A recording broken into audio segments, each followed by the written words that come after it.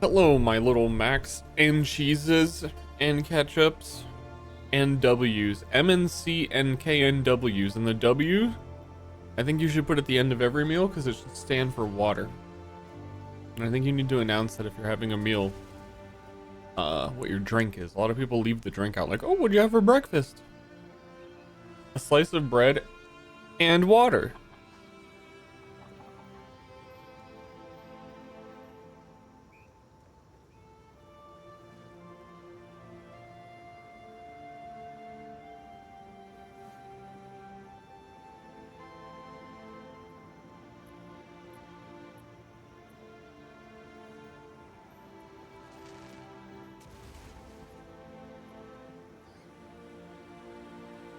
I just woke up, but I think I'm getting Austin allergied today. And I've got a infinite glorp nose. No. Where is it? The answer? No.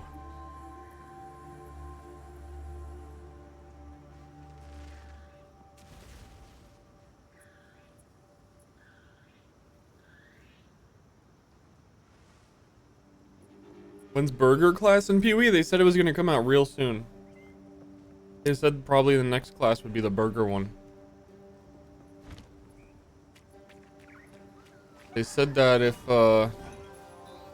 it's Bergen time, then it's time to Berg.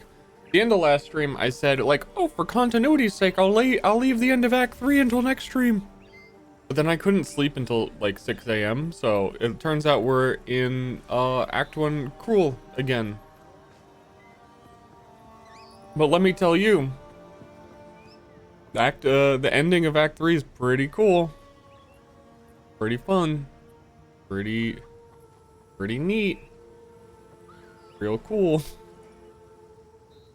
Even like made special for early access. It's kinda quirky that they took the time to do that.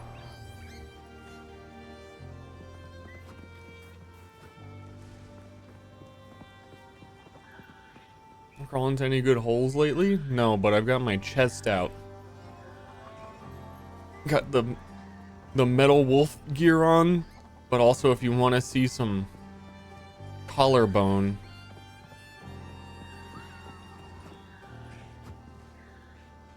Act 3 overall, I think the second half is way better. But I think it suffers from the same things that Act 2 does towards the end, where it's just like, God, this zone is so fucking big. Where do I go? I'm looking everywhere. I like everywhere in the end towns and cities that you fight through, and Quetzalwall or whatever. They were just like, I had to Google where to find a side quest. And it's like 40 messages of people saying like, yeah, I found it. And then a guy saying, where was it? And then he's like, another guy's like, yeah, I looked for 30 minutes. And then the next guy, and then no one answers. And then finally, way down at the bottom, someone was like, here's a screenshot of where it is. And it's fucking zoomed in like this with the map turned off. Like both I don't know how they even did it. Both the middle map and the top map were gone.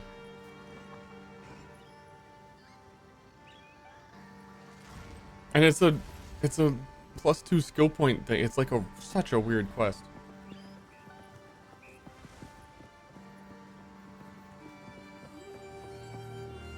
But anyway.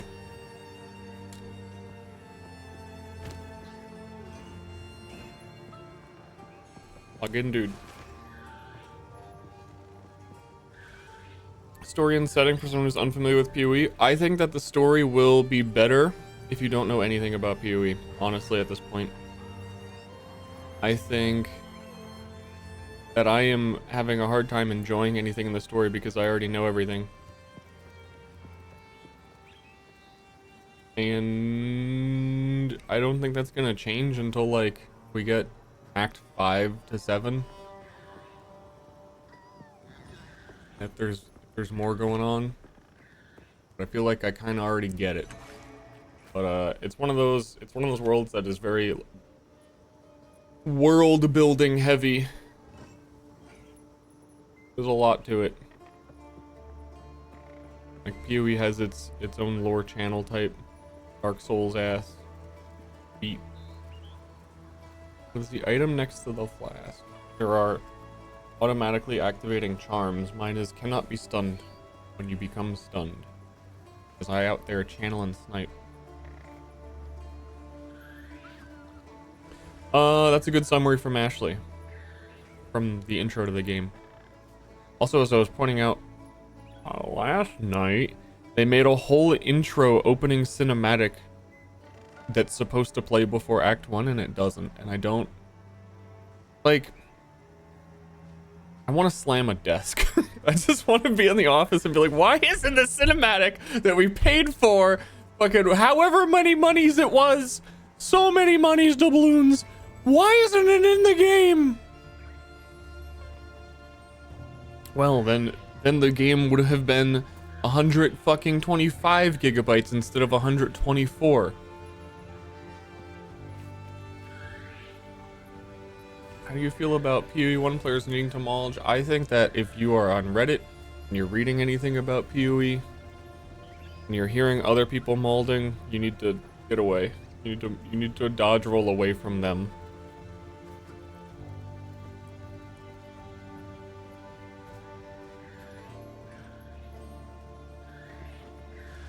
Here's the other half of the PoE hate cycle on Reddit that they never tell you about. When the next Path of Exile 1 League starts,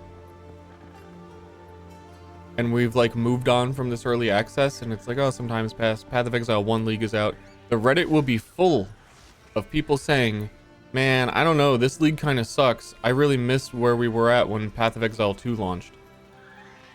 Every league is, this league kind of sucks. I really missed last league. Without fail. I think people are, I think there's some rough edges in this game. People are just venting.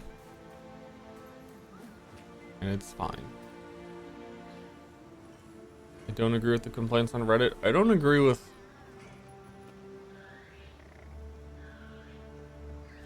I'm thinking of a concise way to put this.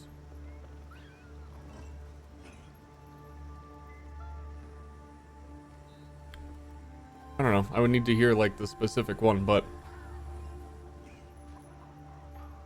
hold on, stand next to the boy.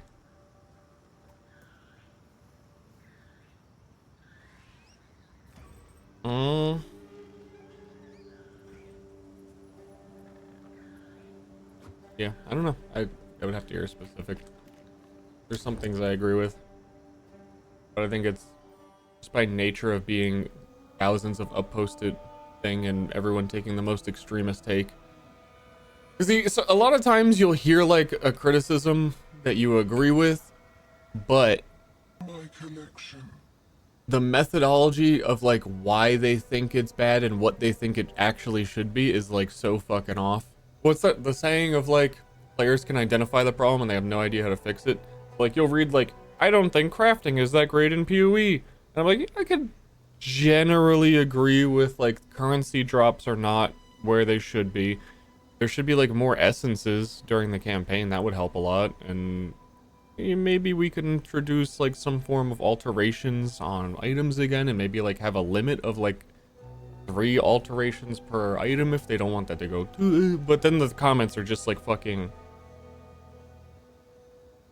complete vitriol and insanity and like just nonsense that doesn't like what I don't. Everybody's fucking barking up the wrong tree.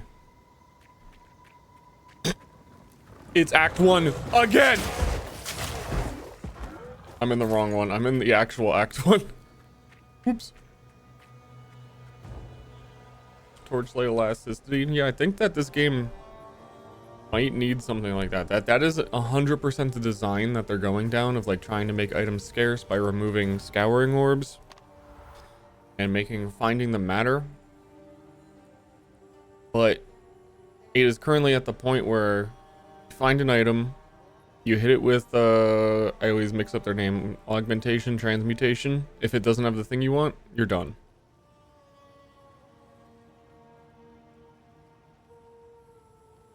And I think that's a little... feels a little... nothing.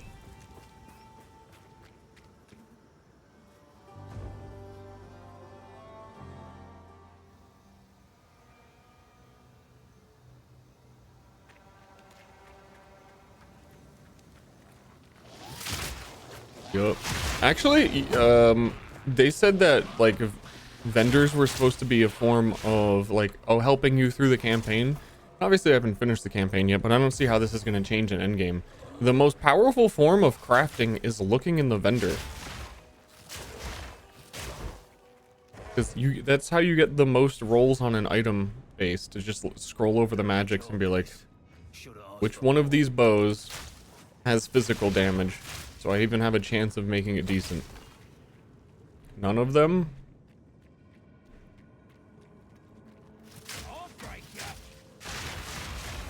Often the vendors reset. They reset once every level. But... I feel like there might be a way to reset them other than that. I don't know. I haven't looked into it.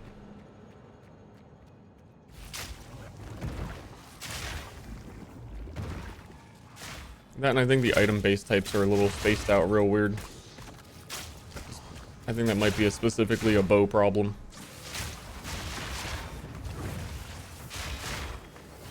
Buy socket items to Scalvid.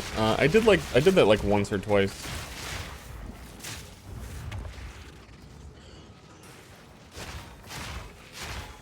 Oh, I got fart cloud now.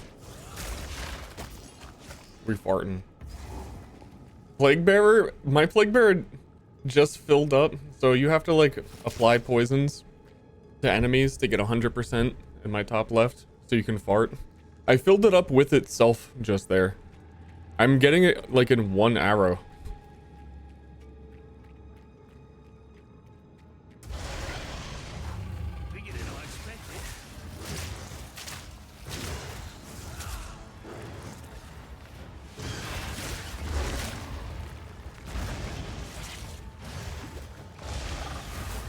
Damn it.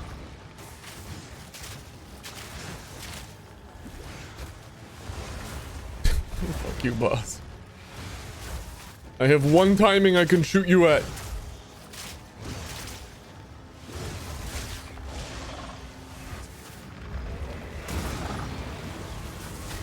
Why don't you respect me?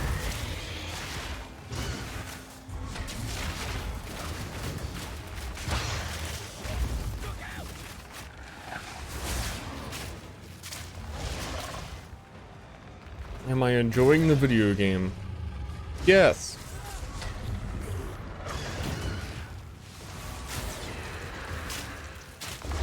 So yes.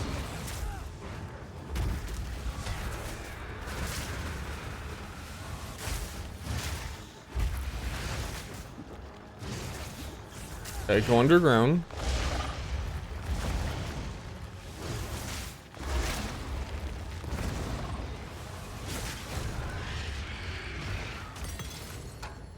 Definitely should have asked for more. This boss is so cute. So cute.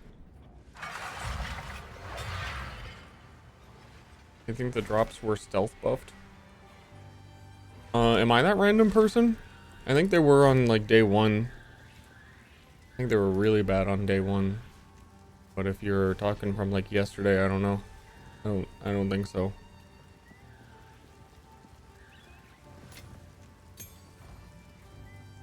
Oh yeah, I had a new skill I forgot to use on him. Now this one. I forgore. A few hours ago.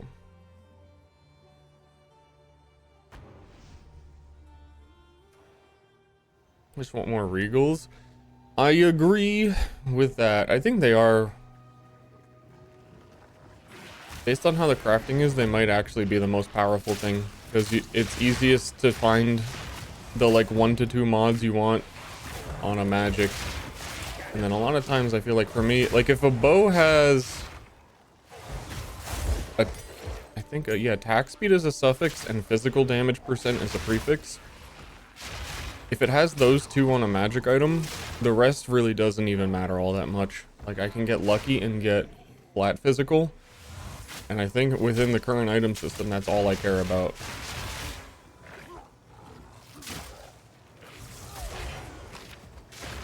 And at that point, that would be a Regal Orb. To take it from magic to rare. That feeling. I'm being hunted.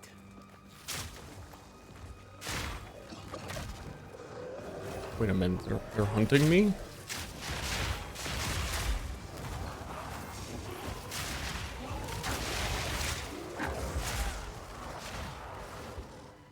Dude, I'm just gonna be straight farting. Because when they die, it all spreads, and then I apply new poisons and I get it back. 2 shots. There's so many, Plague Bearer is another one of the skill gems that just seem to not follow any of the rules in the game. Where you can't apply half of the support gems to it that make a lot of sense to be able to support it with.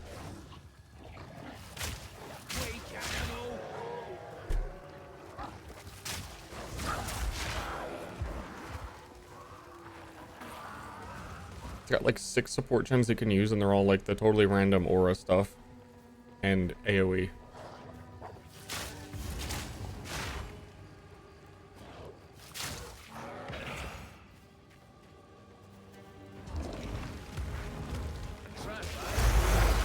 Let's do this.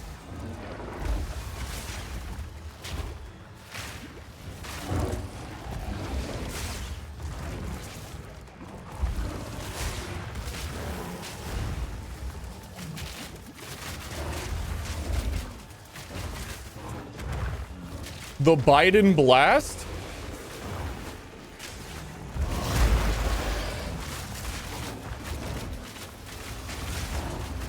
Ain't no way it's Biden Blast.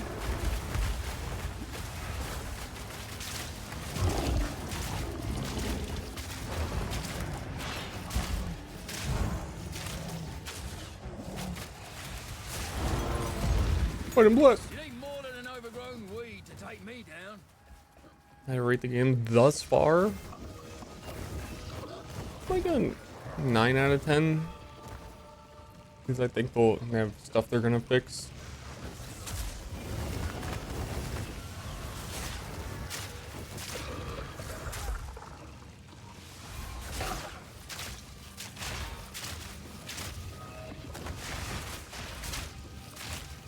Go away!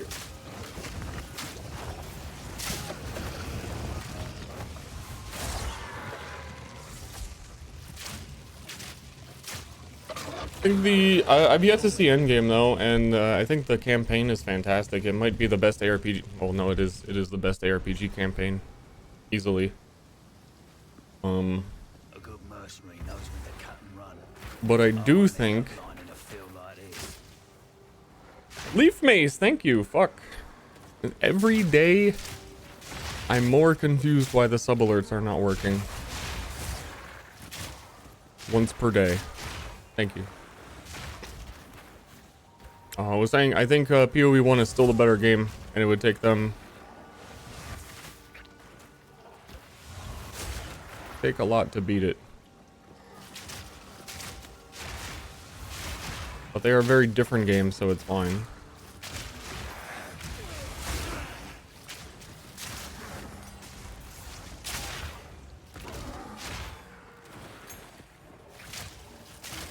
Alert myself. I think I've been alerting myself pretty effectively. I don't think I've actually been missing much. Path of Exile chat moving so slow I can see your sub. Because we're all in game.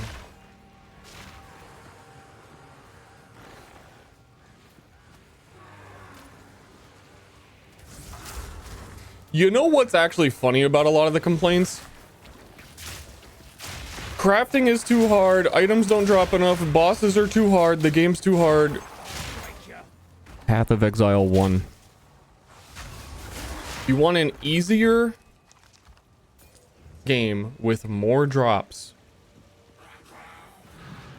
I'm sure half the fucking people complaining about it will never play PoE 1.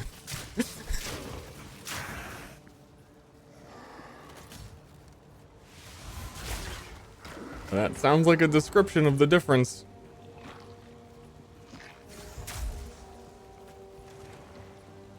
Is melee as bad as everyone says? No.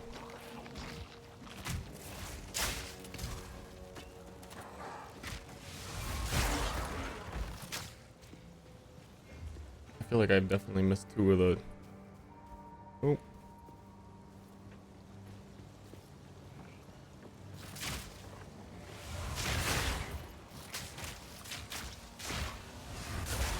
Another notch on me helmet.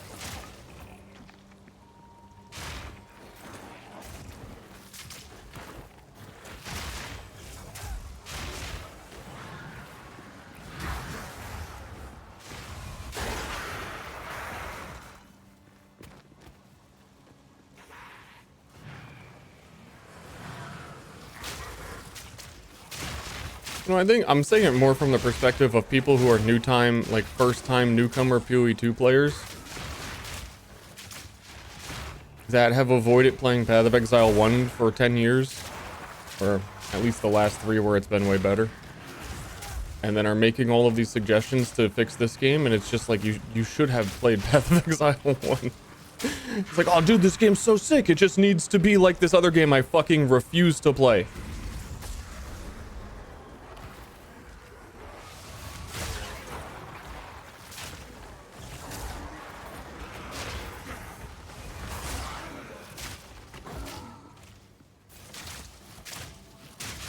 Cruel difficulty, we have they took the time for it as well, where we have different monster types in every zone than were there on the first time around.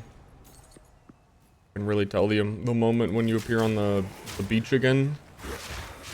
There's a whole bunch of sicko mode zombies before the tutorial boss. These like reapers are not normally here.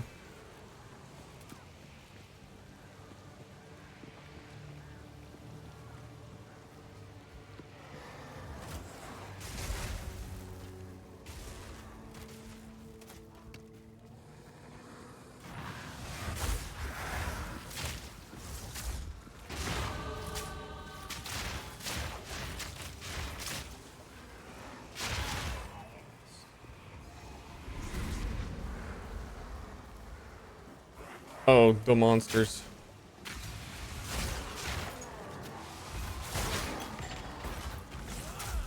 Sometimes I forget you have to defeat the monsters.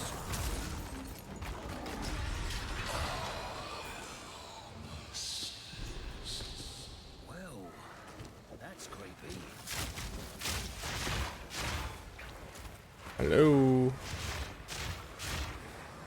Any rust spires?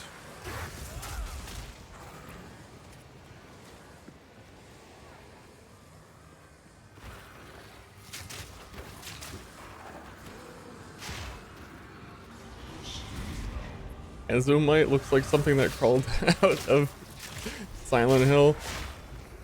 See, I know Azumite is like the name of a people. So it's kind of like you're saying these French people look like they crawled out of Silent Hill. So true.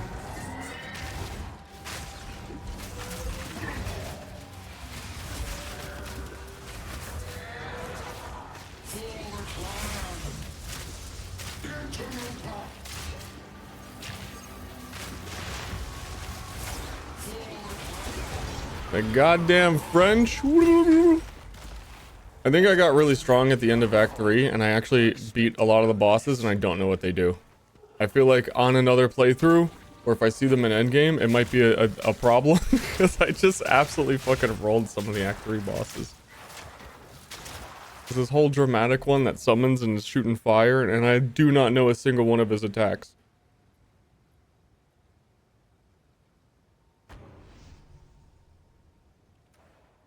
I0, thank you for gifting.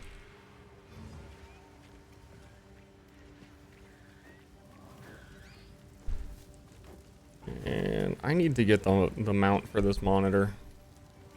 I think after my giga-long gaming sessions with this hot new game, it has revealed to me that my neck's kind of hurting because if it went an inch higher, I'm kind of like looking down constantly, like angling my head down, and I'm over it. Generally speaking, I'm just over it. Bert. Where were we on our silly little skill tree?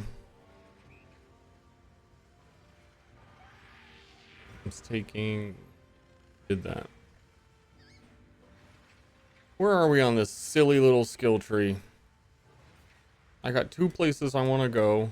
Giga Poison World or Bow Convenience World.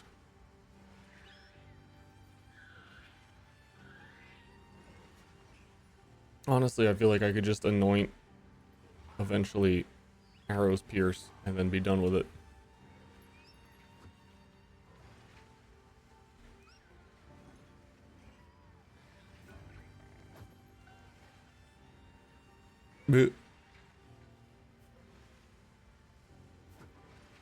But I can't be done with poison.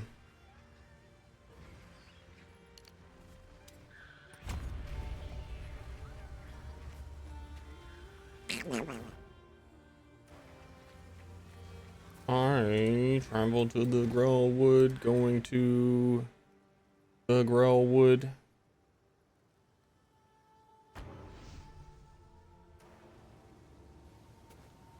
Level the top of the monitor with your eyes? What? That sounds awful. That would be even... It would feel even lower to me. My head is usually level with like the center of the monitor. Or much more closer to that. Because you're looking at the center. If it's level with your eyes, then that's what I'm saying. Your head is like tilted down. Unless you're leaning forward in your chair, which I think I've been doing. My back's kind of hurting a little from it. Yeah, I like looking at the center of my monitor.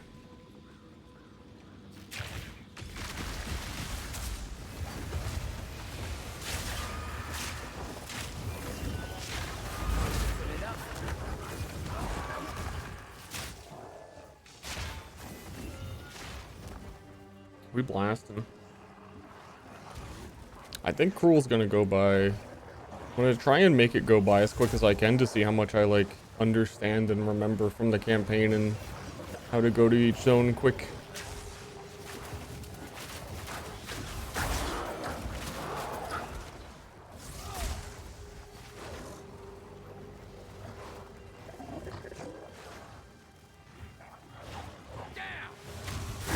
They said that level layouts were going to be different each league.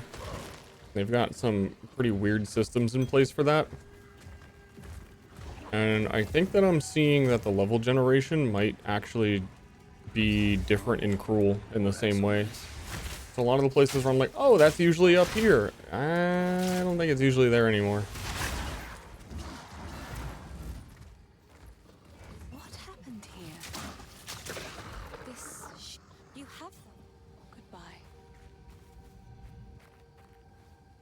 Tree. Now the others. Best be quick. Tree. Tree.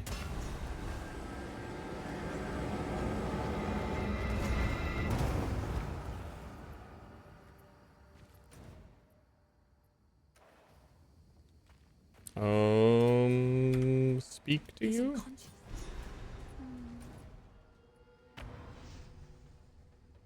Wonder who that hooded guy is? I really genuinely feel like there was a rewrite to make that guy not who that guy. Stay safe if you can. He's a real one. He's feeling weird to me. thought it was Shaper.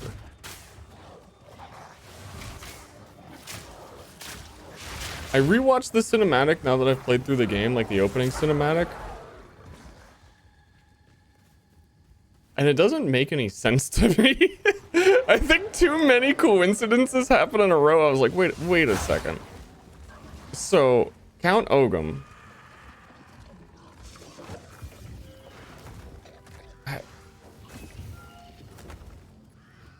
I think there's like a stretch for any of it. I'm trying to think of how to put it. Who dis? Oh yeah, I remember this.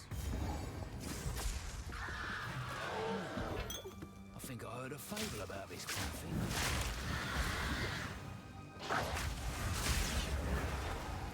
I think we're missing some information on who the lady is that is kind of controlling Count Ogum. What her deal is.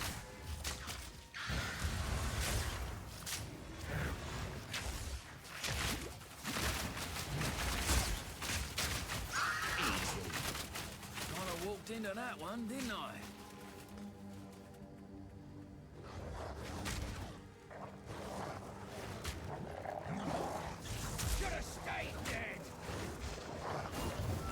Like, I don't know where I'm going on this map.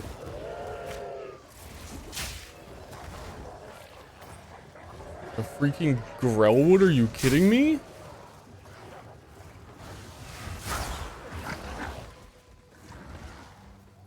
Was the beast that small in PoE 1? No, it's gigantic and you completely kill it. That's why he's trying to grow it. That's why he's doing a make my minions grow.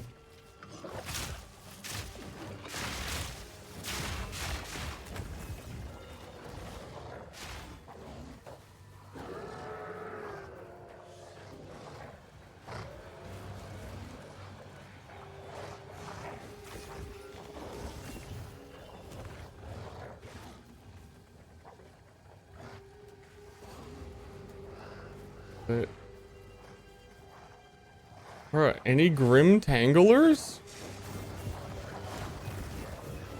It's like full maps revealed. There's a lot of clues on the map on where to go in PoE 1, and I'm not sure if I just don't know what they are yet in this. But all of this forest feels identical.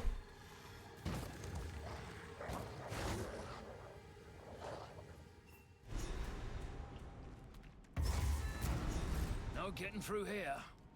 Well, not if the... Especially Act 1. Classic D2. Act 1 is roads leading from point to point. The old magic still thrives. The way's open. Please hurry. Neat little show. Wish I could see away my problems.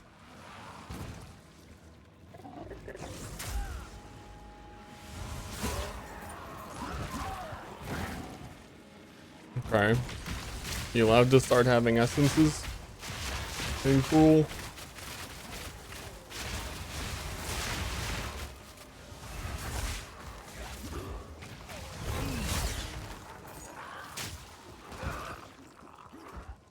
Wow.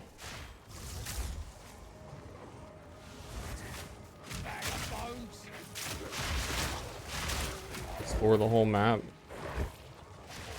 Yeah. Been doing a lot of that.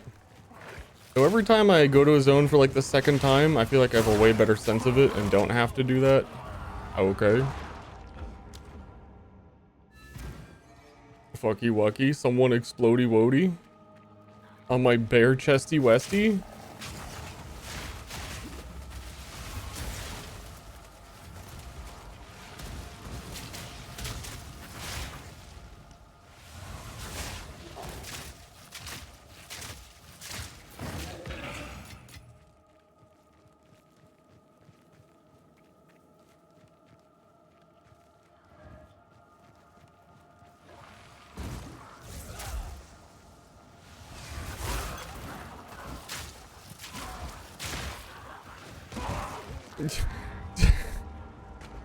Just trying to go through the zone. Every zone is also a lot of like narrow corridors, so you have to fight the monsters to fit through it. I died to one explosion from the monster I killed. I couldn't even see it because it was behind the wall.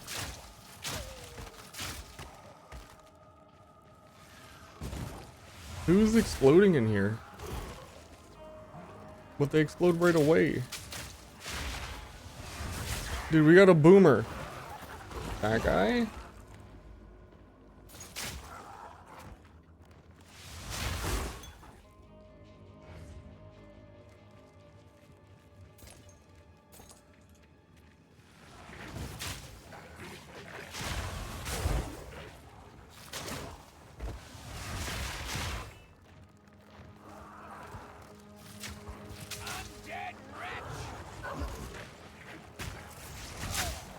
So many insta-deaths? I mean, we have a lot less insta-deaths if I actually built any defense, which is what you do in hardcore. As you go slower and you build more defense.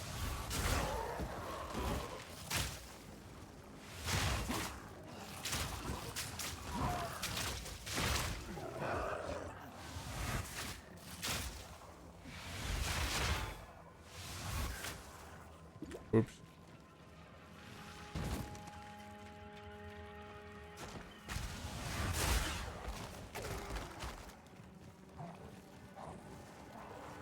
Like a Titan Ascendancy warrior, you have a shield. And all of your strength stacking to have like just a crazy amount of life. And then you actually take armor nodes on tree. I'd be curious of what mechanics are killing you. Because there are a lot of things that I think are designed to pretty much be one-shots, but they're all the telegraph things that a player would know how to dodge.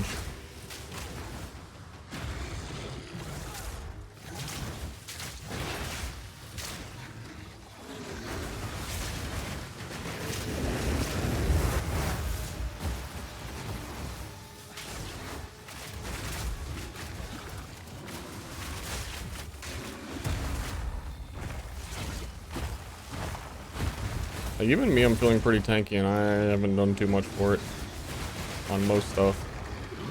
Like, to be able to get shot by all the shit he just did.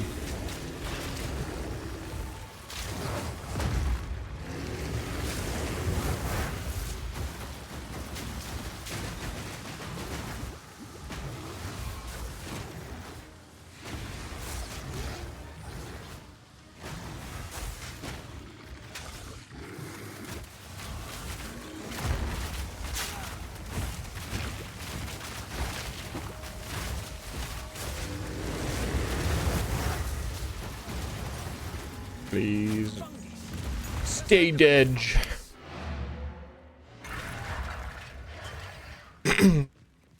Excuse me, thought I was mute. My bad.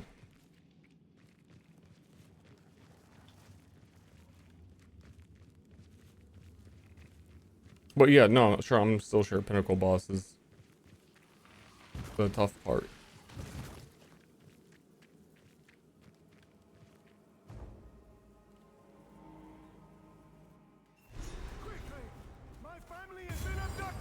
Quick!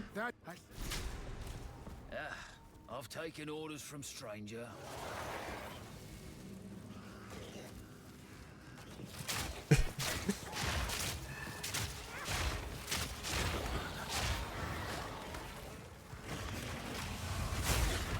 So weird how quick early game PoE plot escalates, where it's like, oh, you need to help these people in this town, and here's what's going on, and that makes sense. But we need to get through the Grim Tangle because we need to get to the Count to stop him from summoning the beast. Then you show up in the cemetery and some random dead guy is screaming at you and it's just like, fucking help me! And you're like, okay. Guess I'll have to do that. Because the fence is locked, I think. Dude, holy crap, is the heat still on? It is very... Oh, I think I... You can pause! I'll be right back, 1 sec.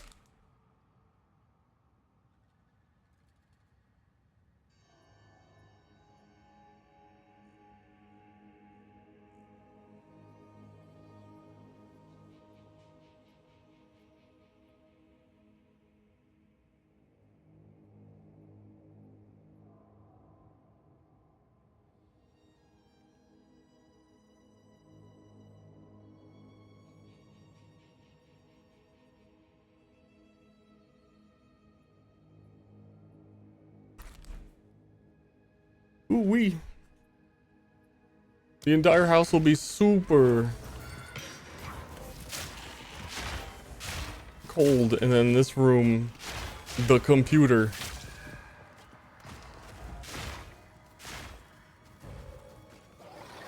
The molten core.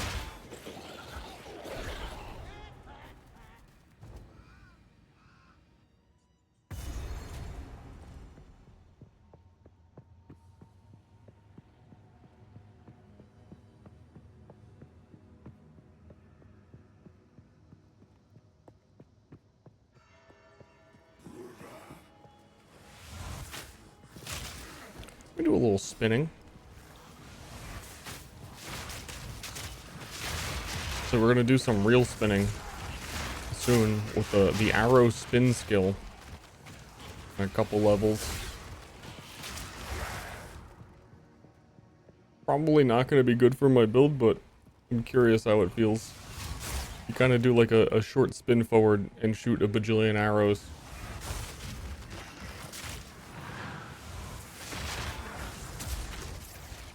Later. Later.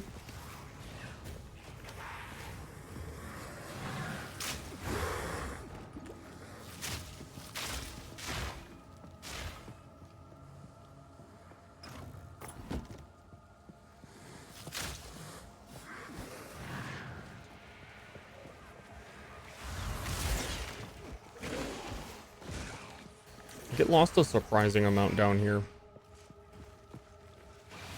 I'm pretty sure this is the wrong way. There's too many maps that are full circles.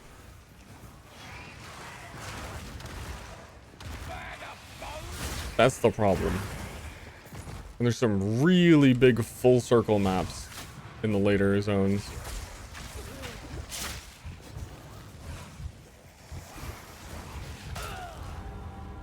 Me was bleeding. Me when I get to the end of the full circle.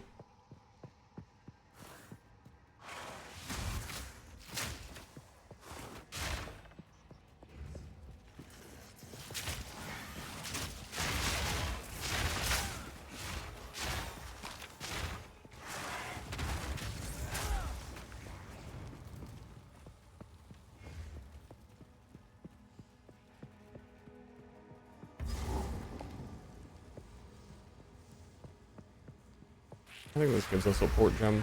Might as well.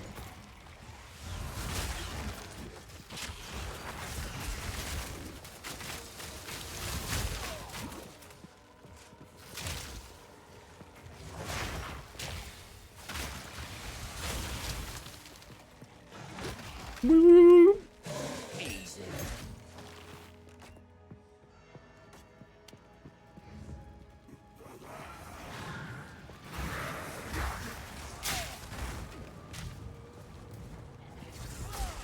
Support gems uncut level 3? I'm talking about where those are. I would like one. All of the chaos supports are in tier 3 for some reason.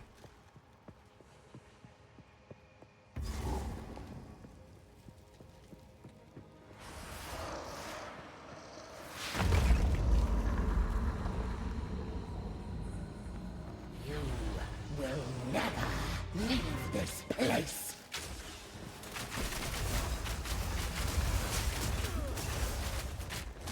No escape. Insolence. Oh, I'm slowed. Me! Your soul is mine. No escape. Right. Oh, my love, I told you. Not yet.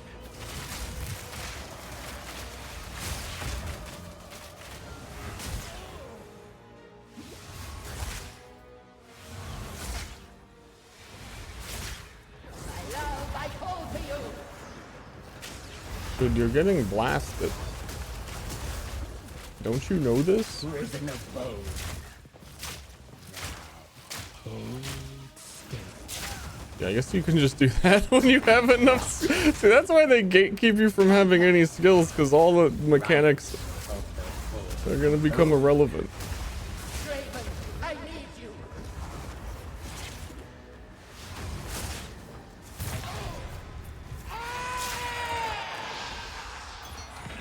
Wow, you don't see that every day.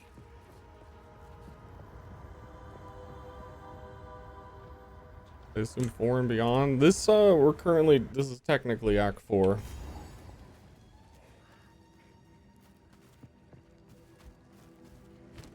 I don't think they're dropping yet. No, they're not.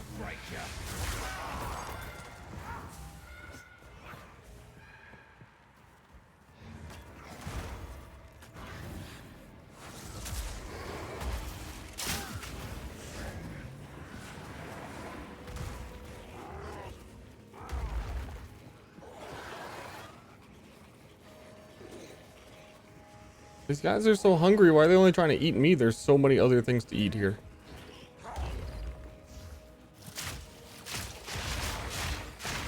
Like bones.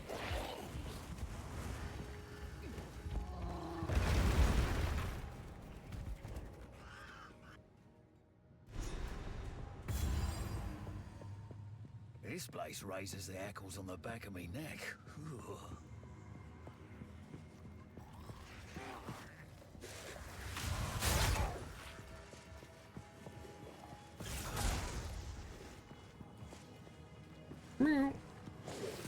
I actually think you can have a really good time with the early access. I think for all the people who have never played a game like this and are asking about waiting, I could see a yeah, maybe actually wait. I think they'll get, even if it's not the full early access, even like whenever their next big update is that has more of the classes, I think would help polish a lot of the stuff that's currently here and give a much better first impression. Which is, again, while saying like first impression's still good, and it's like a pretty long campaign, even for it only being 3 acts.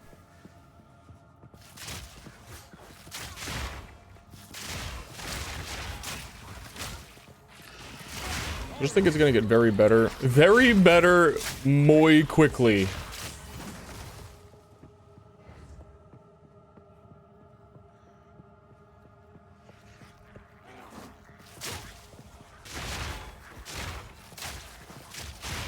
I think even like Jonathan is surprised, the game director, saying like, man, we really didn't expect this many people for early access. I think it's because the communication is a little off. Like, they're very open about everything they're doing, but I think to an extent, now that I've seen like the early access, I think Jonathan's a little bit of a Sean Murray, No Man's Sky, where he's just very excited and has said a lot of ideal things. I thought early access was going to have a lot more in it because he alluded to there being a lot more in it.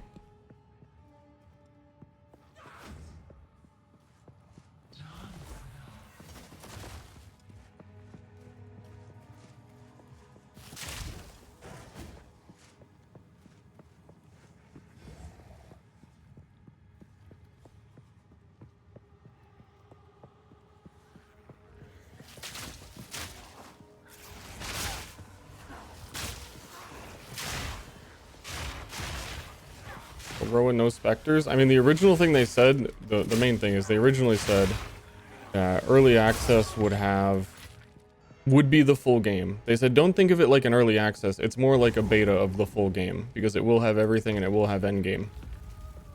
And now they're saying, yeah, we decided to pivot the entire company to endgame just a few months ago because we thought it'd be a good idea to have it ready. It's like, you fucking long before that you said that it was always going to be there. They're acting like it's a new idea, which is weird.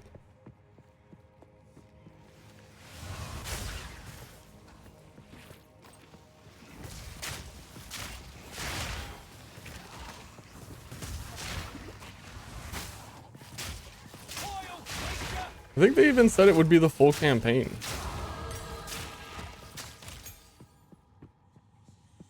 Which I disagree with that. It should have been the full campaign, so I'm not even asking for it. I think I may be alone in this, in knowing everything that was said in every single interview. I don't even see a lot of the people who like are the PoE streamers remembering all this shit.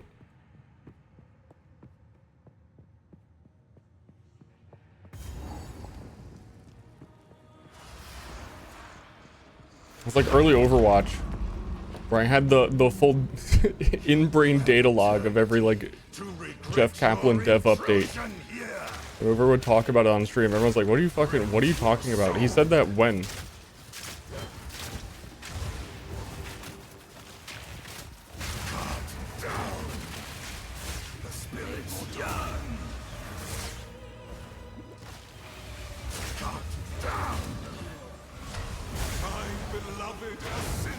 Ugh. Okay. Why you bow instead of crossbow, mate? Because I have 20,000 hours in Path of Exile 1, and I understand how build making works in this game on a very clear level.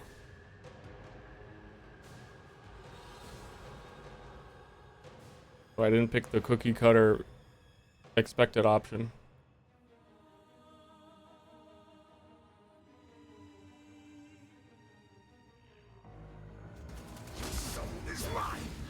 I'm pausing and I'm closing the game. 20,000? I mean, I don't know for sure because I haven't played on Steam, but it's a lot, man. Especially like we're gonna count Path of Building Time, which technically isn't in game, but is very deliberately tinkering with the concept of the game.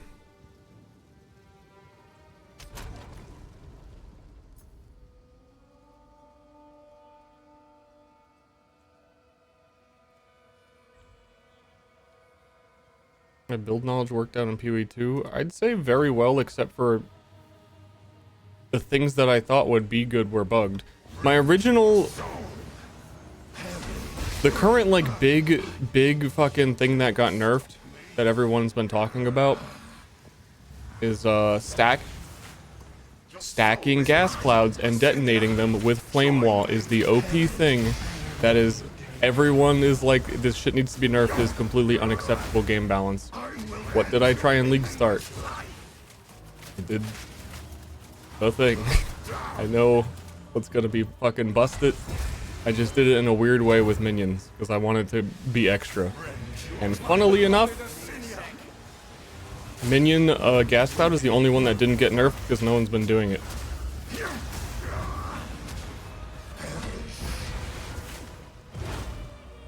So the gas clouds people were detonating were like start of the game 240% attack damage to 780 at the end game.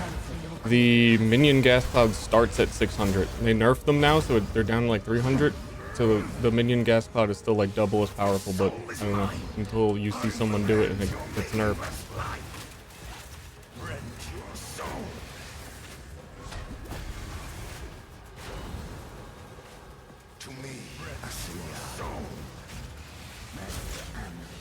The only thing that was wrong with mine was the assumption that things work slightly differently in PoE 2. That when you use your command minion skill, I thought it was going to command all of your minions of the same type. But you have to spend a full second telling one sniper what to do rather than telling all of your snipers to do it. Because if in that world where that worked the way I thought it would, and the gas clouds were actually as OP as they are, that shit would be like 50 times stronger than the build that had to be like giga nerf. And GGG does not normally do nerfs. So something has to, like mid-season, even in early access, they would be very resistant to it, but the shit they're nerfing is like end game bosses was killing them before they could phase. Like they phase shift at 50% HP, and you would get them down to 1% and they're still doing attacks because they like are like in an animation levels of OP.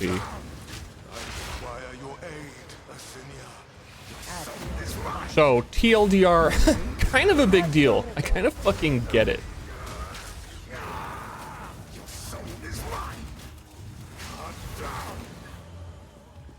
But while I'm making the build and goofing around with the minions that didn't work the way we thought it would, then I'm dumb. Ster made bad build again.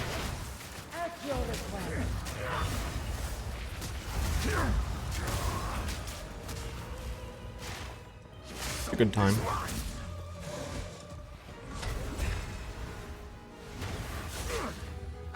And sadly, same thing with the melee source, is that the entire mechanic was just bugged. Bloody Eternals. Never did know when to quit. But it would have been really fucking good had it not been completely unfunctional. In my personal opinion.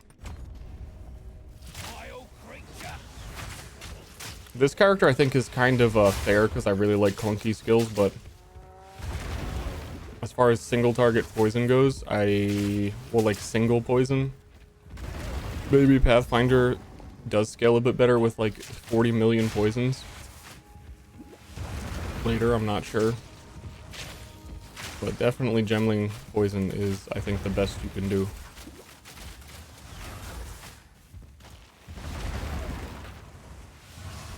It's taking a long ass time to get some of the components online. So I'm curious how it does in end game against bosses.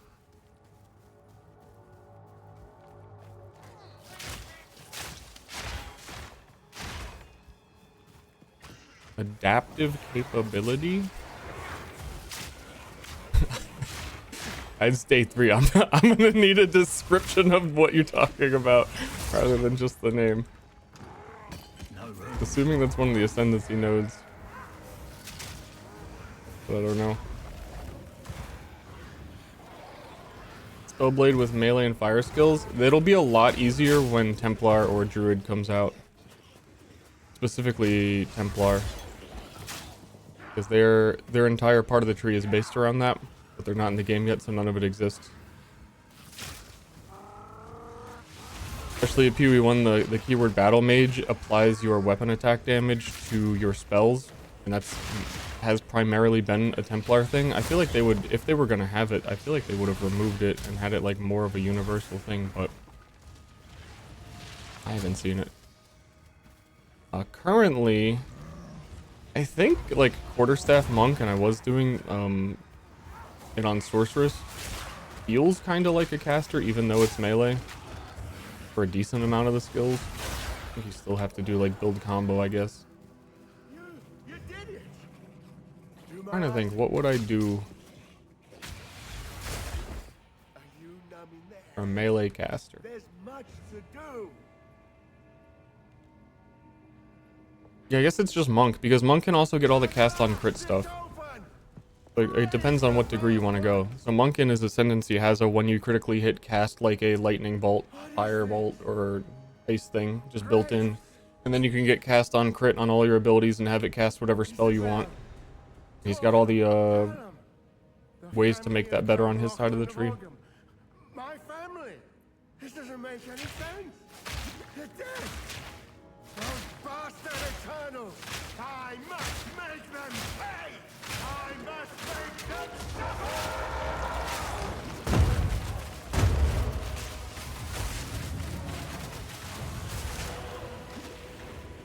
I need an increased duration gem. Be fun if that were a tier 3 as well.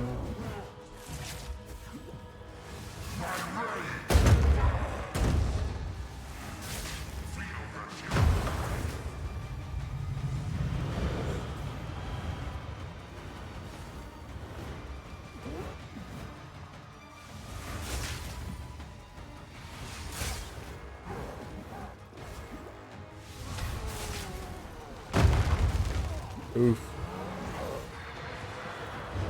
I know that they said in endgame some of these bosses they improve their abilities. I think I'm seeing that here in Cruel. That these AoEs he's doing are way bigger than the first time you fight him. Would have to be. You like have more movement speed and stuff. Yeah, like that ghost circle that is showing up is way bigger. That shit was tiny.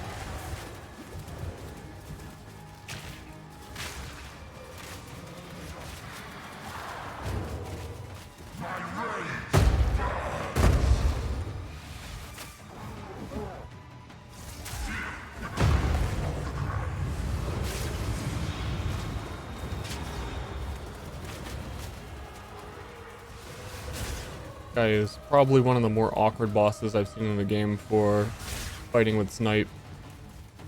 If you get close, the big slams, I take too long, and if you run away, then all of his skills when you run away are the strong ones. As my accuracy, it should be capped. Like I haven't had to worry about it for a second. I don't know where it is in this menu. Oh, I remember, it's per skill. But just for the fact that I'm taking tons of dexterity nodes, accuracy 100%. If your accuracy was not 100%, if you were a dex class, it would be pretty miserable.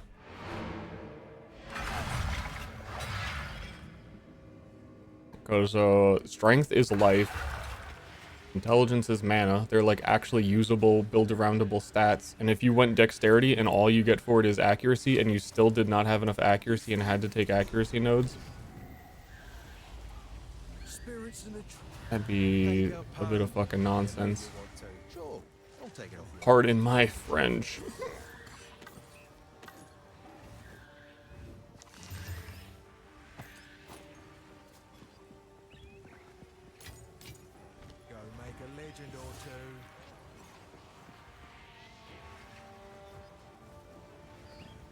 Should put that in title. 100,000 hours in PoE 1 AMA. I used to play basketball with Magic Johnson.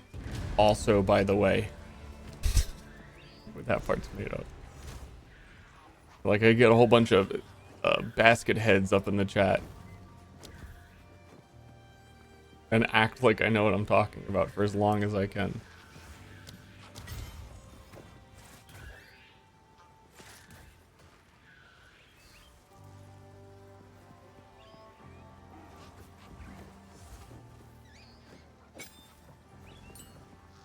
Can I dunk though?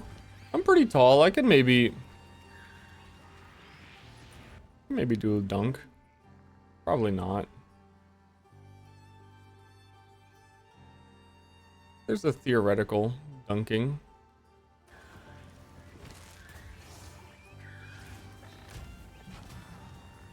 For sure. Yeah. One more build that I kind of want to try. But I might play a co-op with Kraken at some point still. And I think I'm going to save it for that, which is glacial shard that appears on staves or whatever it's called on a Deadeye. Maybe Deadeye. Actually, that's a good question. The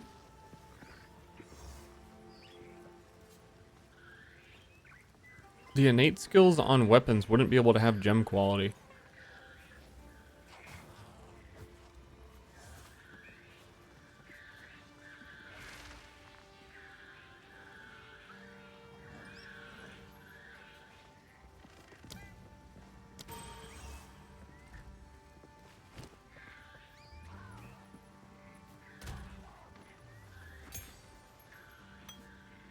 Remember, embrace the chaos. Rayclast is a dark and dangerous place. Oh, I've been looking for a spirit gem for a while now. It's a big question for me right now on...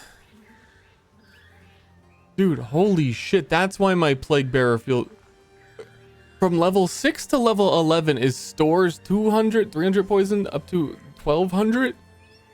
Dude, it is already good and I'm already... That's why I'm charging it in one shot.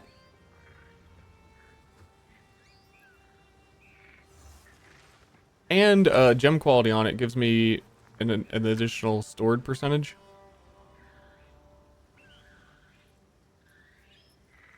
So it's quite good. This is important. So the cool thing about gemling is that we can ignore these stat requirements on gems. and we pretty much ignore the stat requirements on gems. Like all these like random strength ones that you're like, oh, only a warrior can use that. I think you really shine with the spirit buffs, but I haven't really truly read through any of these. Like Blink. Blink is so... It's gonna be so good. You know, 133 intelligence for this shit. I would just be able to get it on a bow character.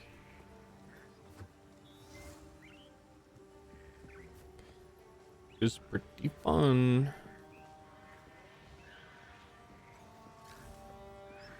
I think that's about it for tier 3 is dodge and attrition, actually.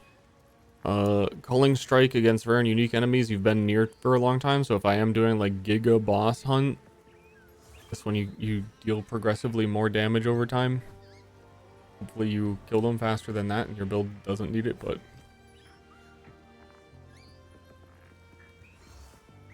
Blasphemy Aura is another big one that I would like to get. Blasphemy Despair so I don't have to cast it, but I don't know how much spirit I'm really gonna have. Gets up to 53% damage. Yes, it's really good. That's a whole ascendancy node in PoE1 right now when they rework Gladiator.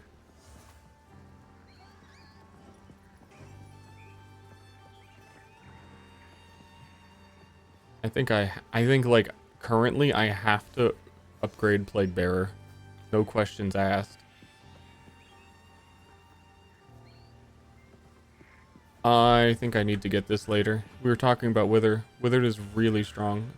5% increased chaos damage taken up to 10 times.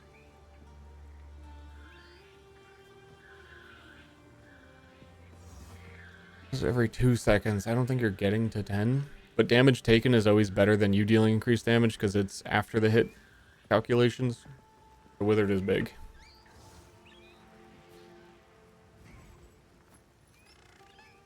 There's a lot of good auras for me, actually.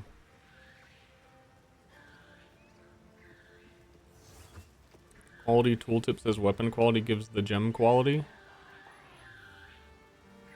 Oh yeah, you have to upgrade your staff to get the... You can get the highest level of that skill on a high level staff. It would be annoying to upgrade your weapon all the time. For sure.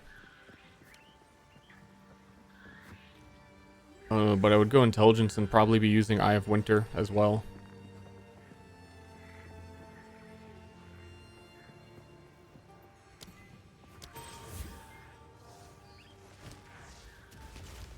There's a plan. I'm curious how strong Plague Bearer is gonna feel now, because it's already felt like pretty close to my snipe and damage.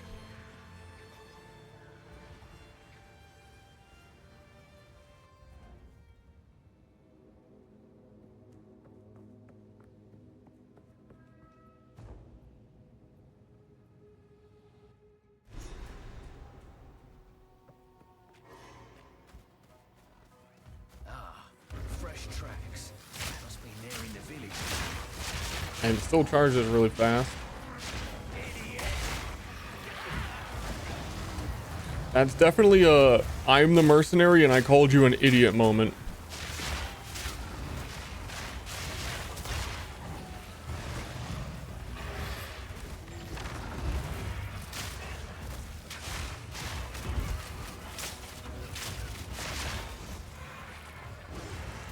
Felt like on this map, actually all 3 zones you need to go feel like they're on the edge. I'm just gonna be edging. Yeah, end this ritual.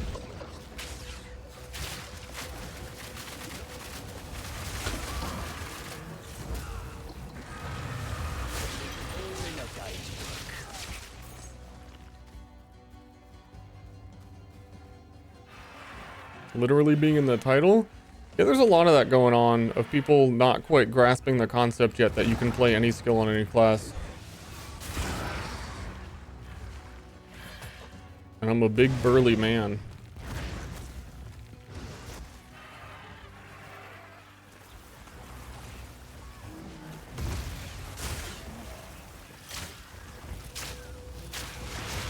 Especially Merc. Merc can really do pretty much anything. The only thing I really wouldn't do with him is cold spells, I think. And then minions is a stretch. But he's also really good at that. Actually, he was one of like the top 2 minion ascendancies everybody was looking at. That is a minion enjoyer. I take it back. He actually is maybe the best at that as well. But I think all the good cold nodes are a little too far away to make it worth it.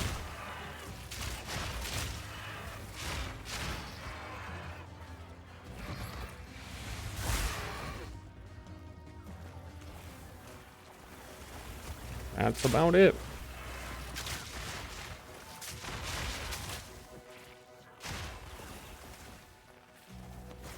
Actually, I think you still have that damage convert ring. I forget what element it goes to what. Is it lightning to cold or cold to lightning? Pretty sure that thing still exists. Both? Well, then I guess you could do it. You would just need some specific gear.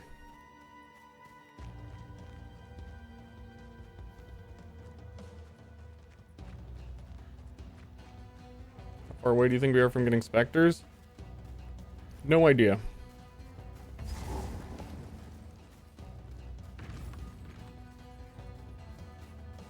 No idea, because I thought we were gonna have them because Jonathan said we were gonna have them. So if he was saying we were gonna have them, it must be ready. And they found a last minute issue. But if the issue's so big they pulled it, and there's there's quite a few other issues on skills that were not pulled. I don't know, it could be real bad.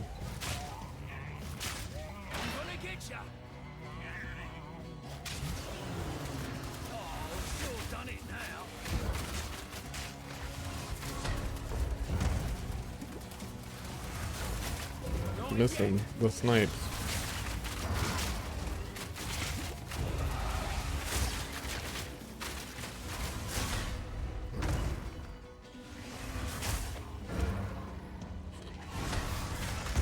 Oop.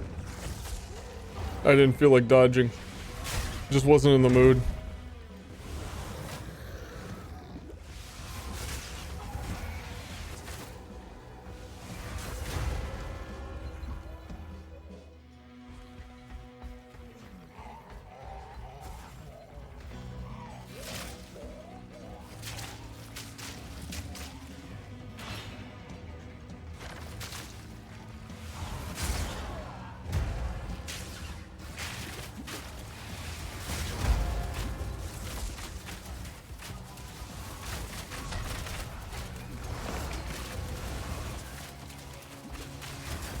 I'm missing all of them all of a sudden.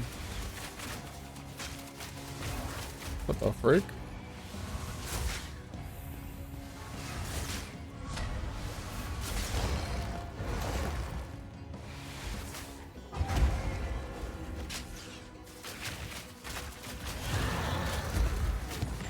This is bloody work.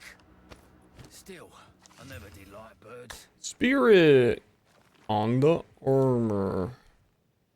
But no evasion. I got pretty giga evasion, but spirit on the armor.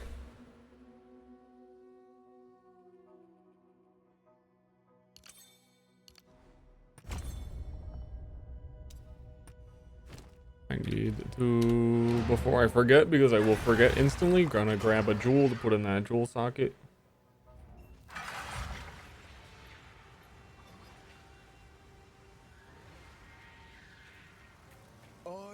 Hello, see. Will you pay? Boy, then.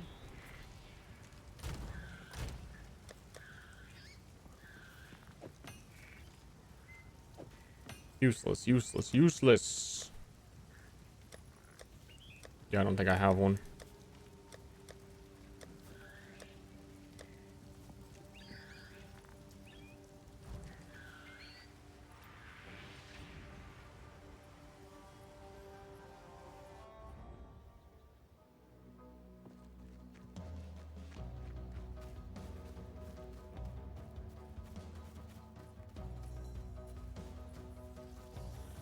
Dude, the mercenary is so me.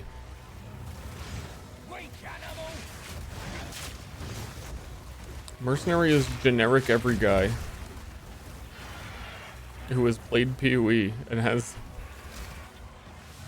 When you go into the Doriani area at the end of Act 3, Mercenary is just like, Doriani? I think I've heard that name somewhere. He's just a PoE player. He's like, wait, I didn't really pay attention to the lore, but Doriani sounds familiar.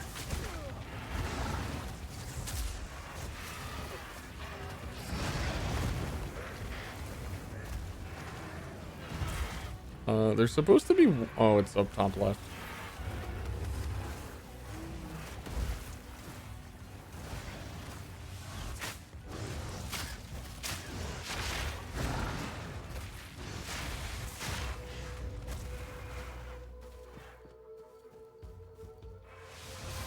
What? Is it my, like... I swear, like, my attack speed changed or something. But I didn't do anything.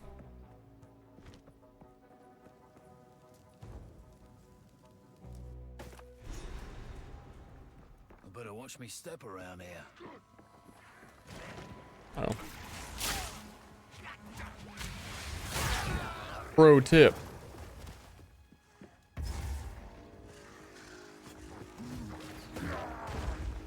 I'm just grabbing that waypoint. There's a lot of campaign quirky efficiency things that you end up wasting a million hours on. Of like, if you don't grab that waypoint or the farmlands waypoint, then you end up having to like clear hunting grounds again to find both. Because it resets by the time you're done with one.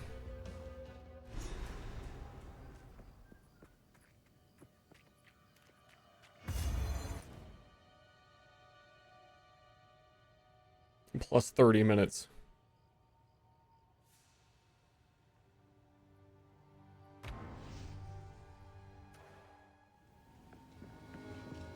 The giant skeleton monster shows up and he says, oh no. Exactly. And then sometimes when you kill a boss, the mercenary says, nice.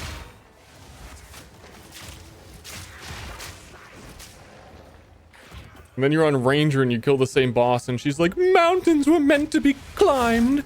You need to go into nature. And it's like, that's so not me. That's so not me when I kill a boss. I would say something like, nice.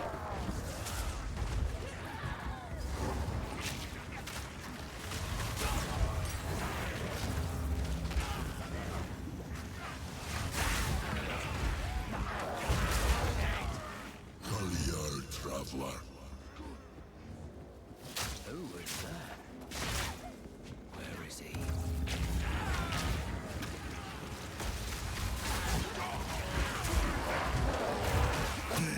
Got him. Yeah, Plague Bearer doing work. These rituals are just straight back to back. What a zone layout.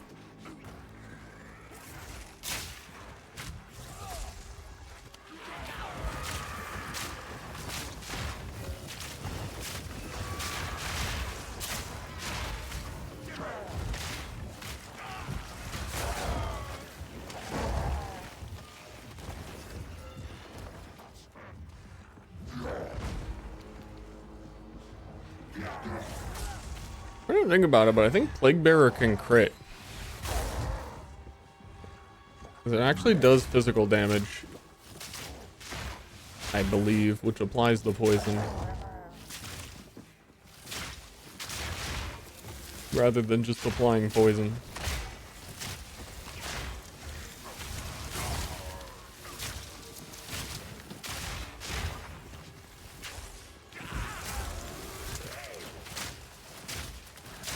There's a fucking wizard out here.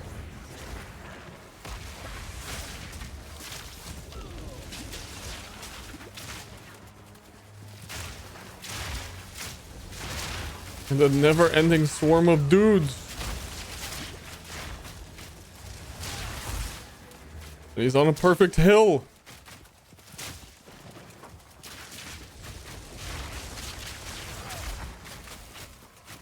Simple enough.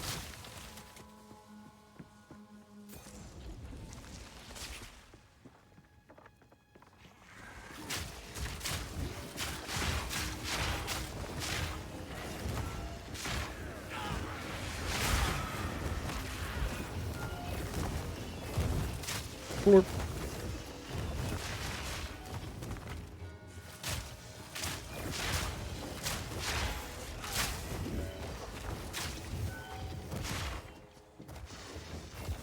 Feels like we're making good progress and dealing good damage. I have like 2 items at level 51 that I can equip as well that are way better.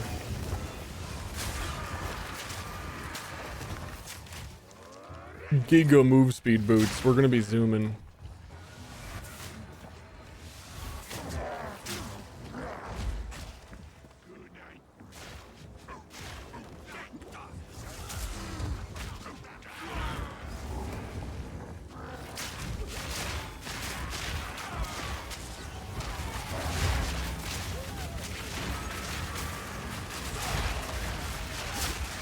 Uh-oh.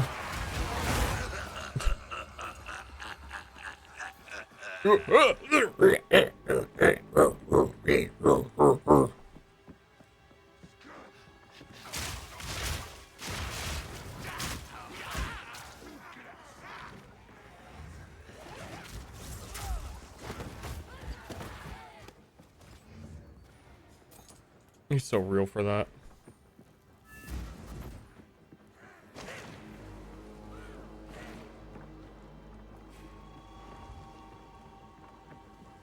Found ya.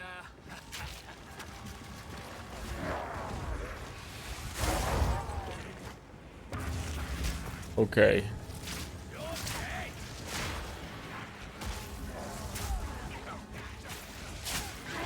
Weird.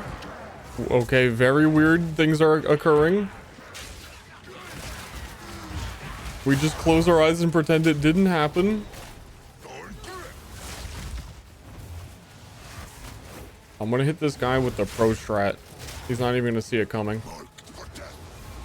In phase 2.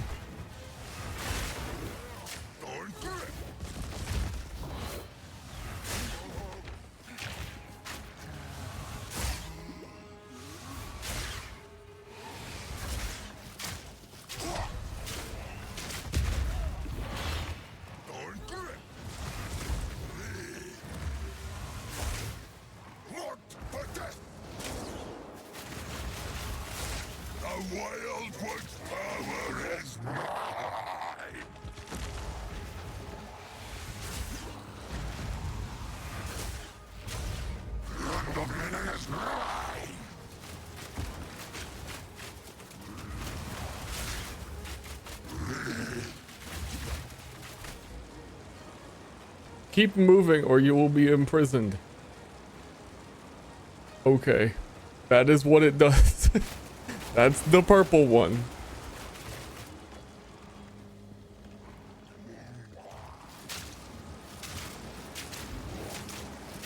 And the other one is stand still or you'll be imprisoned. And you're just supposed to know that shit.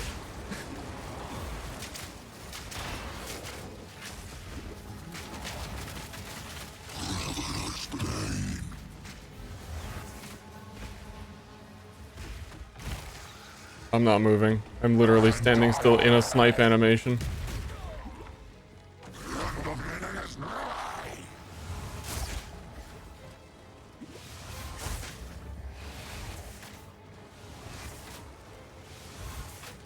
Man, he misses them all. You are seen.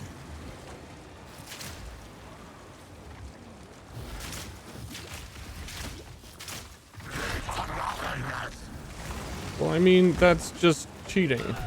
I think you gotta stop moving right when it's about to proc. All of these mechanics are also probably in the endgame ritual boss fight, because it's probably just him again.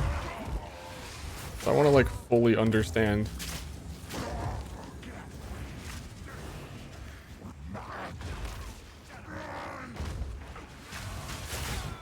I think it's all at the end of the timer, but it's a little hard to tell when the end is precisely gonna be. Simple enough.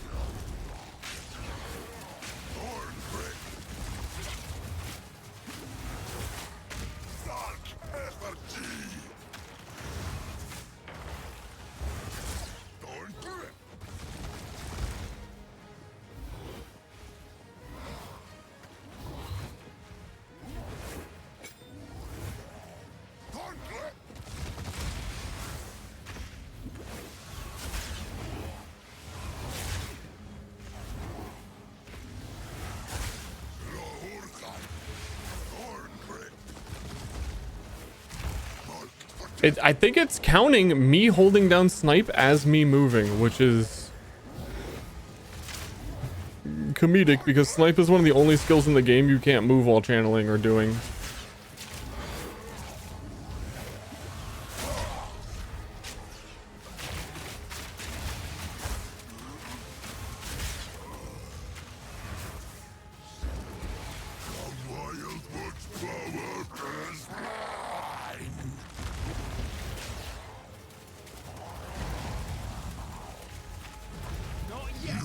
Yeah, I could really use a carry.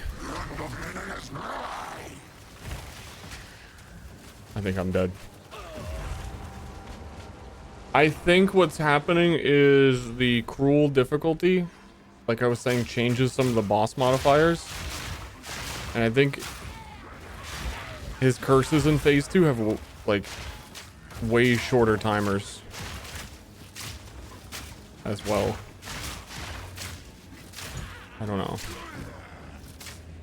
But I'm definitely confused on the it's counting snipe as moving.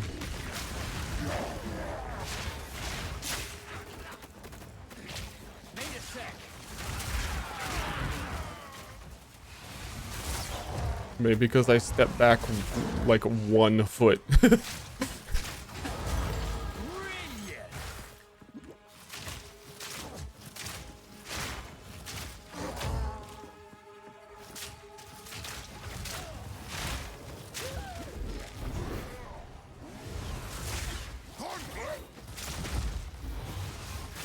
I feel like I've done better on this boss when I didn't know what the curses were. I think I'm overdoing it. I'm trying to use my brain.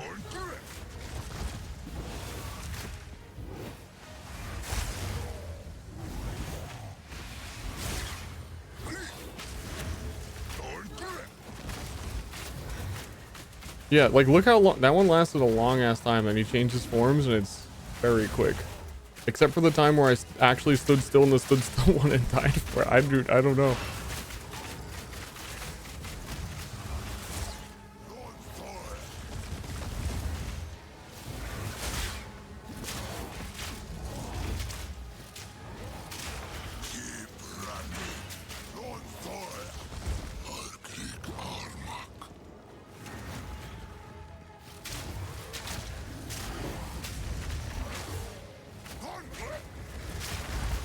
No curse, we win.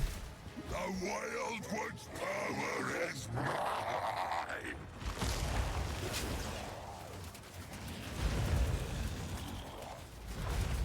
Your scene.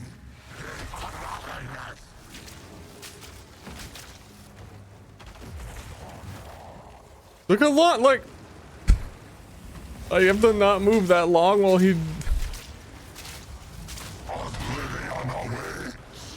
he's cheating.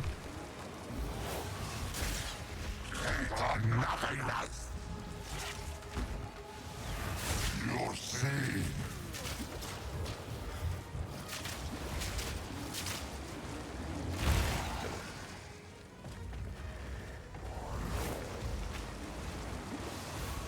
Moving is kind of my thing.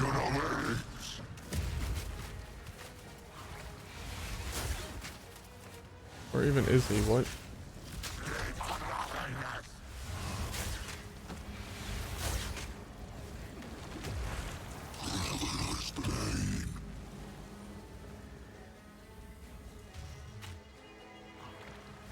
Mm-hmm. Okay.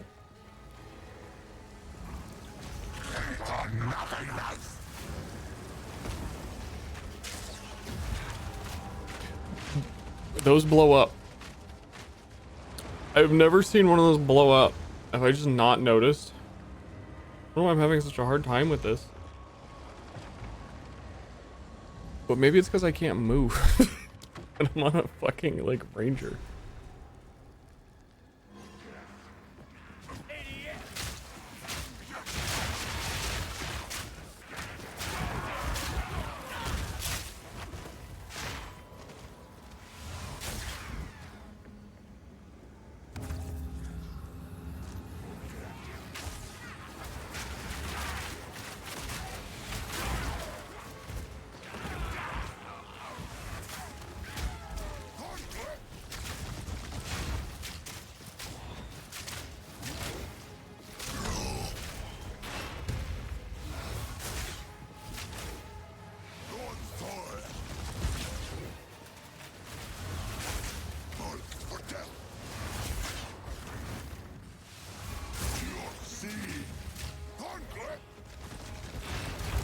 Yup, holding snipe is moving.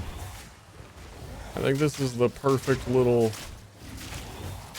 eat my ass type situation.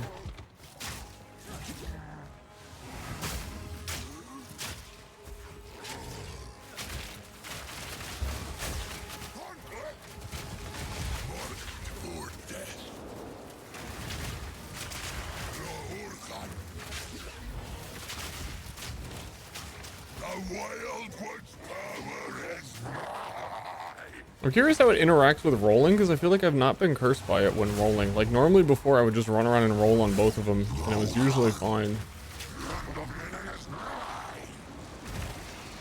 Oh. Holy shit. Yeah, I guess they explode now.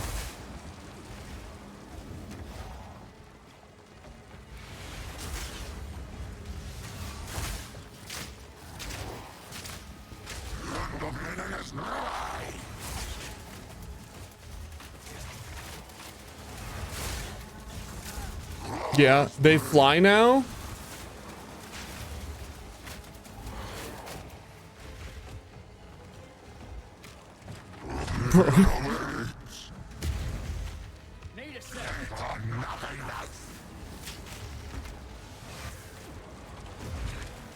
I think that's gonna mess us up for a while. So like the bosses are getting changes to their abilities in Cruel, but I'm dodging them like they aren't different, you know what I mean? Like definitely those fly swarms did not explode before.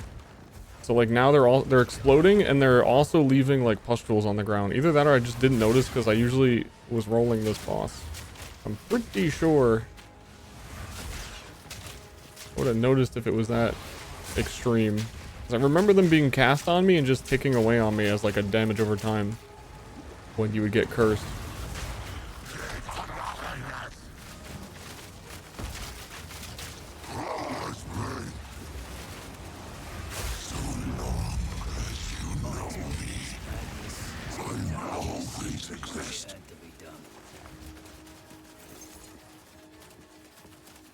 Is Cruel the hardest difficulty? Cruel is a temporary difficulty that will only be in early access.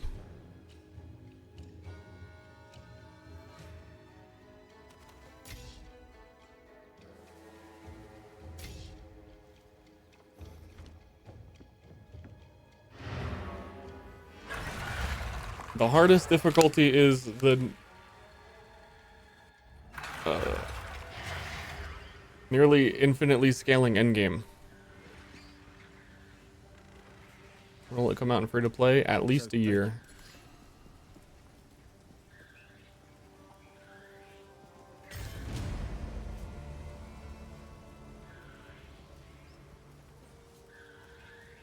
Later. Those mechanics were in last time. I think like the other boss, some of the AoEs are just like bigger. Maybe they're feeling way different. I don't know.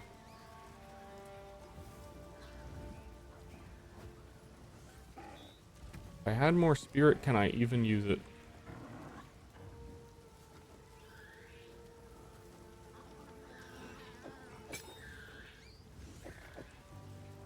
Don't think so. And it is Gemling Legionnaire. The Gem Man. Gem Boy. If I'm meeting requirements for every dexterity thing I've seen, then I should start putting points in strength. Can't do that, yeah. Because my accuracy has been capped. Credit? I'm enjoying it.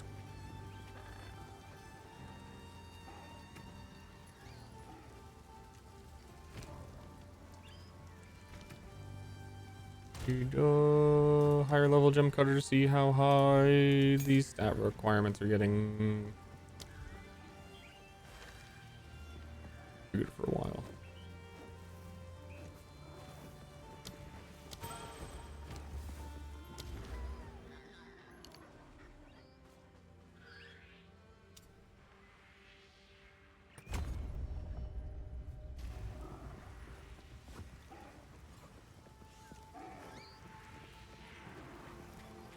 I don't, it seems.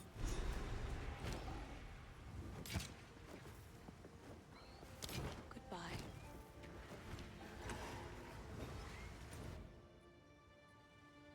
Back to the farm again.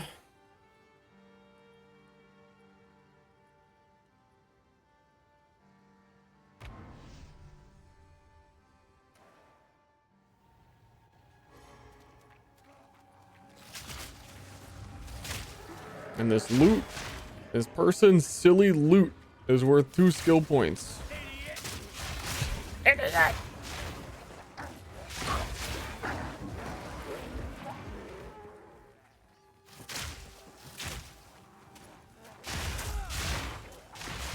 I'm just now for the very first time realizing magic monsters don't really have like a blue around them.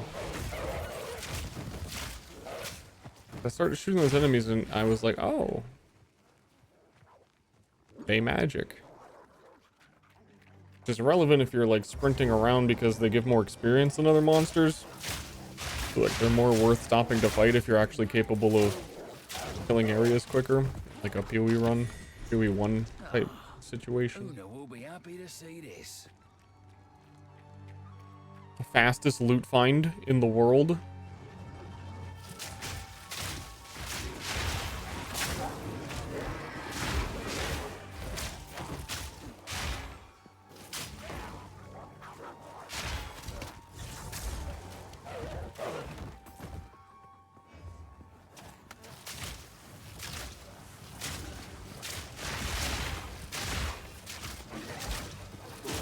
Do they give lore? I think they do. Do they give lore on why there's werewolves out here?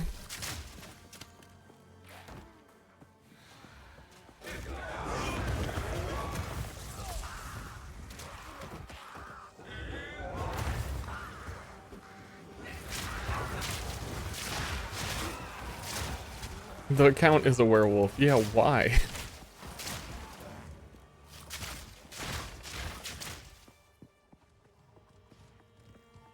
There's a lot of werewolves.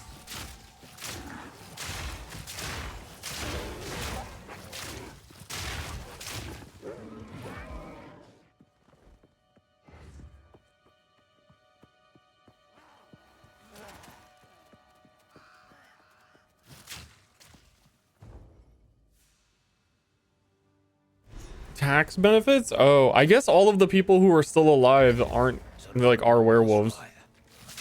They lost their mind. They probably are. They have to be. Falls over slash me dies. Or what is the emote? Dead low?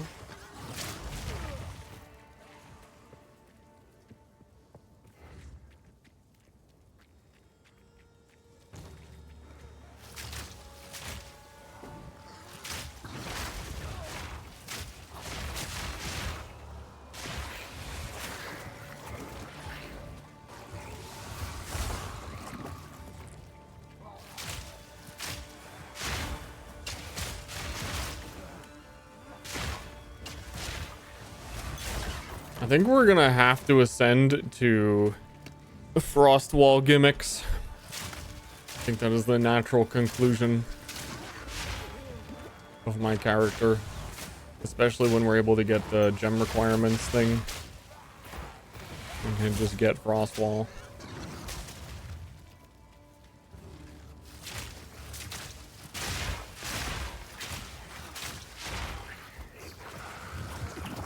Actually streaming, dude, I've been doing a bit too much.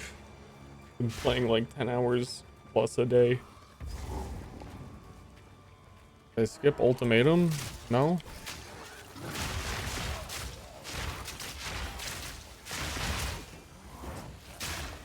Shoulda.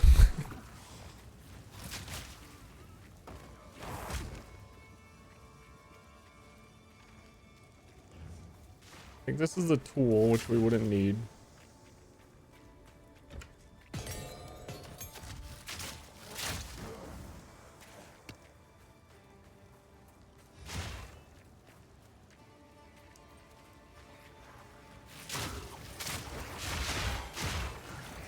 Finish your paper now.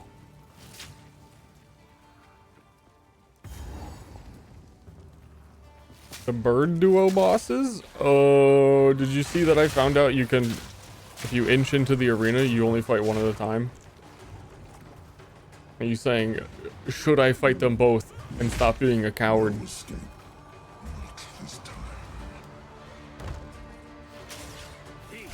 is personal.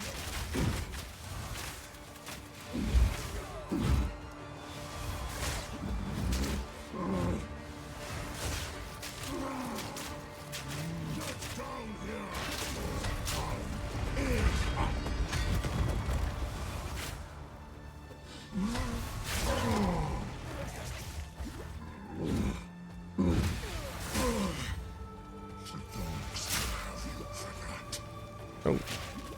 Well, there goes that stun.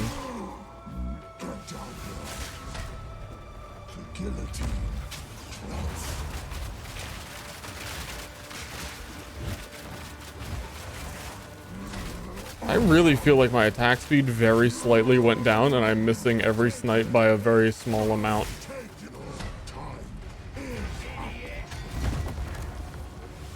Please don't call me an idiot, merc. Please don't call me an idiot, merc. I'm doing my best.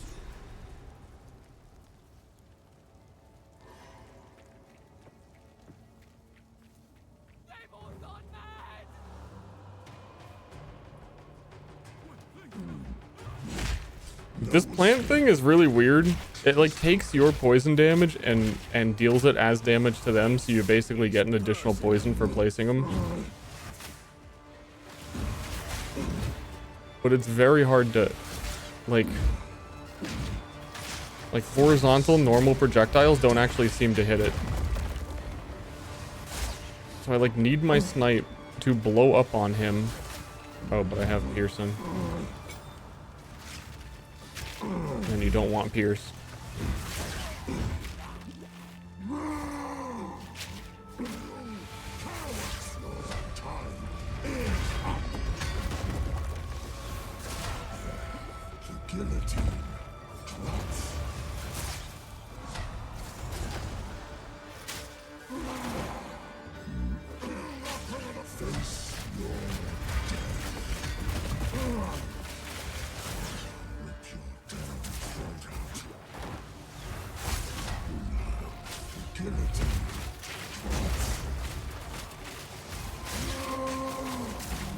Wait, is he a werewolf? It seems like some werewolf screaming. That one was for me.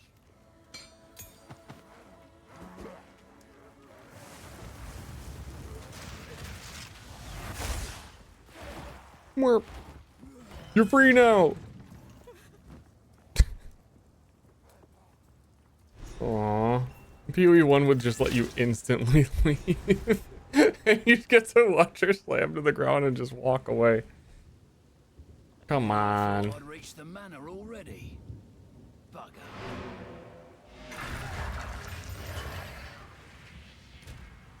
I need one level. One level we get, I got big attack speed on my gloves, so snipe, leave, and feel way better, like I'm saying. 15% attack speed, leech life, fizz damage, big gloves. 25% move speed, big boots. Next level, I'm gonna put my shoes on. You've caught me feeling lucky. Not sure what I'm gonna do with it. Bye then. For what it is. You found I be and buy. Fun fact. My shoes are on.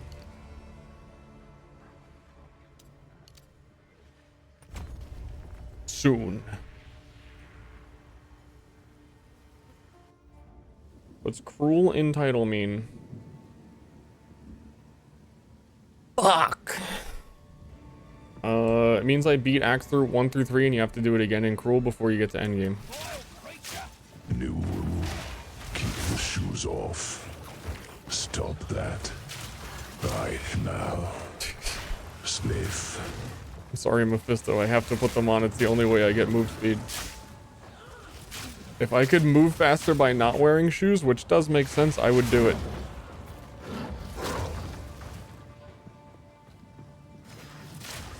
Honestly, if ARPGs had it like, if you're not wearing boots, you have 30% move speed, I don't think anyone would ever wear boots. Like, if the choice was the move speed or all of the stats your boots could give.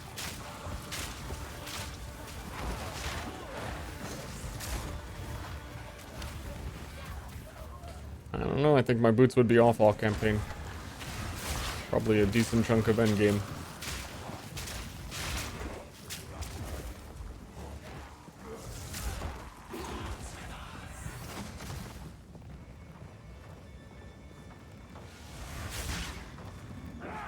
I didn't poison.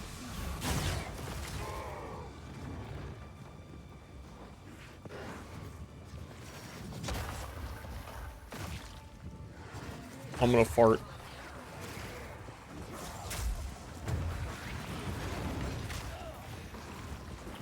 So yeah, we're zooming through a lot of stuff because it is the second time through the campaign, so we have a lot more skills than you generally have at this point. I mean, everything's scaled and there's new monsters in some areas. But we know where to go. All there is to do is go.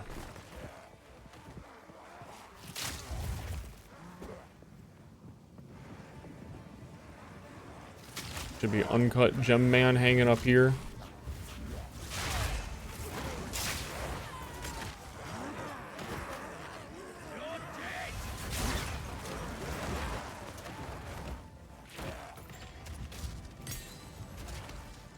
We know where we're going.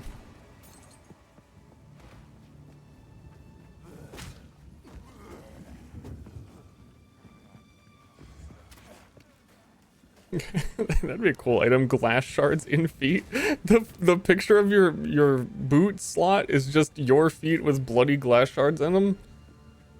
Now that's itemization that I can get behind. Here, equip the feet. I don't know, if you go down that route, then you definitely need to have the hairy feet item. I don't know, it gets a little too deep. It'd be Mephisto's favorite game.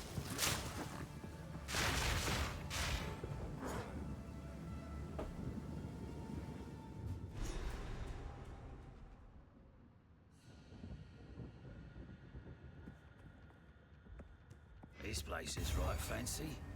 Gold is wasted on the rich.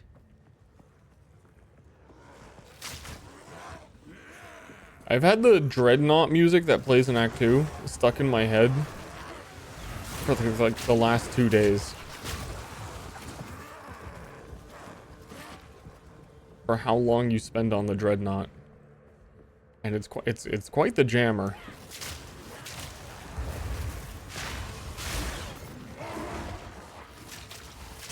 Boosting the tunes at Dreadnought.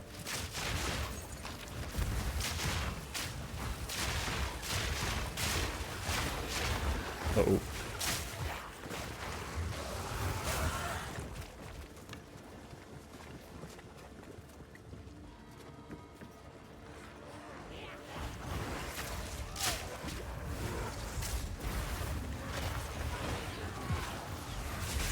It would seem these enemies are hard to run past. So I should chill.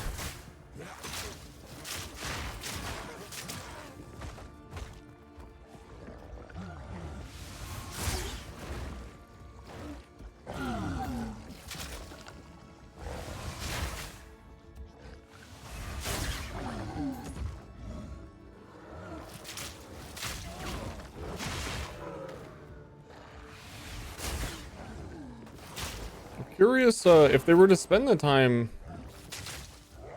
giving extra attacks to a boss. I feel like Count of Ogum would definitely be one of them. Is it Ogum? Or are we really out here saying Ogham?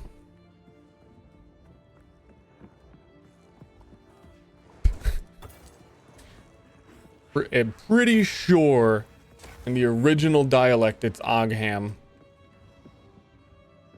Yes, another one. He's under there. That's him.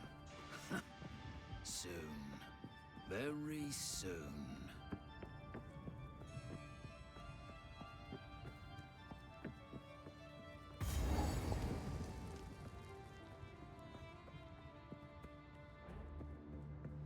Hello?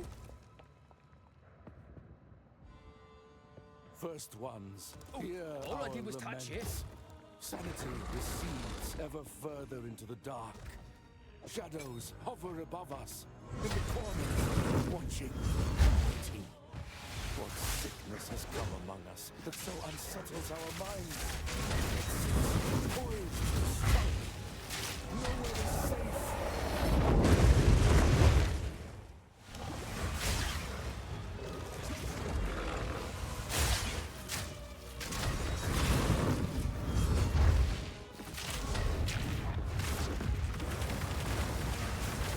No.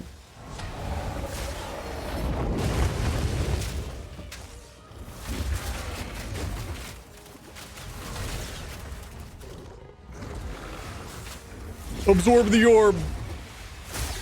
He's orbing.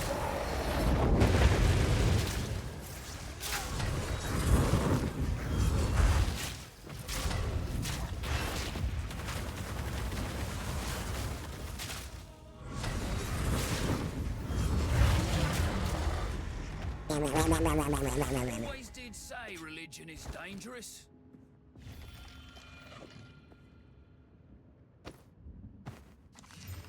Spirit. 39 spirit. Big evasion. I think that's a login for me. Just has a lot less life.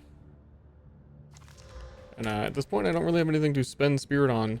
That's also 50 to 85. 50% fizz. He's the lowest roll of fizz.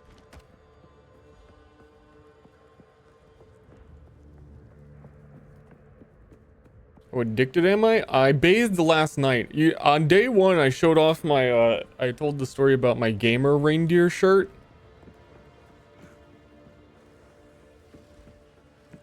If you were there, I took that off last night. I went on a video game bender. It cost me my health, job, and wife.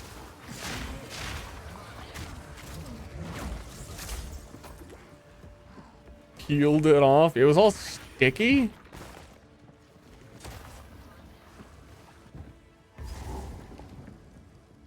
Can I get this level up before the boss?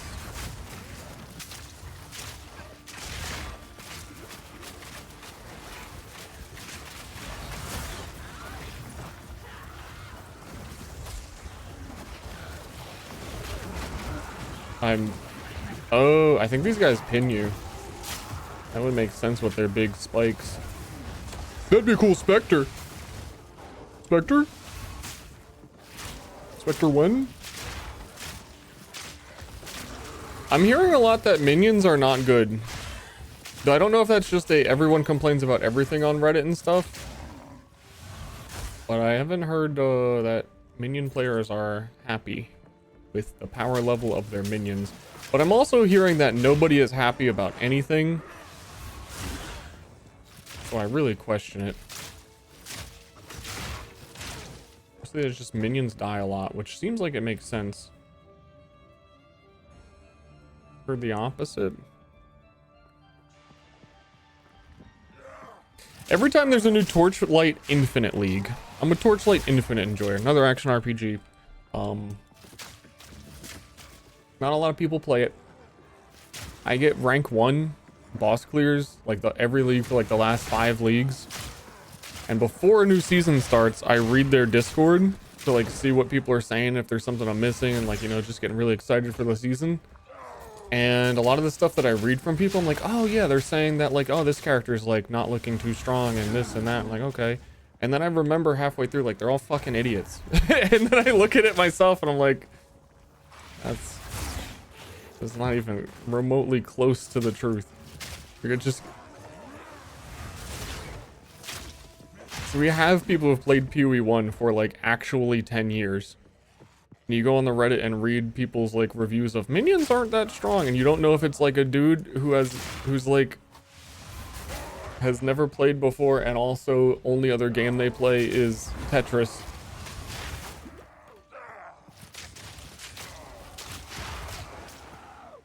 Because odds are they're still in Act 1 at level 8. And they're saying like, yeah, minions are really weak and I don't think they're very good and I'm gonna switch characters. Which at your knowledge level you could interpret as, oh, this dude got to endgame, really experiment with minions as much as he possibly could. And he was finding that they were still dying, and oh, I'm hearing minions are, you're not hearing rough things about minions. Meat face. I can tell you this much. The gas clouds on minions right now are twice as strong as the gas clouds anywhere else. And I can also tell you minion pro tip, hot tip, minion pro tip. When you switch weapons to a scepter, you use a different weapon set. All of your minions summon instantly and they switch and you don't have to wait for them. So if you have 2 different minion sets and your minions die on one set, you can switch to the other one and get a new mob of minions.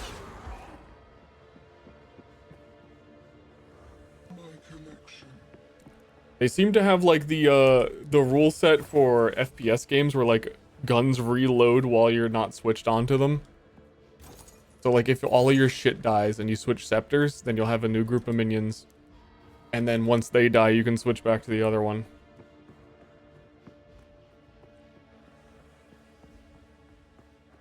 But I realized that way too late on my this was my first character, but we totally respect it. We were doing sniper minions with the fart gas clouds.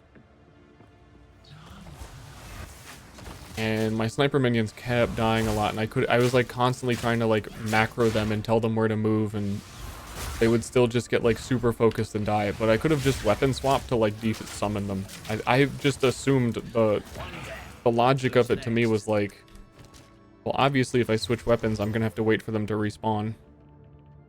Oh. Decent bow. Quiver. My quiver's pretty big. 2 projectile skills on it.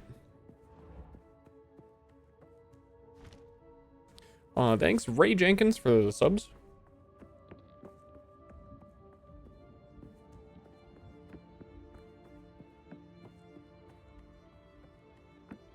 Big green yoga ball? Yeah, I work out. I'm also exploding. The time is nigh. Our triumph is at hand. Dude, they had it whirlwind?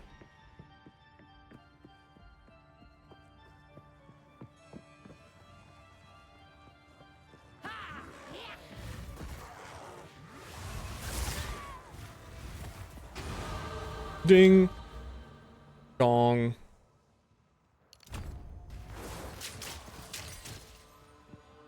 New gloves. New boots. How fast do I feel? A little bit. A little bit. I can feel a little bit. Pretty good. How fast is my snipe? Very good. That seems like an amount of attack speed for snipe where it's gonna stop feeling like utter shit.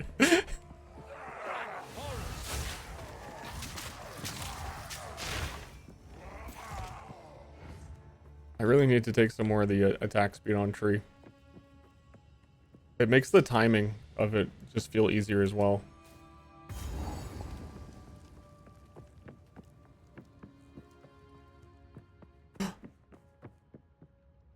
Me.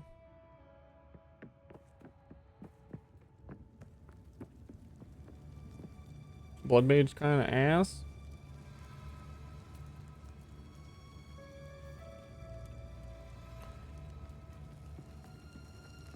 I haven't given it too much thought, but I'm hearing a lot of people disappointed when they take the first node and they feel weaker because of the health overflow thing.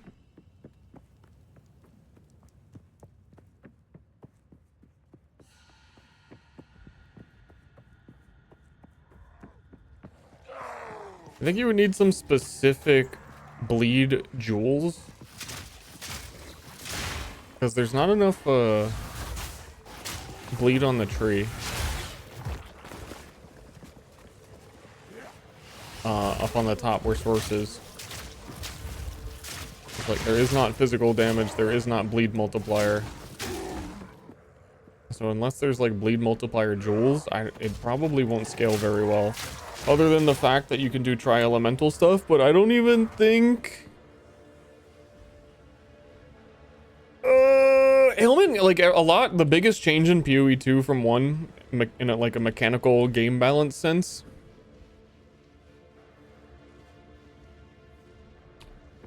Hold on, this map layout.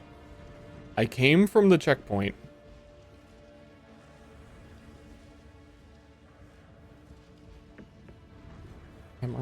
Didn't I go in here and that took me to the room? Spaced out. Anyway, biggest mechanical difference is how ailments are calculated, and I think it changes a huge amount of how you build stuff.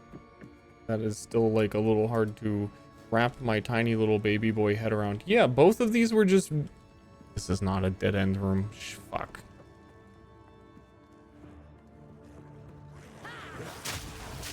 Playing Pac-Man, the orbs. True, I could see that. Unless you had Giga attacks, move speed, which you don't really get.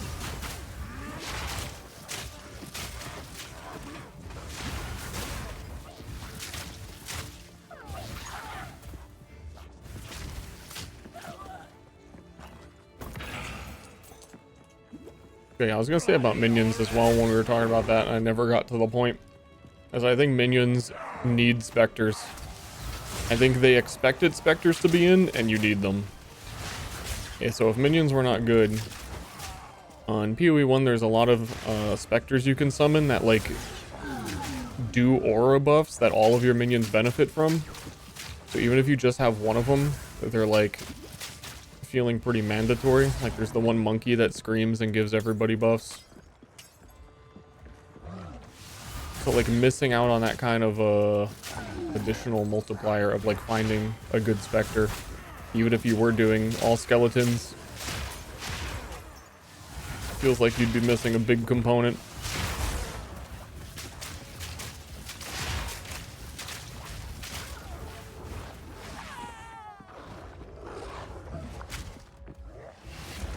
Yep.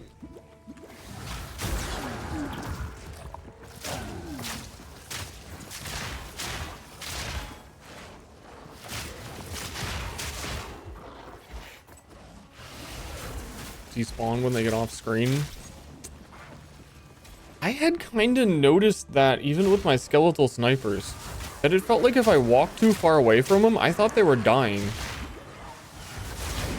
But it really seemed like in a few spots that if I just walked around a corner like a little too far, they would just...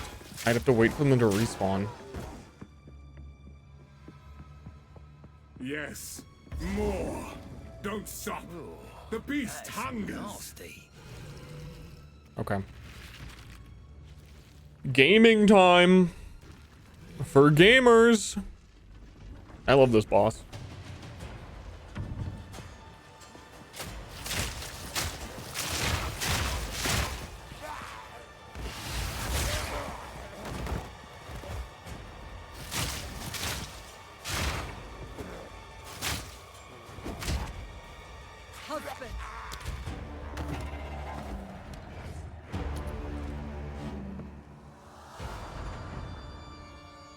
No noose this time.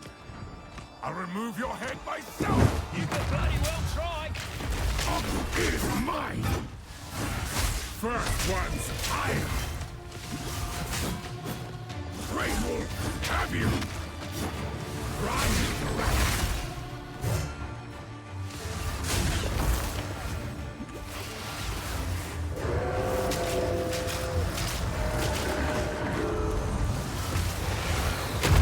Ow. I don't know what my roll got stuck on. I was excited to actually have the move speed to dodge that.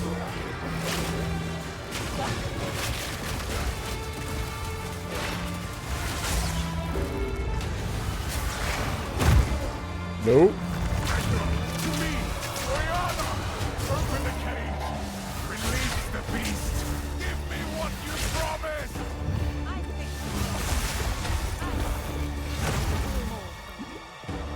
you're too weak to do the job. I'll find someone who can. Goodbye. I don't think this damage to him matters here. Because he needs to transform.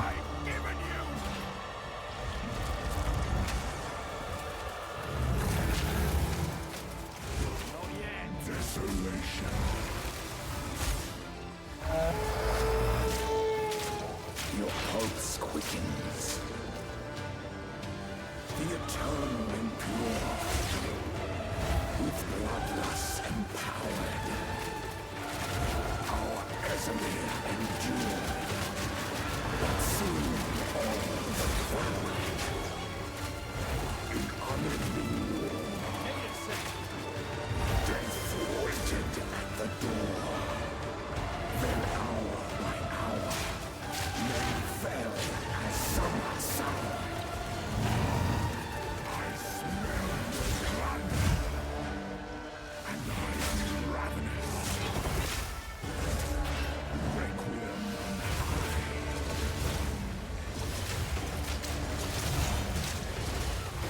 Whoops. I will take out your hearts and savor each bite, chilling frost.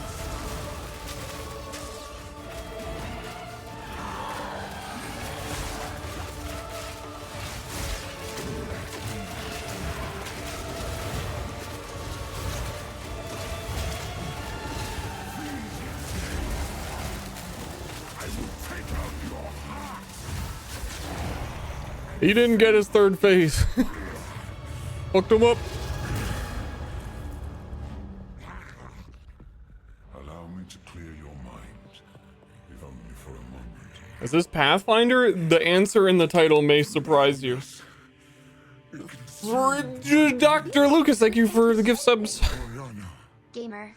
used Love the design of this boss. I think it's my favorite one in the game. I think it's The desert. just really well paced with the cinematic stuff. Yes. Find her. Kill her. Isn't it? I don't know. First. Oh. Please. Stop the madness. As you wish.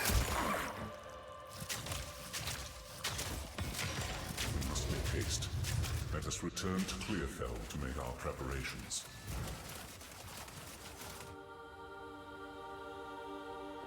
Loot! My pockets are full. Actually, please be a useful tool. I'm full up.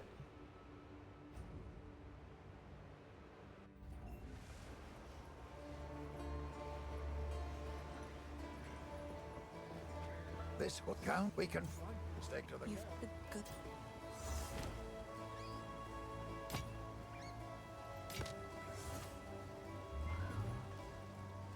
These both have spirit. But oh, the other one was actually good.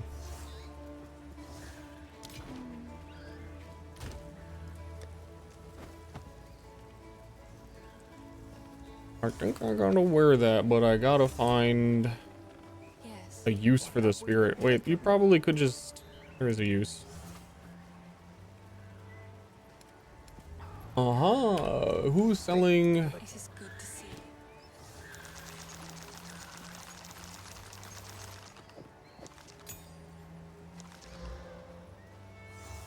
Spells, minions, spells, minions, spells, minions. What about me?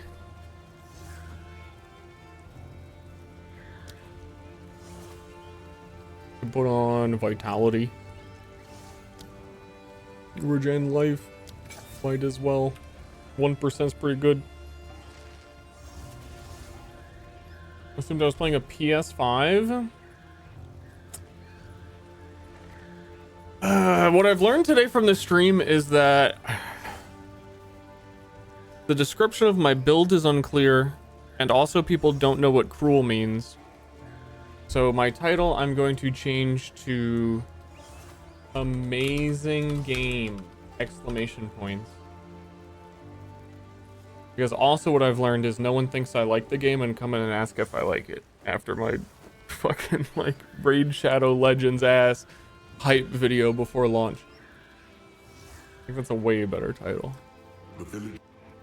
Trying my best. I'm learning from my mistakes. I'm evolving. I'm growing as a person. I'm following the beast!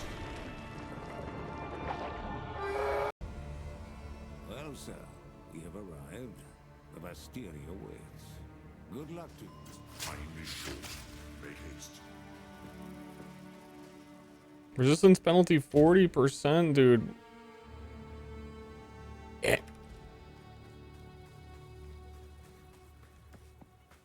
Ah, the Marrakesh. A very... Best showing my worth, eh?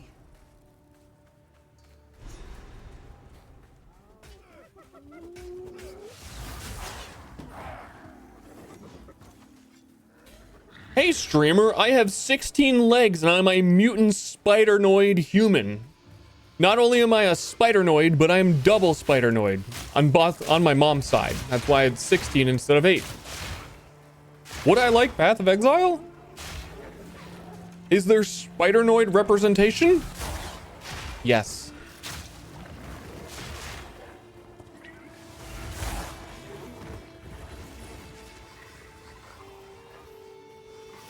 I'm something of a spidernoid myself.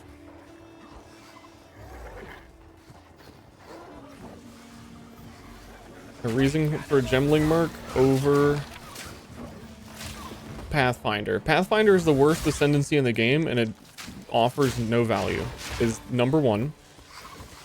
Number two is that our primary skill is snipe, and snipe gets insane gem quality. So from 20% gem quality, which you can get in endgame on your gems, you can quality them up. You get 50% increased critical damage bonus, which is pretty big. So he gets that. Barrage deals 10% more damage because of the quality. Sniper's Mark deals 10% increased critical damage because of the quality. Like, everything is really good. Plague Bearer gets quality. It's all strong.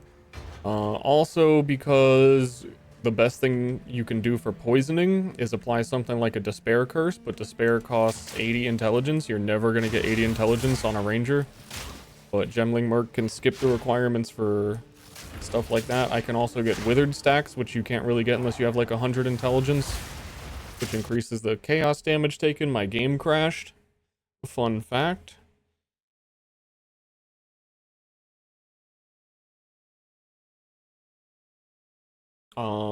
There's a long list of reasons. The only way Pathfinder would be good at poisoning is if you were trying to employ using their double poison node and spamming a bunch of like the pustules and all that shit.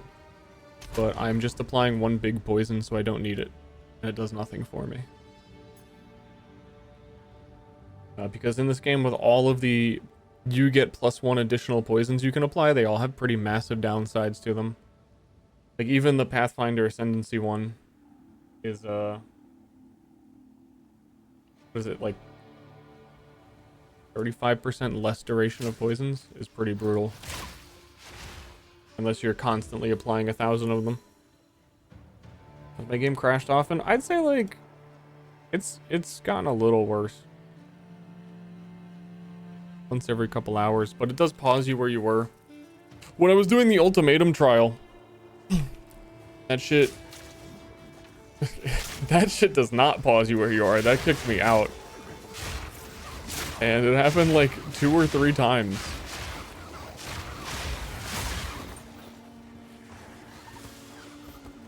But for how much I've played it, it hasn't crashed that much.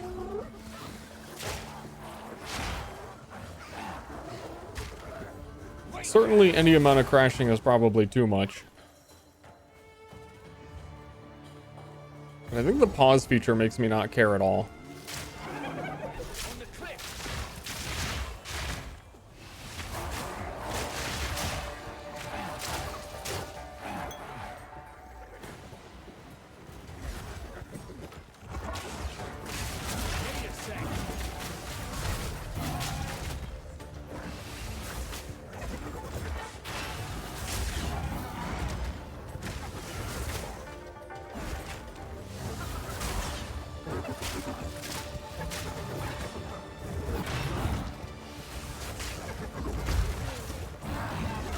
I knew that was gonna kill me. I was so greedy with that one. I finally had, if I didn't shoot that snipe, all the frenzy charges I built up were for nothing. But the hyenas were coming. And he had clipped me.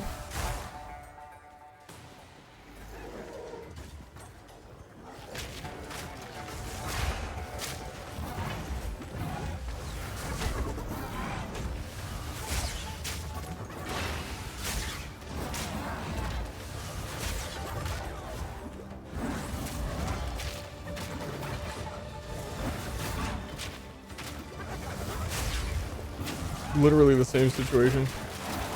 Just gonna do our raid.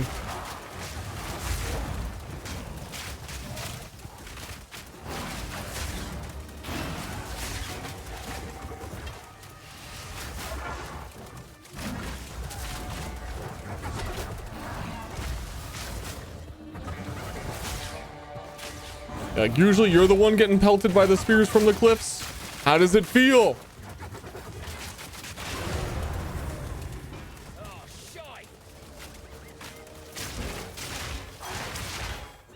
It's funny that goofs up their pathing if you just walk to the bottom.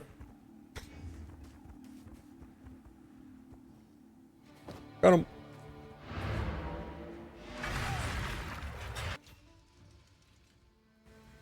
The new leader? That makes sense. A level 13 uncut. At level 52, I'm not even... Wait, that's when we get to use the cool gem.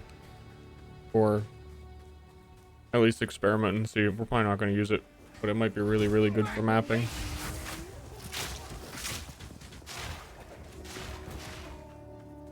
Speech? Speech? Hey, doggies! What's up? Oh, that's the caravan. The map looks weird because we crashed and it's not explored. Hey doggies, I have to pee pretty bad. Maybe I need to get up and do that. Never thought. Move swiftly. I'll check in on that in a couple hours.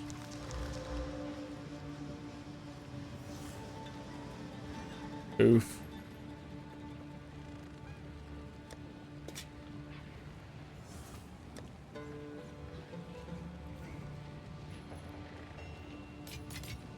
Dopest girl! Now! Nope. There's nothing that angers my chat more than saying I need to pee and then not doing it.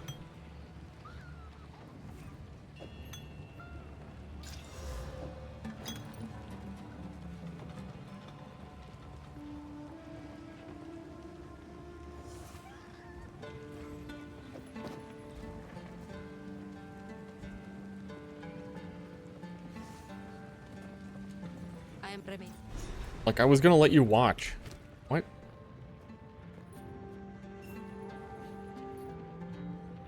We betrayal. Dude, essences are not even that good. Why do they not drop more? I think maybe the essence mods are different than normal mods, right? That might be like crazy endgame ones.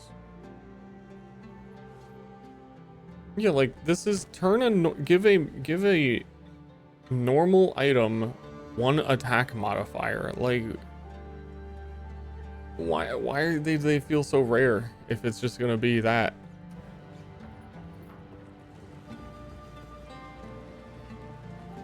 Who goes there? You may try. No need to rush. It's barely any different than whatchamadoodles. Oh, I guess the best bow type at the moment is composite bow.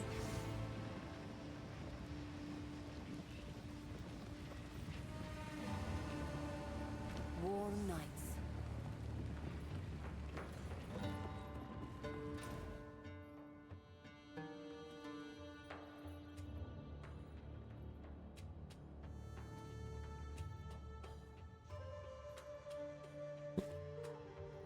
This feels so weird.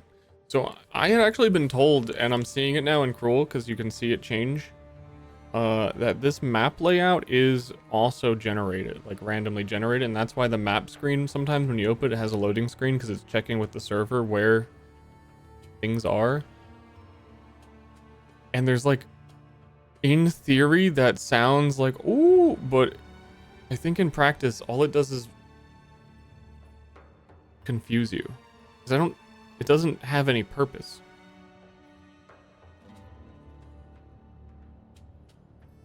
Like, I'm still on the caravan, and I'm just gonna teleport to where I have to go.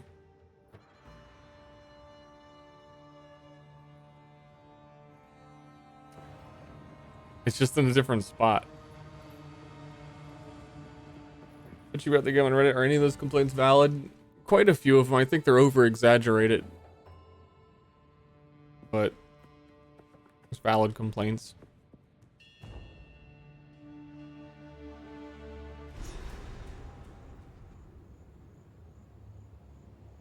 Different games battling each other right now. It is a little... I think that I genuinely would if you were, like, it really sucks to say it as a PoE lover, but I know that I'm a PoE lover and I'm gonna love this no matter what. I think if you want it your best first impression, and me as a PoE lover who wants you to also have the best impression, it may be better to wait at least a while, at least like 4 months. Not necessarily until early access is finished, because it should still be in the early access state by then, but when we get like a major update, when we get Druid, and we get the Raised Spectre gem back, and we get Huntress, and we get some classes, and they polish it, I think it would be better for you to wait. Which is sad. That's real big sad. I think when this game comes out of early access, it's going to be like 10 out of 10 phenomenal. But the biggest takeaway is it is way more early access than I would have thought after 5 years in development and all the stuff they've shown and said about it. A lot of what I trust them to be able to do is not quite there yet. But having played PoE 1 for 10 years, the devs are my favorite devs in like any game. They communicate well, they listen, they work hard, they're very passionate about what they're doing. They always deliver. Sometimes it just takes a while. I think the loot drops have been buffed today. I haven't really noticed the difference, honestly.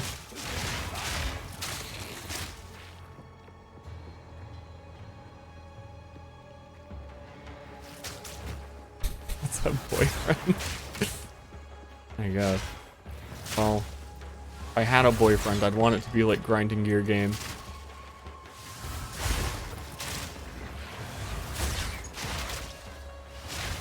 I also think a lot of people are brainwashed and want something totally different than what this is trying to be.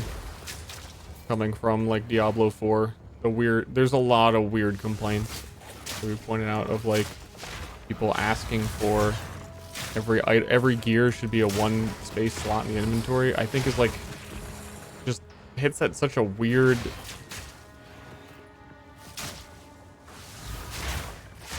It's such not that important of a thing, but I think points out a lot of the irrelevant conversation, how upset the person was about it.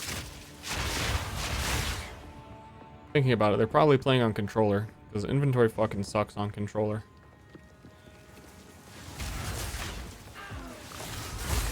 Always has been, always will.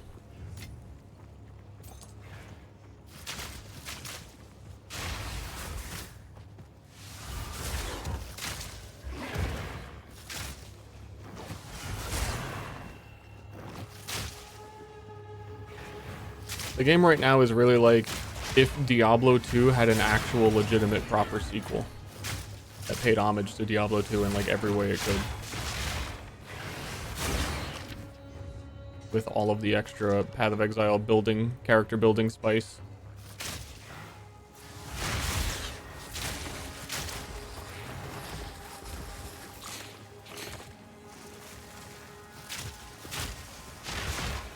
So it's good? Yeah, it's good.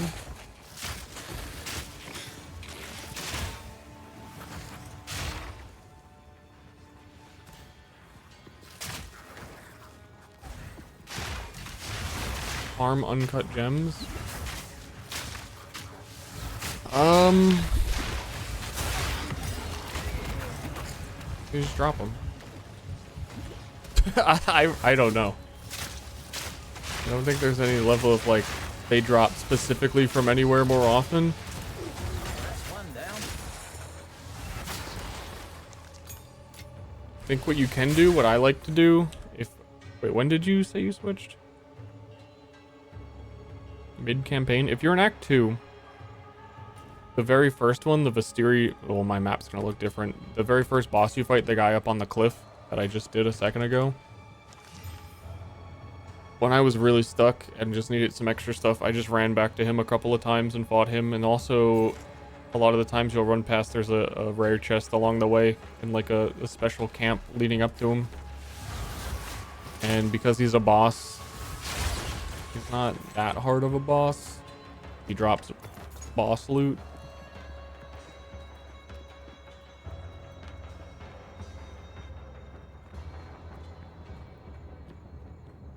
Gift for joy.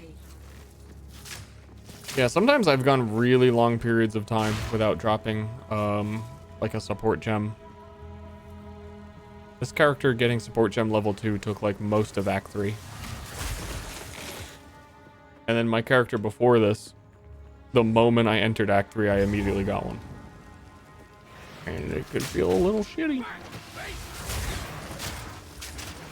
I feel like you should just get one as a quest reward for beating the Act 2 boss.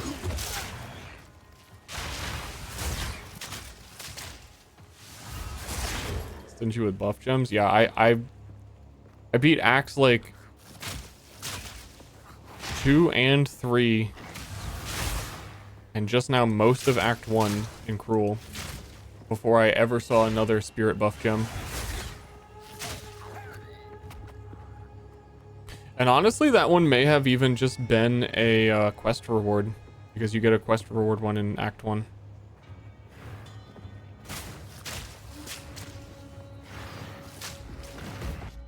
Speaking of, is my loot filter working? No, oh my god. That's dark. We could have been enjoying the game so much more.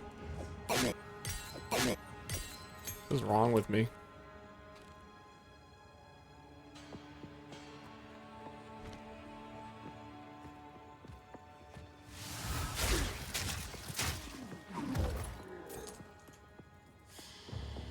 What's wrong with the game? Why did it unload it? Is the real question.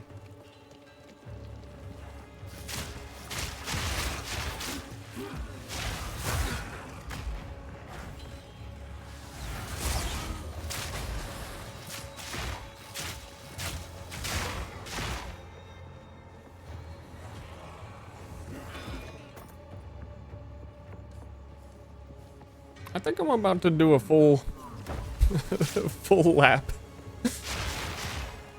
No?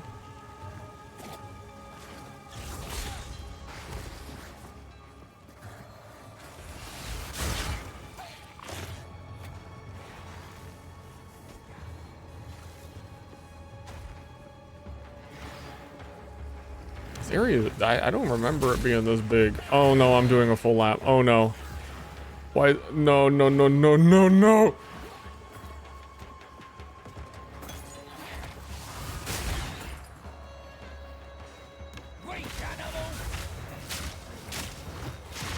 I was saying this earlier, too many zones are like perfect circles.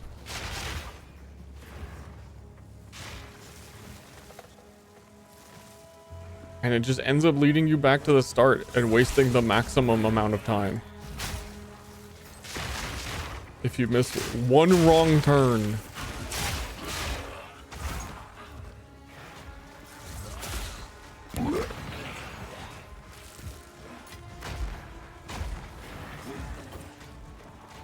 Or was it? We'll never know. No, yeah, it was. Good checkpoint.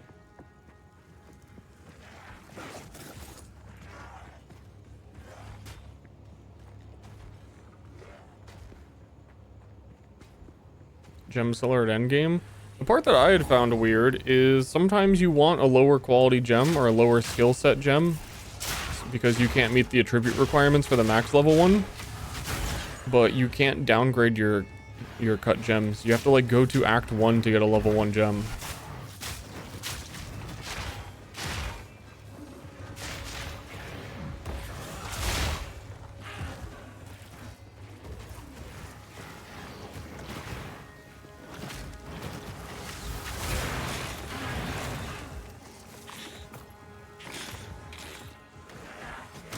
I feel like this zone is 10 times bigger than I remember it.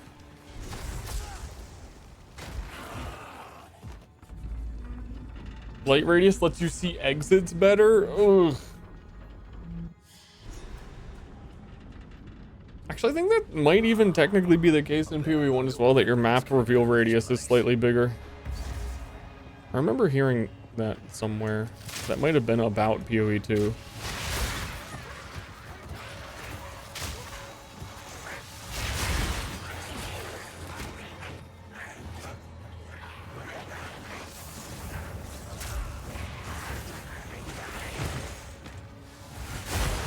I could just be streaming. Dude, you put on the Count of Ogham like set so you look like a PoE 2 character. I should just be playing PoE 1, zooming around, and people will be like, dude, your build's so fucking strong. Should make a PoE 2 video on main channel, and it's actually just Path of Exile 1 footage. But like try and make it look like PoE 2 as much as possible in like the newer content zones. Yeah, I don't know what you guys are saying. Like my monsters are dropping tons of loot.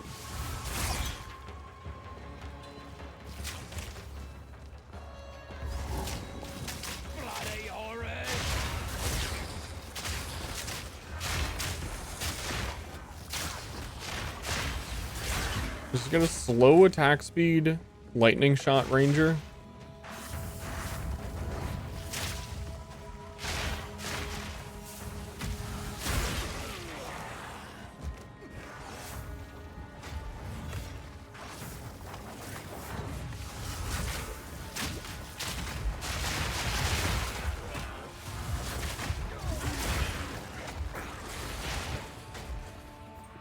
Me when I mistime the snipe.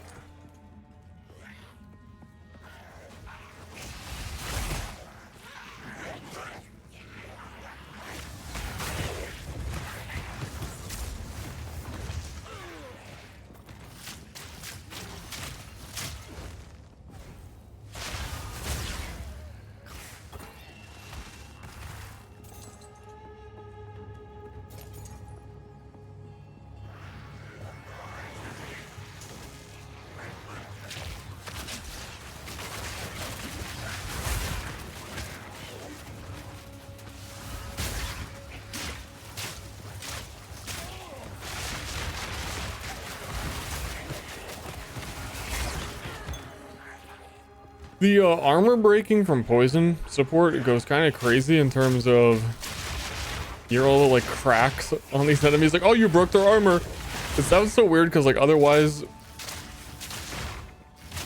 you have nothing that's like as high impact as an armor break.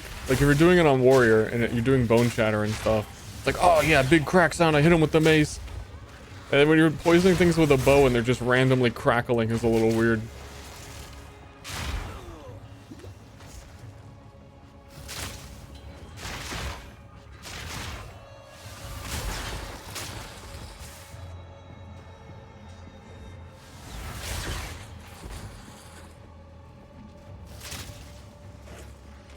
Popcorn's going off.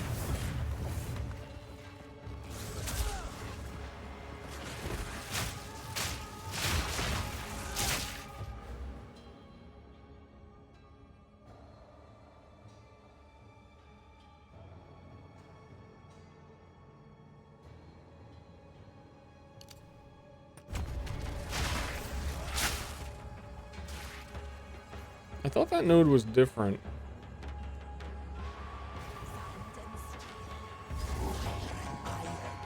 Flesh and bone. Insane? I'll show you insane! Need more time. Hold this. Breathe it in. Burn the brothers. Slow down. Burn, burn, burn.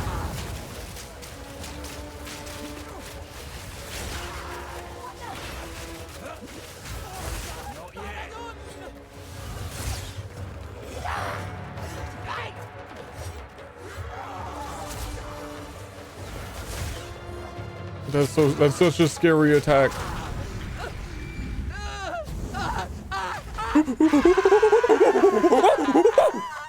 Sorry, I'm a monkey. I thought she was also a monkey. No room. Winds praise you. Want that, please? I should charge for this.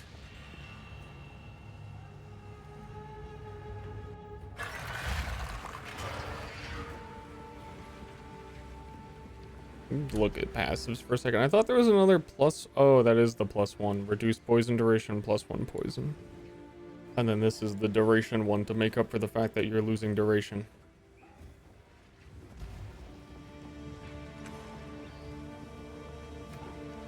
You got them both.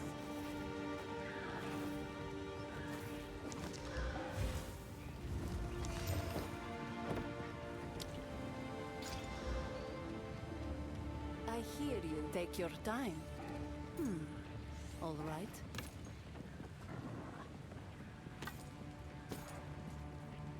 Splorp. Sands guide you. Believe Spiral Volley, level 52. I need a level 13 gem. I'm pretty sure I had one.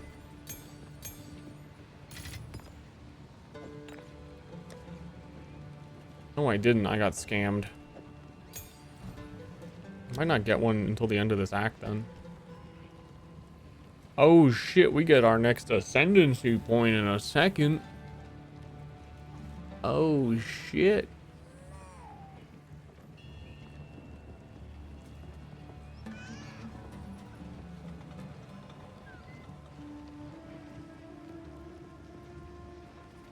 Also, I didn't even realize this because I started using it late. Vine Arrow's quality is crazy.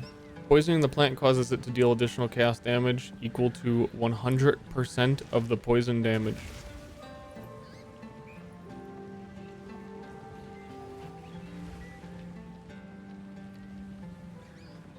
That quality doesn't make any sense, actually.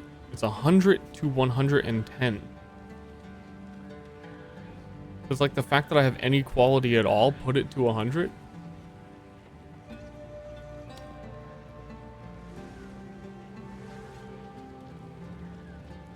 Or what? I don't know. That's very weirdly phrased. I feel like that's not correct. This fight to Balboa, go kill Balboa.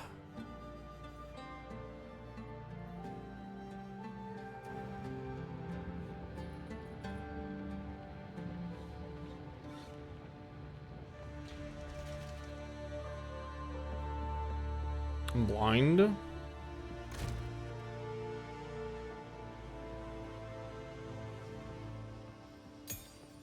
Oh, I am blind. I put it way in the corner of my inventory to keep it there specially for doing this, and keeping it there made it hidden from me.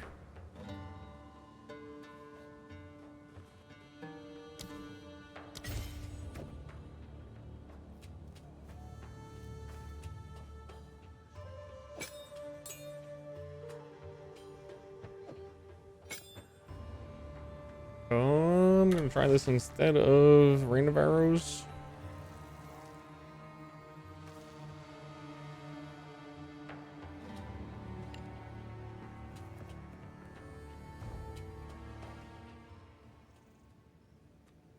Play a game or gift.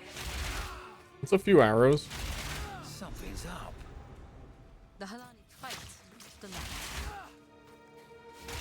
Apparently it hurts the mercenary to do it.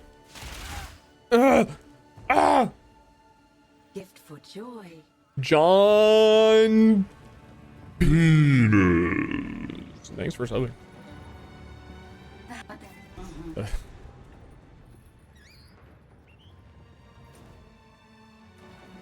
So let us see if this. You have your orders.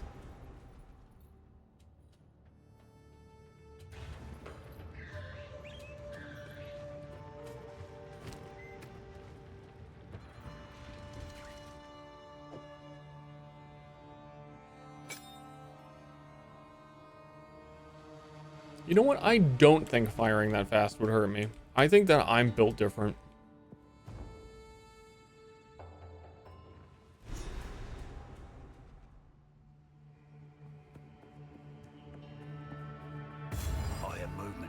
More support gems and cruel. Not really. Unfortunately, pretty random.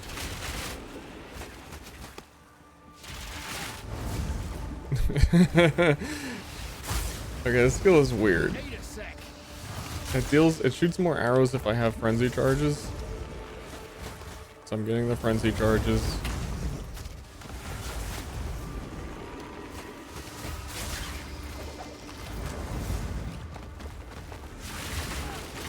Oh no, it chains more and deals more damage if I have frenzy charges. Yeah, this is as I suspected, not for my build.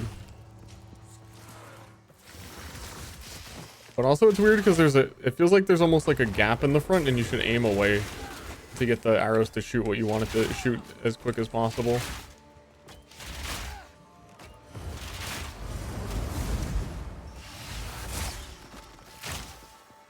Deadeye has a whole bunch of really good frenzy charge stacking stuff, and I feel like you would need it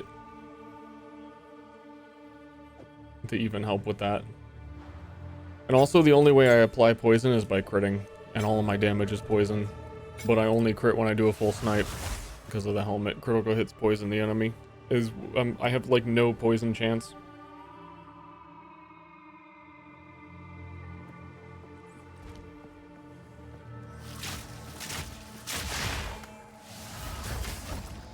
I think on my next gem though, we can get, well, we're gonna have our ascendancy soon, and then maybe we can actually get some of the big intelligence stuff we've been needing.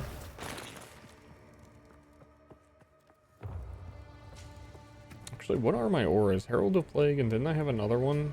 Oh, Plague Bearer. Oh, I'm liking Plague Bearer more than, it's very good. Don't want to give it up.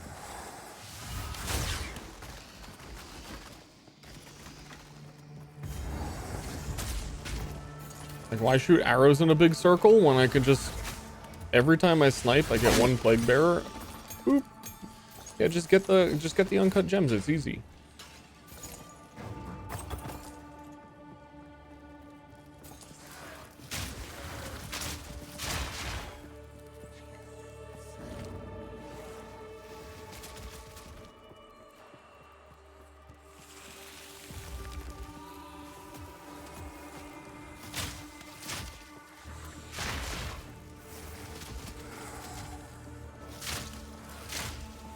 My old builds, nope. What do you need to see from them?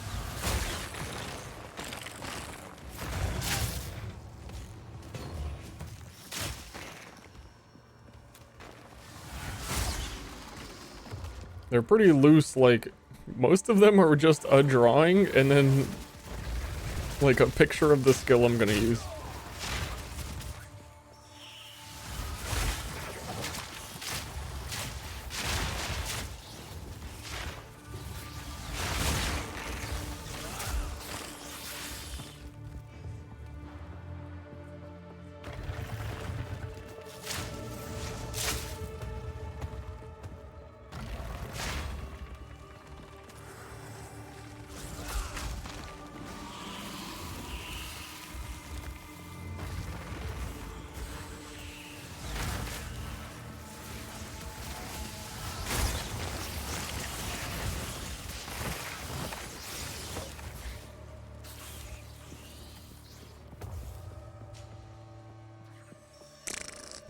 Spider room.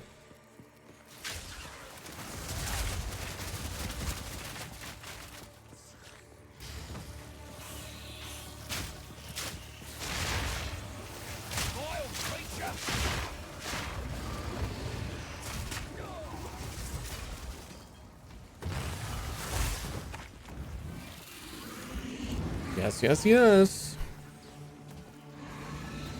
How many times I died? Do we still have 66? That's a lot.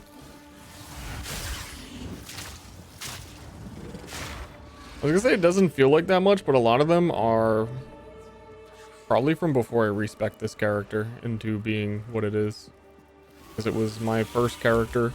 It was really quirked up.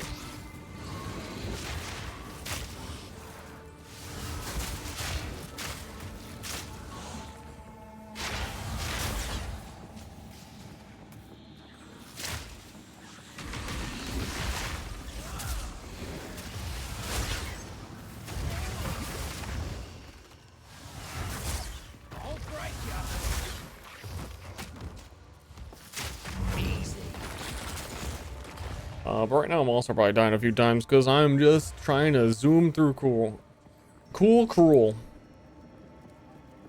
All these statues still just as dead. What was the point? Die 3 more times and stop playing, and I'll die 3 more times and then never die again. How about that?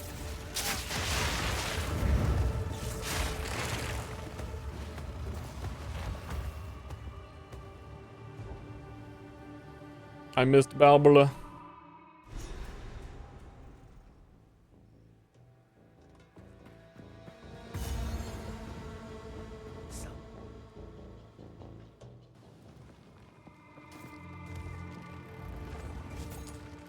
feel like I very regularly get lost in this zone and miss one of these because you have to do both and they're both important. And if you got a Balbola along the way and then blah, blah, blah, blah, blah, blah, blah.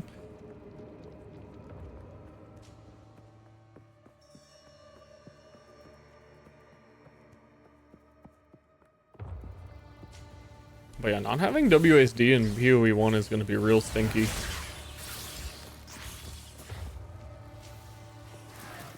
Like the only thing.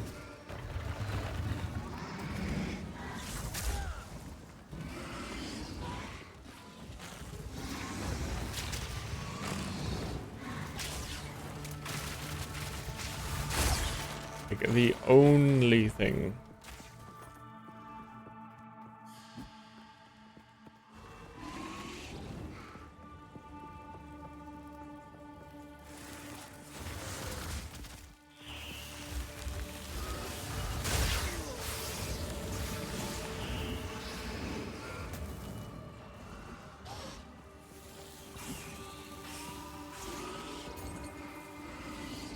No, I think last time I got giga confused. Balbola isn't even in this zone, right? Or is he? No, he is. Yes. Has World of Warcraft controls now? I'm pretty sure WSD we just call video game controls.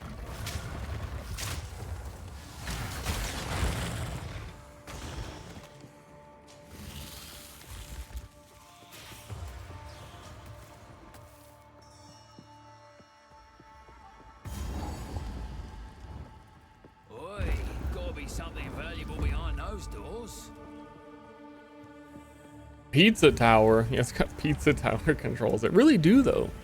But it doesn't have a jump button, so I don't know. I prove myself. Not yet.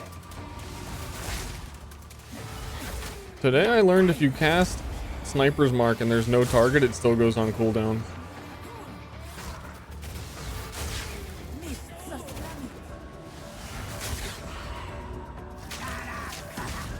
Huh? Keep waiting then. That barely even looked like an attack, let alone a one-shot. Gotta be something valuable behind those doors. Like she was just like, oh, I'm here now. This seems a bit excessive. Now, Jindak, I prove myself.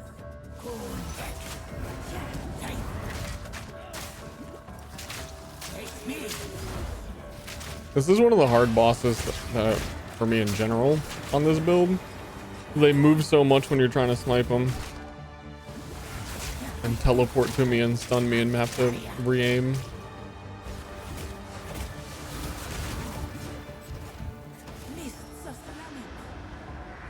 I'm really surprised the I am here now is like does that much damage.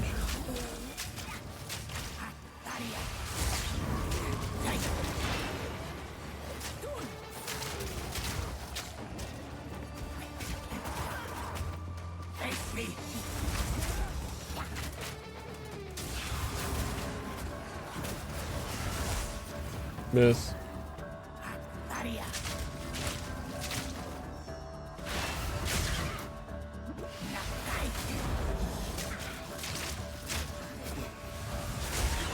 Chatter's got me like this whole time I'm fighting her. I'm thinking about Bleed Blood Witch and how I would build it. Hearing that Thanks for the cool video stream. We're glad to hear someone people are gets so struggling with it easy. makes me want to cook.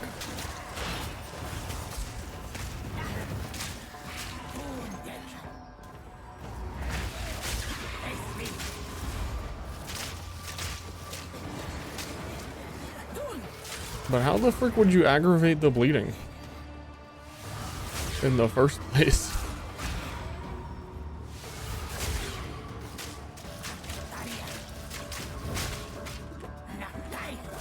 Like there's a aggravate bleeding on heavy stun support.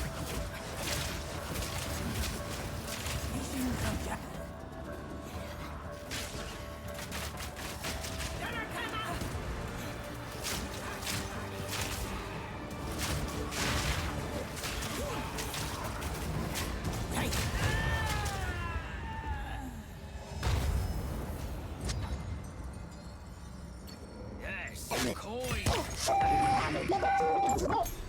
I agree.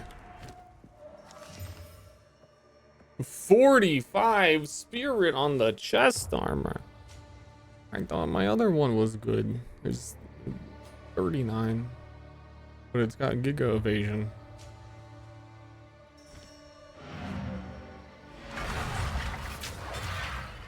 I think there's a few bleed nodes on the top. Let me look at them again. I don't think I would make the build though, because it just seems like that it's not fun to do because you're not going to get any of the things that you need until like your second ascendancy. You wouldn't even be able to do bleed until your second ascendancy at all. You'd level with some totally random shit.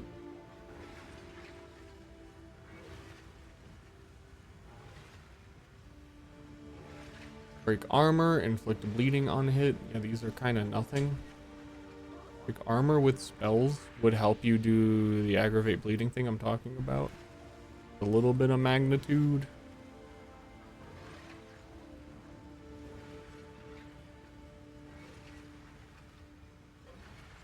Their benefit is that you can go try elemental and get a lot of damage as extra from more like heat shiver freeze stuff.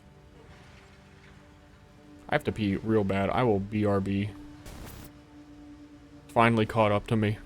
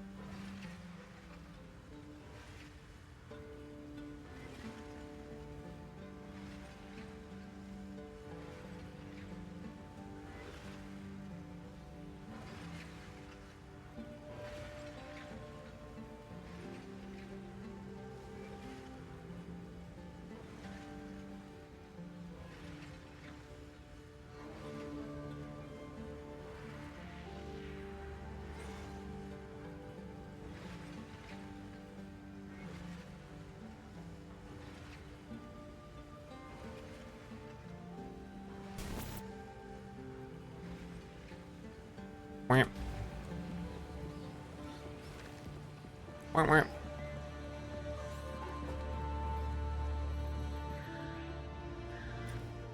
Let me ascend. Where did they hide it on this map?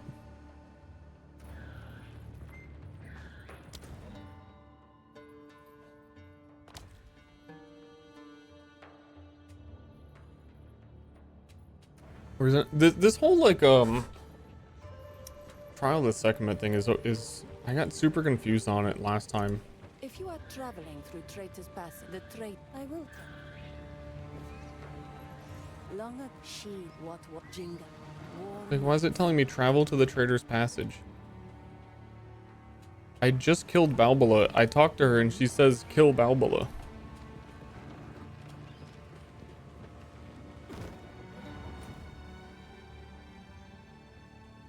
But yeah, I can't travel here. At a certain point, it gives you a quest state where you're allowed to do that. Monster level 22? Like, what am I looking at? I have to go back and teleport there from like the previous.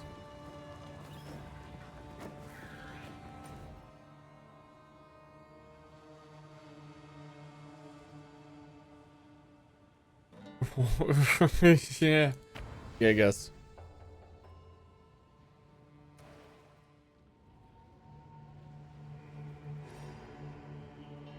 Wait, it didn't even take me there. What?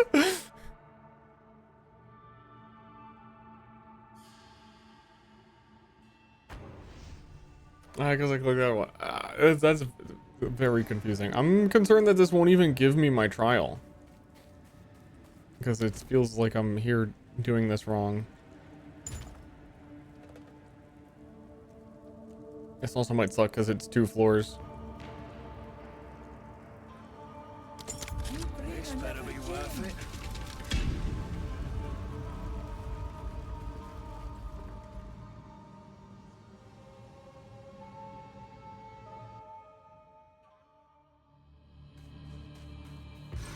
Oh, everybody loves a death crystal.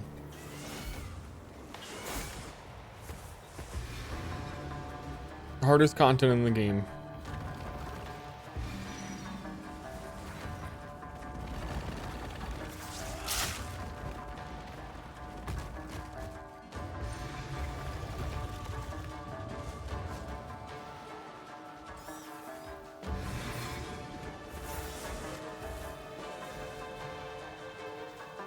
Ooh.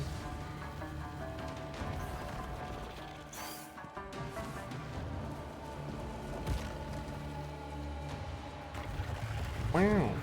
Stand tall. For total fall.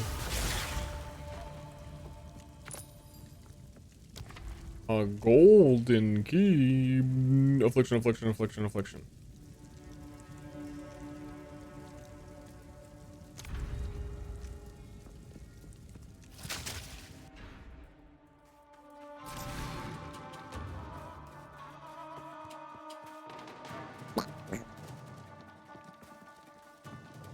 Where are you? I'm trying to blast.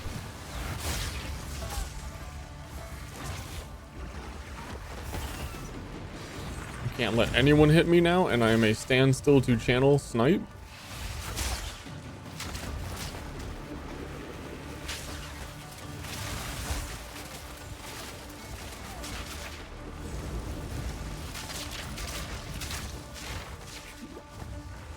While I'm fighting Shaggy Shriek.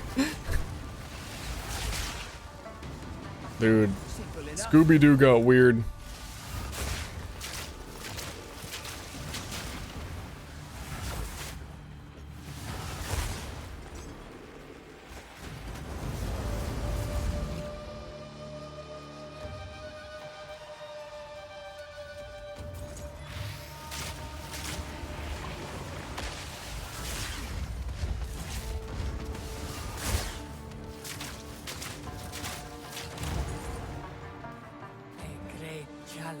Overcome. Yep. Damage is feeling good.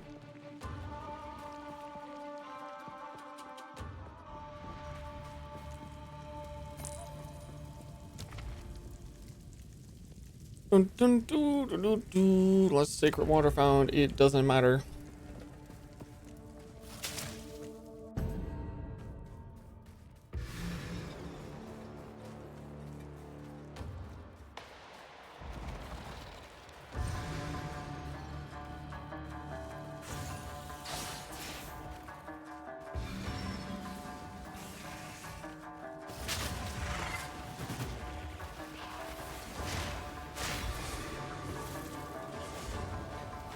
Whoa.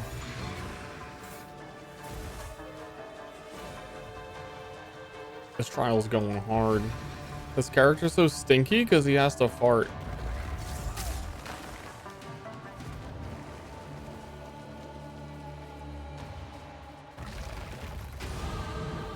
Stand tall. Back down to the fire.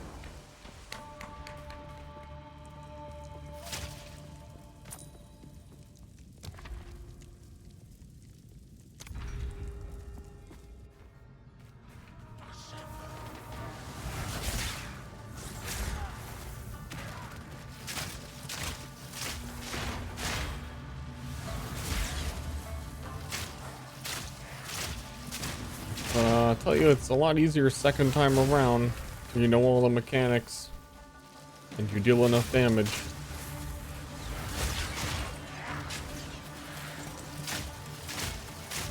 And it gives you collected the death crystal rooms.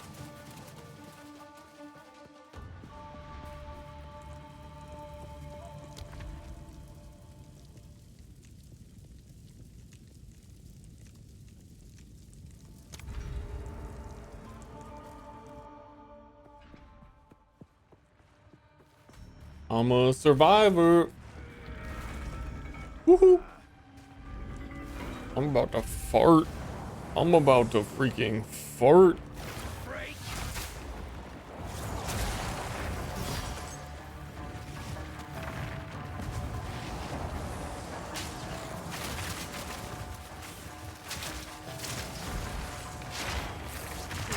Huh?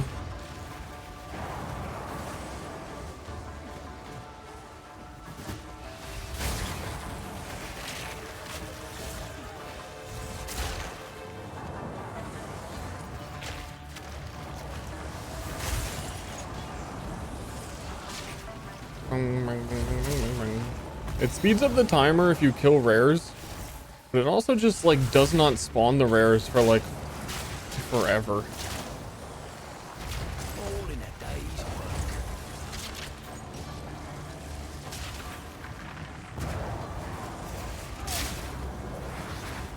work. Dude, this is what ultimatum is supposed to be. With magnificence.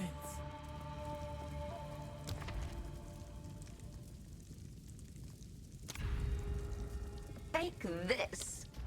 Turns out being stinky is good for honor galore. It is.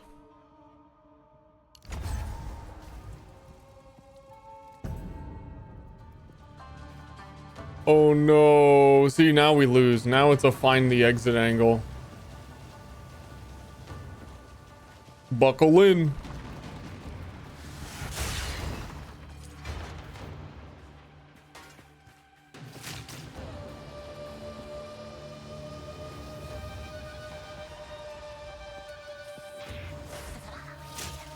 Bloody horrors.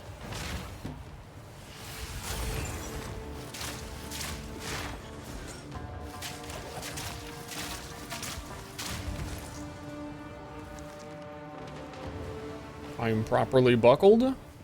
I am well seated. I am ready to get on the flight. And then you're on the landing zone, ready to take off for like 45 minutes.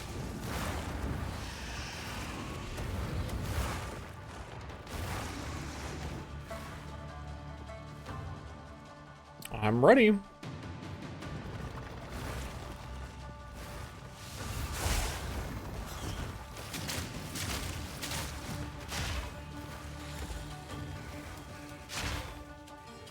All right, we ran around in a circle and then switched the lever. Time to go back around the same circle.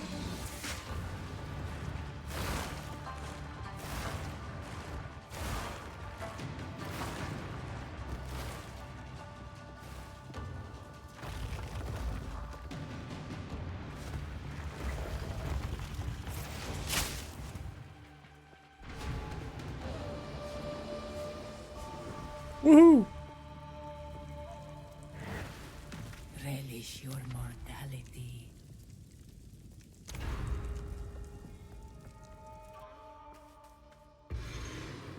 This is like a PoE1 Sanctum where you just choose areas based on how fast you can complete them rather than what the challenge is. Or whatever the debuff is. It's like, man, this debuff really sucks. I can definitely just like walk through this zone quicker.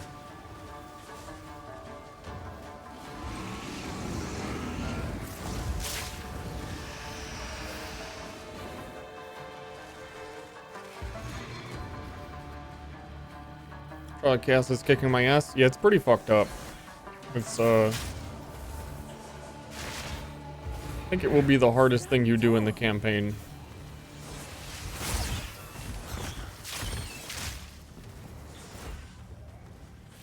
By a pretty big amount. 20 levels over? Okay, I don't know about that.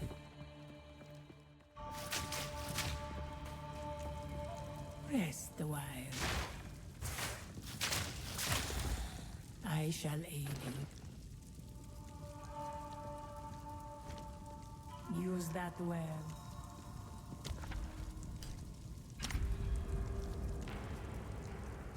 The Chimera? Yeah, dude, Chimera. We just followed it. I kept saying during it, I have frenzy charges that last for 20 seconds and they kept expiring trying to go find the boss.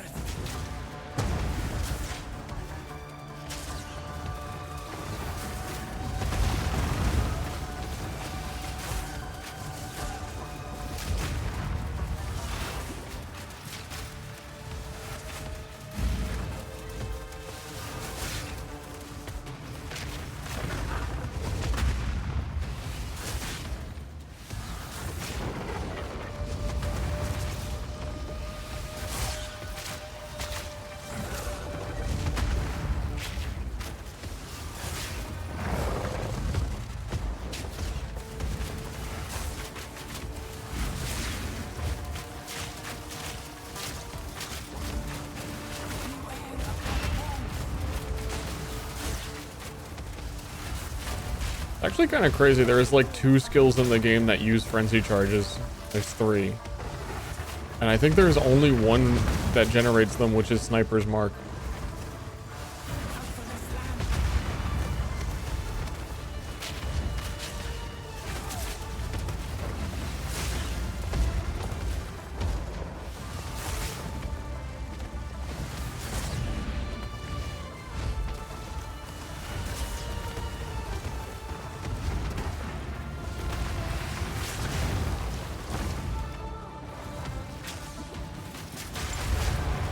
I think I was forgetting to armor break him.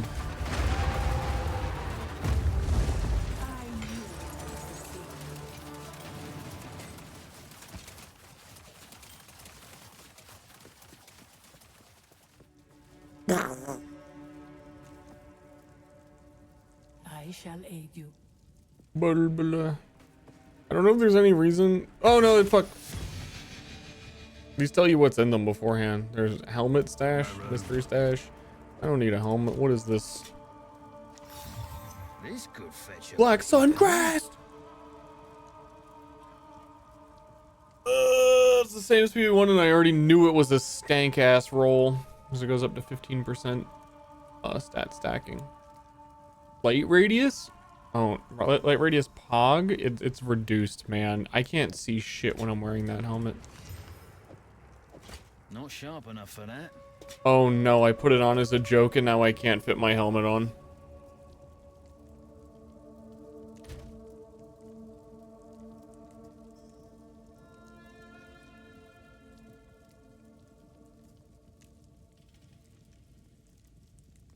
And I'm in the trial.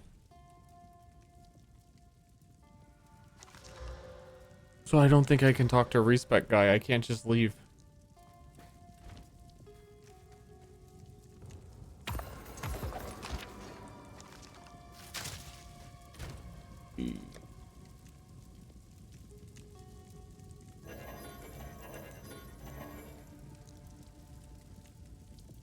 Plus 13 to int requires int. Requires int.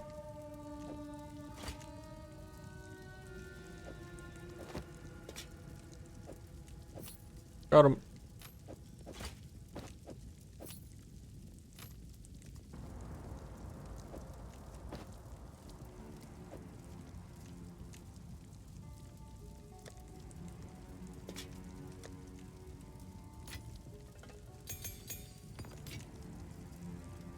Why is that how it works? The answer to that question is because that's how it worked in Diablo 2. Chris Wilson gets off on that shit.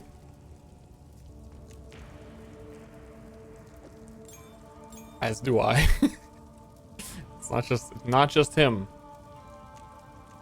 We're all getting off on that shit.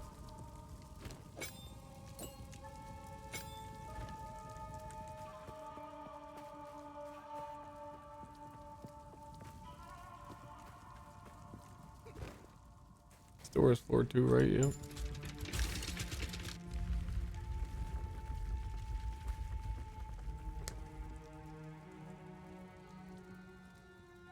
I'm curious if floor 2 is different. All the floors are different in Path 1. New content. Silver key merchant.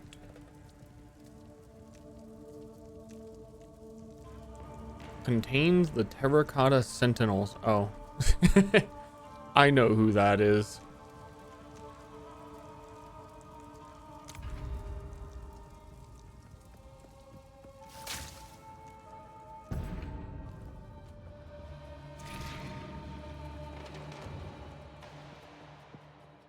You pause runs of this? Yeah, I think even when I disconnected in this, it saved my position, but for some reason it didn't do that in Ultimatum. Ooh, whoa, wait!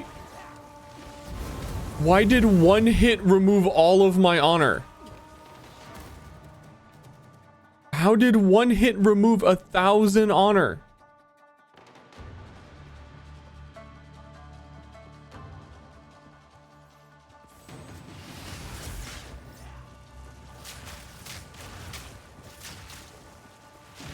What the fuck?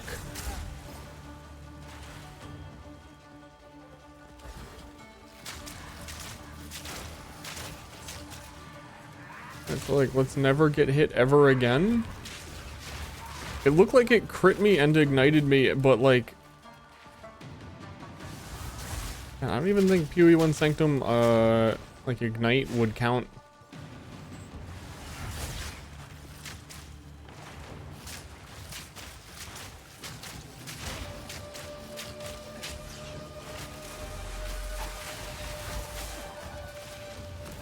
That was ridiculous. I'm malding.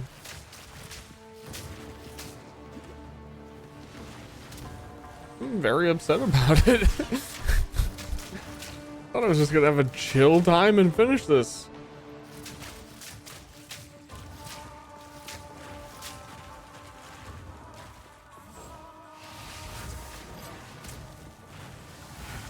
Even if it wasn't the damage over time, the initial hit did like at least 600.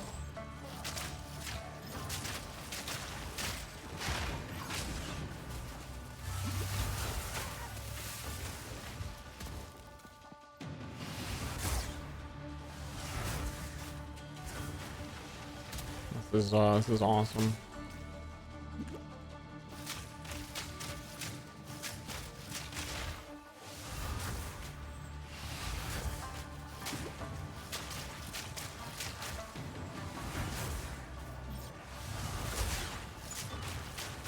Another notch on me helmet.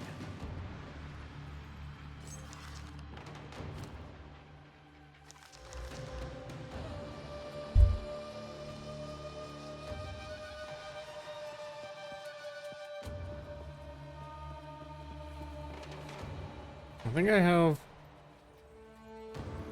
No, we need to... If we can just not die and get to an honor restore room. But even if we restored 70% of our honor, what is that? One hit from whatever the fuck hit me? These are harder than the boss was.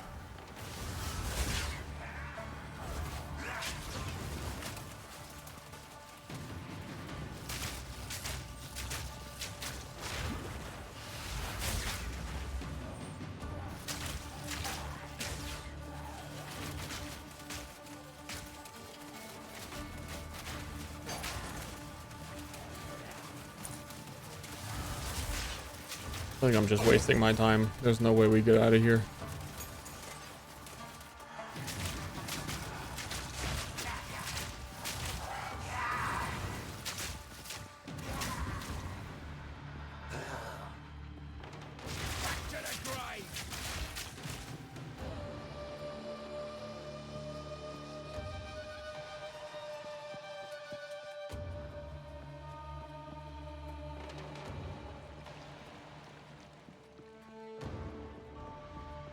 Open type? I've been looking forward to Spear ever since they've shown the skills, but I think I'm most looking forward to Dagger.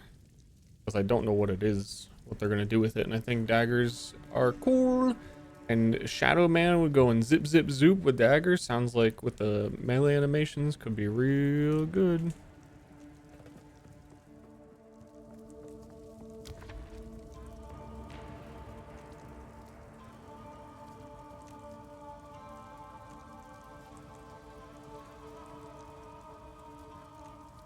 Oh, gotta go this way to restore honor.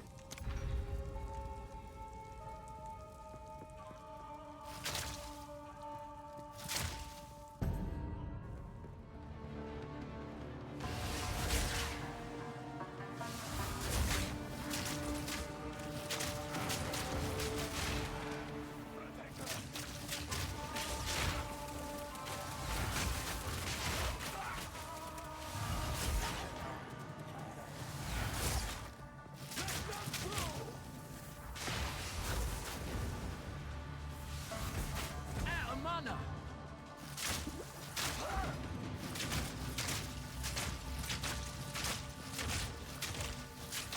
I kept like shooting the stairs with that snipe, and I am being very careful to not walk up.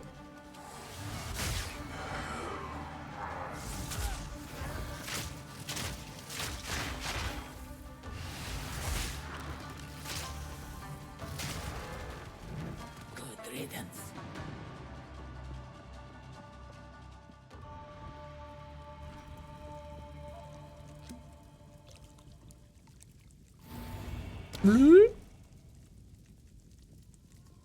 A random boon. There are like no boons in this current sanctum either that don't come without physical damage after completing 8 rooms. I don't think that we can complete 8 rooms because we're gonna finish by then. So 3 random miners.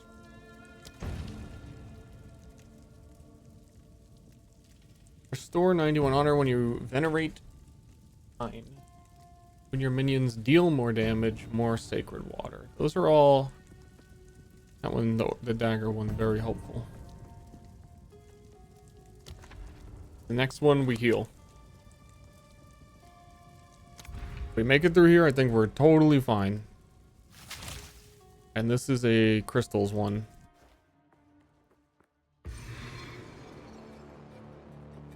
But I don't know these layouts.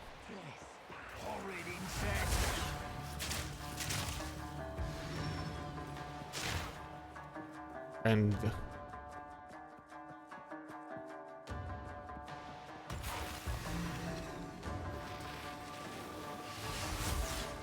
it seems a lot scarier to want to sprint by things with me taking 1 hit to die.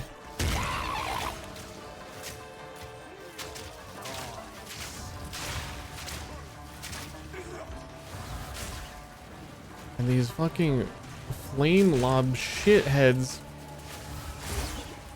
that just lock down a choke point for that long.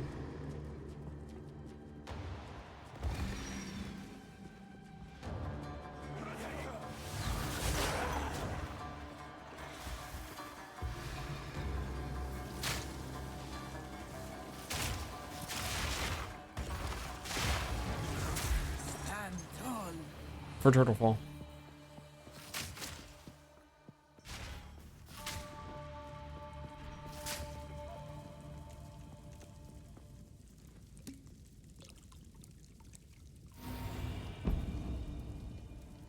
%, more defenses. Let's go.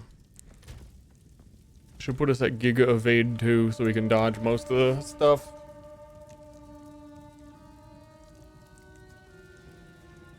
The fickle blessings of the wind. I'm gonna go to the merchant because I got a lot of money.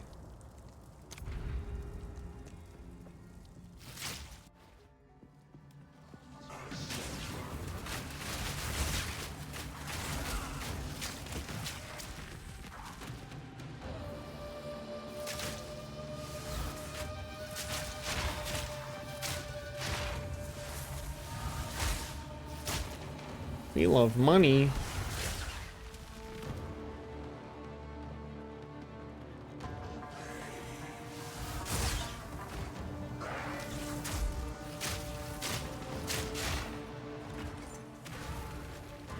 Good riddance.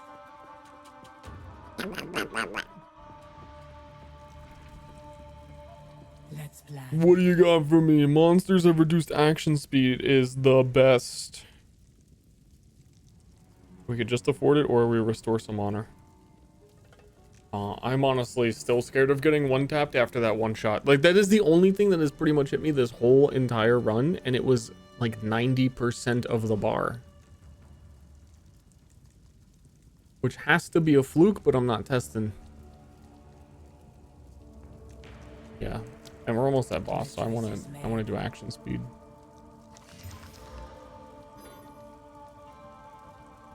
Eh? It's very weird for it to be a temporary sanctum thing. Or dodge roll distance. We will succeed.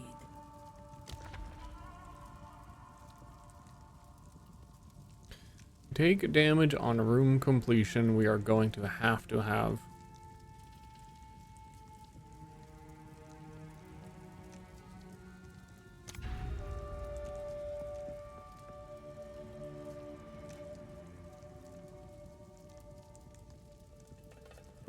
I'm level 20. I have not played with any of the crossbow skills on Mercenary at all.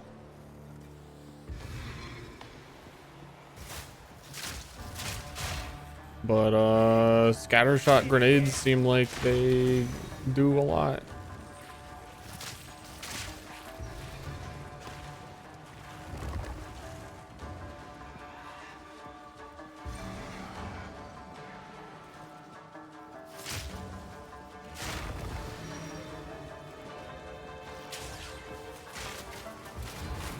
Stand tall.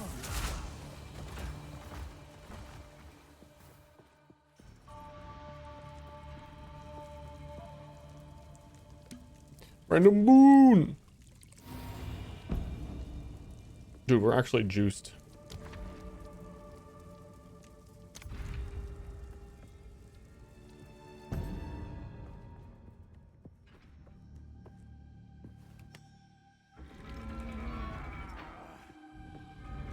If I was gonna do Merc, I was just gonna do rapid shot and then shoot grenades. I don't know what level you get rapid shot at, but it feels like you don't need too much else.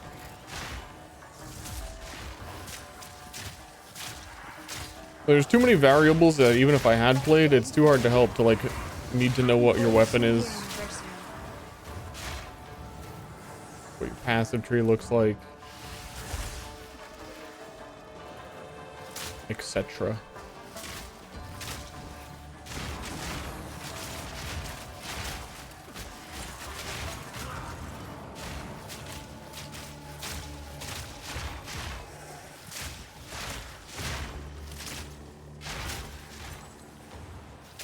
I have a crossbow.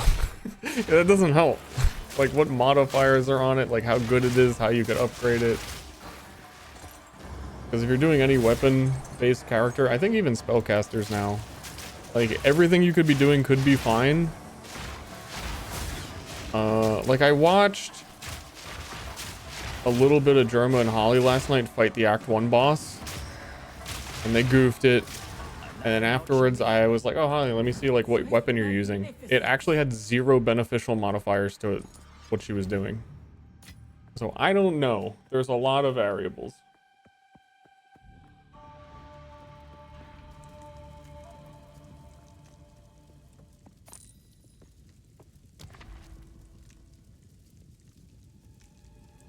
You used to be on Path of Exile 1, there's like a website thing where you can share your build and you could look at someone's like entire character and everything they have on it and their whole skill tree, and I don't think we have that yet for PoE 2. That's a fun thing for someone to like send you their like, oh, here's my character, I need help, and you look at it and it's like I love new player build reviews. I wish we could do it. I don't think you can make as many mistakes in PoE 2 though. I think there's just I think there's a knowledge gap, and even though most of the crafting is gambling, I have a very good understanding of like, you know, how to hedge your bets in the gambling and when to use the orbs and all that.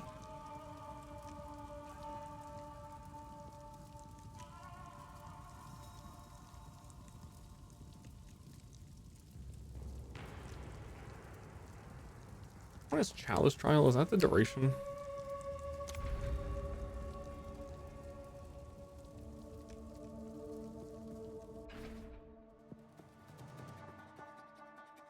Oh, okay. Chalice is kill rare monsters. This one's probably the worst one in terms of you're gonna take like damage. Because rare monsters with 2 mods are very scary.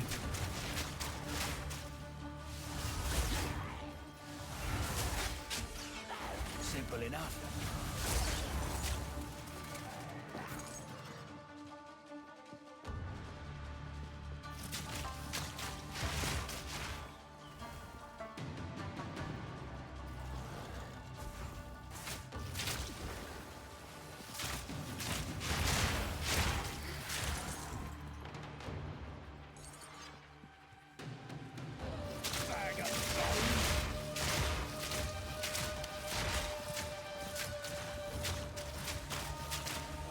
Apparently finding the last one is the hard part.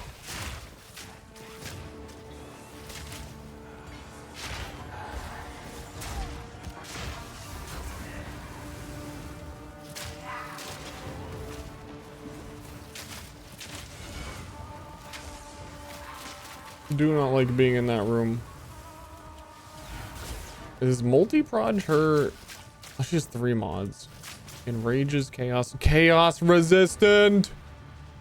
Multi-proj fucking bombs.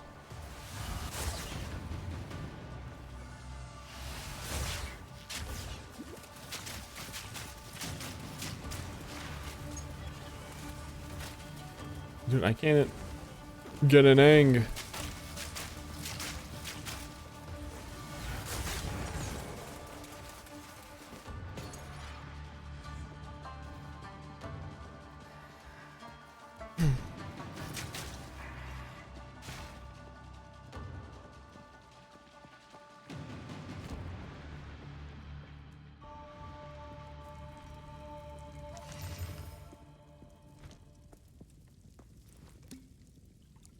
Okay, we are ready for the boss. I feel like that would have been so hard if I didn't get all those boons. Like, I'm doing 50% more damage.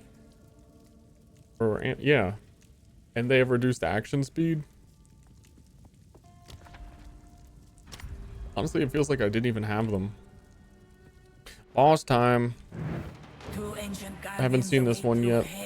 But also, it's just the PoE 1 floor 2 boss. So, I think I've seen this one before, but we'll see.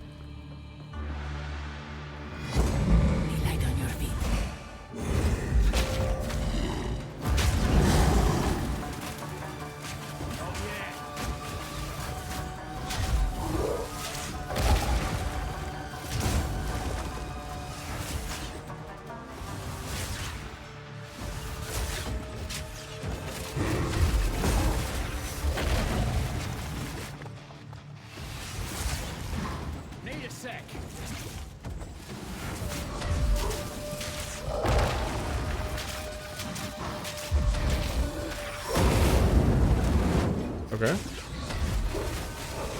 Yeah, that, look how much honor damage that did compared to the random 1-tap earlier.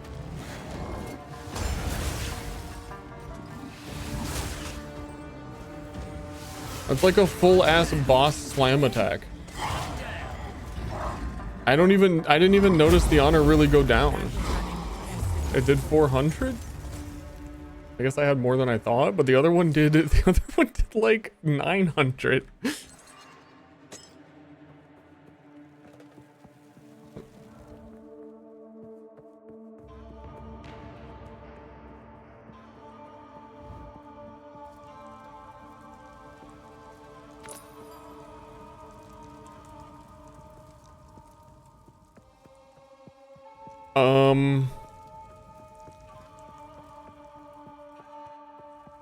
So about doing this to ascend. So about that.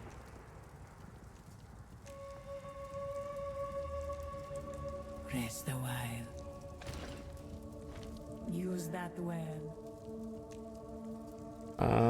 Well. At least we got some loot.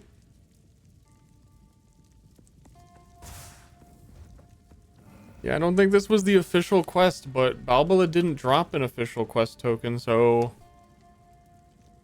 Like, this is a level 53 zone. It's what he dropped.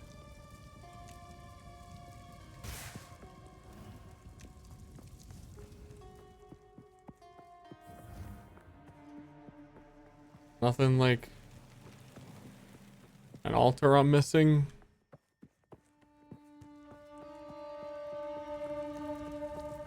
Counting me doing ultimatum for the second? Dude, I don't fucking know. This is like an entire, like, we're in Cruel. I would have assumed this is the next opportunity. So we're gonna get you to floor 3.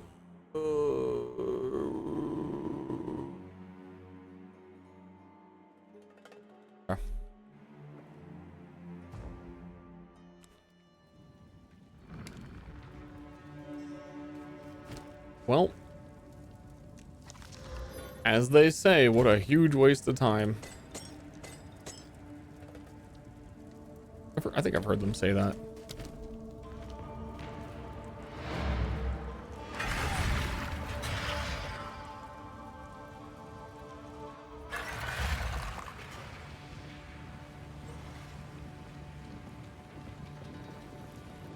Need something? Take your time. I shall put this to use.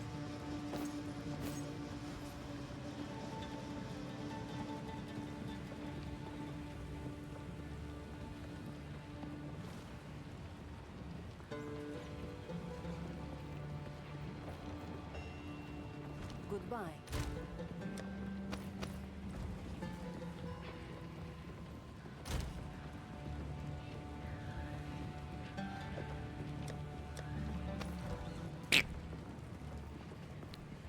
Dude, whose duck's quacking? Please shut it down.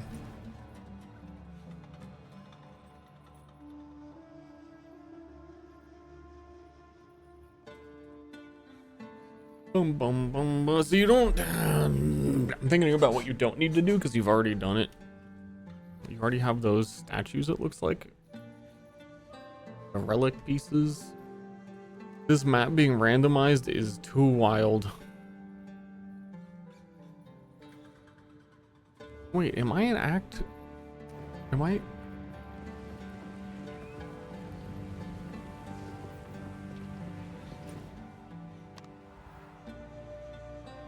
I'm in fake old act 2. Because I had to go there to go to the trial.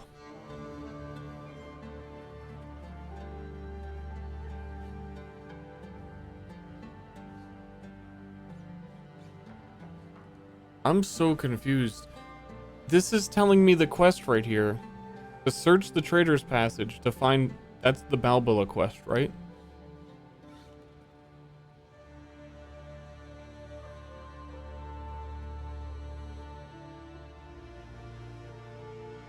I killed him. Okay.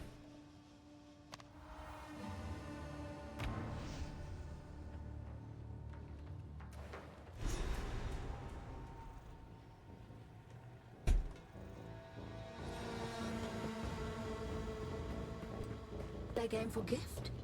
Suckers. Play game for pizza. feeling awfully pizza. Something about long-term Giga gaming that just says pizza to me. Well, well. I haven't had one in a long while.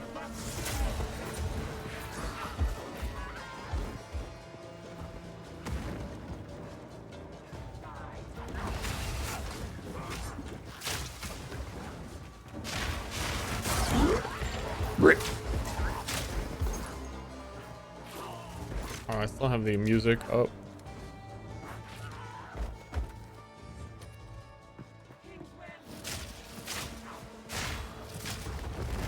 Continuing the Shama yeah, I guess. Some people really lose themselves. They get involved in drugs. But what if I just had pizza every day for the rest of my life? You never see anyone go into pizza rehab?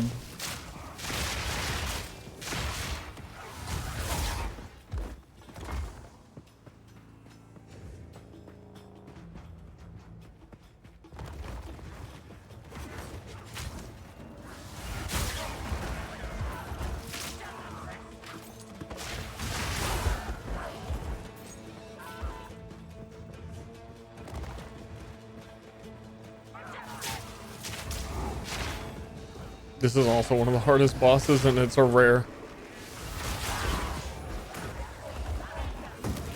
Oh, no, they're dying. They're an awful rare.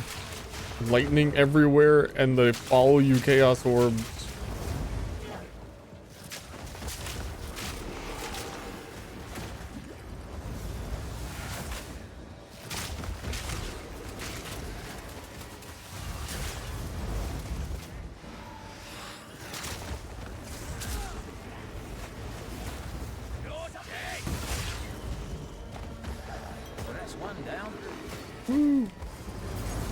Woo!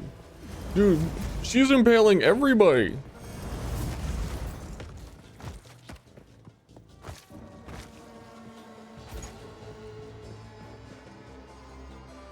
Should she just chill out? What do you think? Take the poll.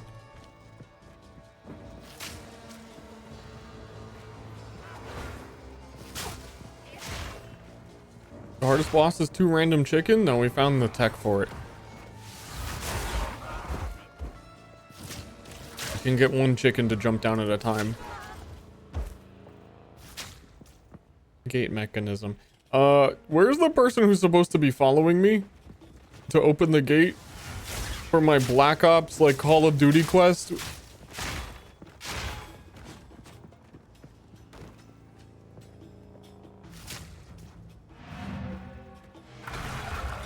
Can I cast Convocation and teleport her to me?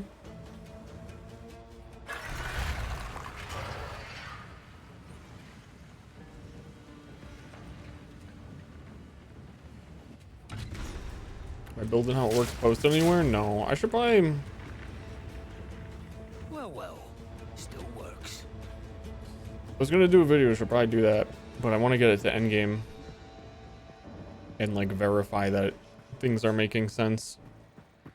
Certainly get the next ascendancy node. Okay, like, legitimately.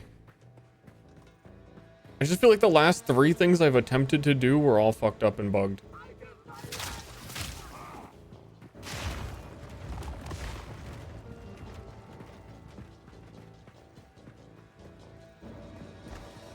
There she is.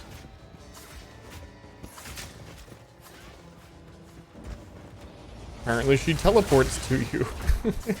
If you move too far. Yeah, I thought so.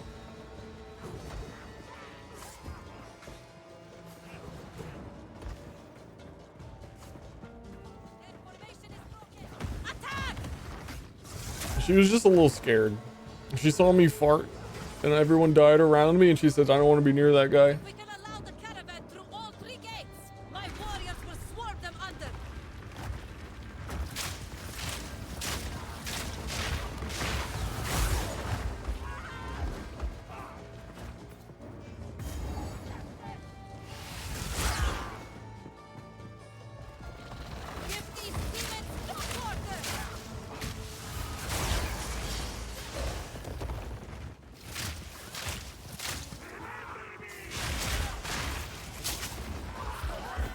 Wait, they're demons? That person has their caravan pulled by slaves, and she's calling these people demons? What did they do? Must be real bad.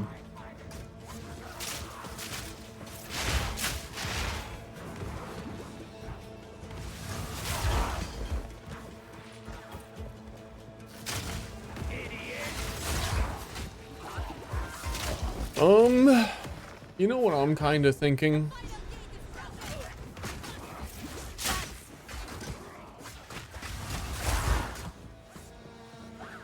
I'm gonna be so brave for saying this, but I think maybe I might do this boss and like eat and have like a normal human day where I catch up on life. We've already streamed 4 hours. It doesn't even feel like it. And complete cruel difficulty. And then like be an endgame for the next stream. No. Possible. Maybe. Oh, I know what it is. I just woke up and I started gaming. I did not take any caffeine.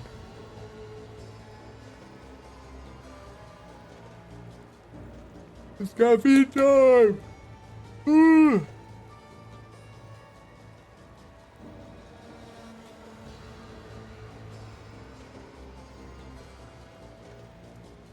Done.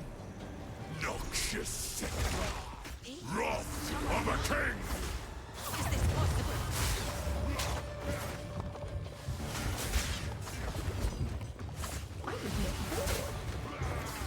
I shall dethrone you, Sigma, and leave you to the sand. I shall dethrone you, Sigma. And leave me to the sand.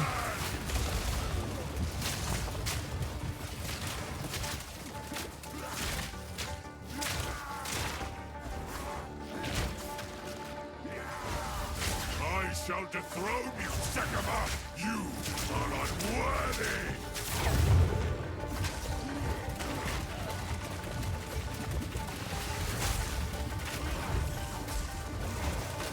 I shall dethrone you. I shall dethrone you, Sigma, and leave you to the sand. He really wants to dethrone me. And the Sigmas disgraced me. Brought to the sand. This time, we choose war.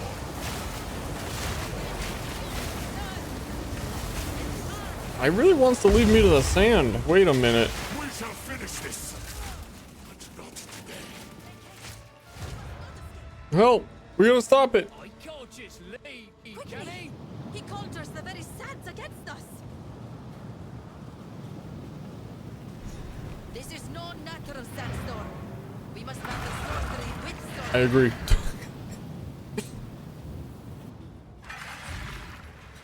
Poison card is like 5% as good as this. Get wrecked. Need something. Take your time. Oh.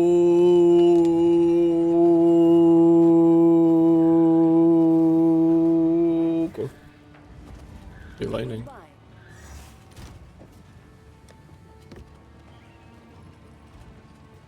El Bozo. That's what I'm saying.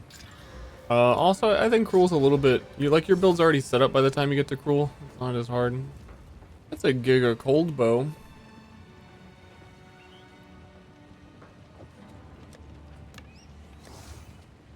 If I cared. If I cared! John, we would. I will tell your tale. Dropping ultimatums.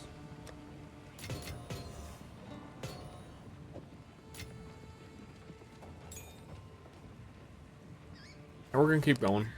I think it's we'll see how when caffeine kicks in, if we're more human than we've been.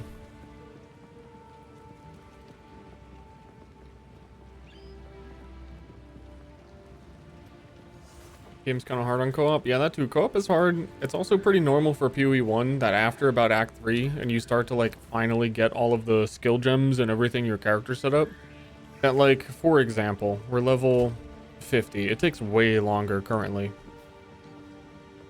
Oh, that's my first uncut 3. Cool. Didn't even notice. Like, we have most of our skills at this point.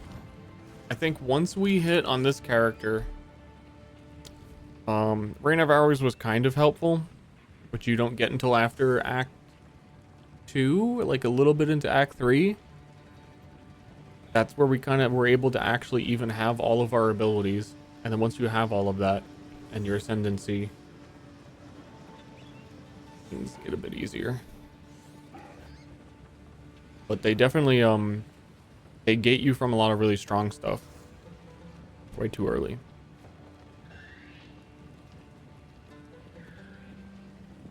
Let me look at... You're not getting Sunder until tier 9? The really... Sunder and Volcanic Fissure. It's like playing Warrior without either of those for a lot of builds is like... You're just doing Rolling Slam the whole game. Honestly, if you go through all of these, it's like you either went Earthquake or Rolling Slam. Earthquake seems rough. It is stronger, I think, for bosses and stuff, but it's just rough. And then everything else is like pure utility, unless you're going Ignite. Then you have to wait for Perfect Strike, which is kind of a build similar to what I'm doing, but for melee and Ignite instead of Poison. Which I don't know how I'd feel about that, considering, I don't know, you'd have to build pretty defensive. It seems really strong, though. I was very interested in trying it. Yeah, dude, this has fucking 800% attack damage?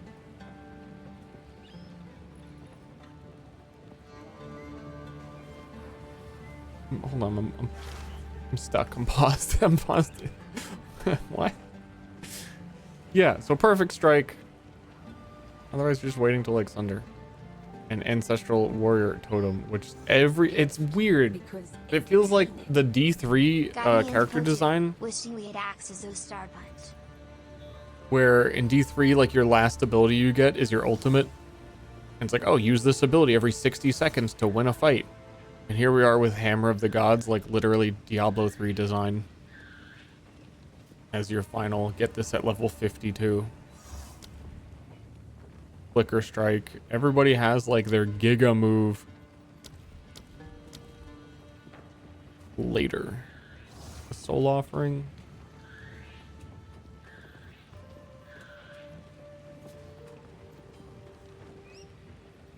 %, more spell damage from just having a minion. Soul Offering impales one of your skeletons to grant you a huge boost to spell damage. The buff only affects you, not your minions. Yeah, it's kind of crazy. I don't know how you could be a spellcaster and not just have a random skeleton to do that too.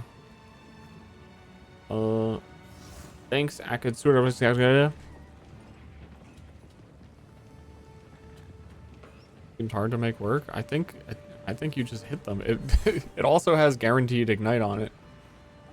Pretty sure you just hit them. I would go Titan and take the 50% bonus node, so that you could scale all of the ignite nodes on the tree. Because otherwise you can't really play an Ascendancy that has like ignite benefits unless you went Infernalist. And did the all damage can ignite, but it's pretty awkward considering... Oh, waking up still, Jesus. I think Infernalist could do it. But I also think Titan with the small node percentage thing could do it.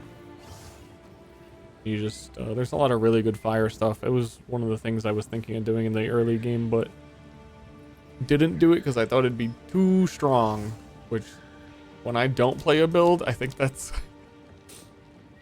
a bigger badge than the one that I'm actually playing. So what is Snipe's damage? Snipe's attack damage is 232%. But you're getting the bonus crit.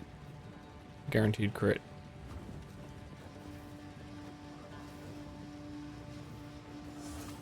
Whereas you could build into crit on the mace and perfect strike is 844% attack damage. Without the crit, it's like similar. And perfect strike uses 2 weapons and combines their damage, and you can get you can hold the 2 two-handed maces with Giant's Blood. I think perfect strike, especially now that I'm playing this build and I'm like channeling my shot in front of people in melee range anyway, perfect strike sounds like the better version of what I'm doing. Other than the fact that you wouldn't get Herald of Plague, so the spreading poison wouldn't really happen, and that's like super convenient for clear. And also you'd have to melee. But like I said, most of the time I feel like I'm meleeing anyway, and I think this... Wait, no. Ignite has the support gem for spreading flames. Yeah, I think it would just be better. I wouldn't have to manage frenzy charges. Feel God damn it. It just makes me want to play it. I see how fucking crazy it is. And I knew I wanted to do it. You look at what they're working with on the tree, because when I was thinking about this, we didn't have the full skill tree yet. Fire damage. It needs to be a good amount of fire damage magnitude. Ignite.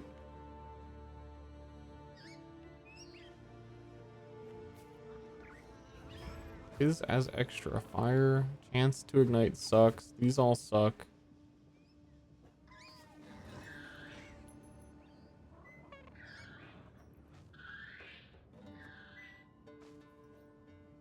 That one's okay. That sucks. That one's good. Need to search ignite actually. The big ignite node. Critical damage bonus against burning enemies. Refresh ignite on crit is a nice one, but it's a really low chance.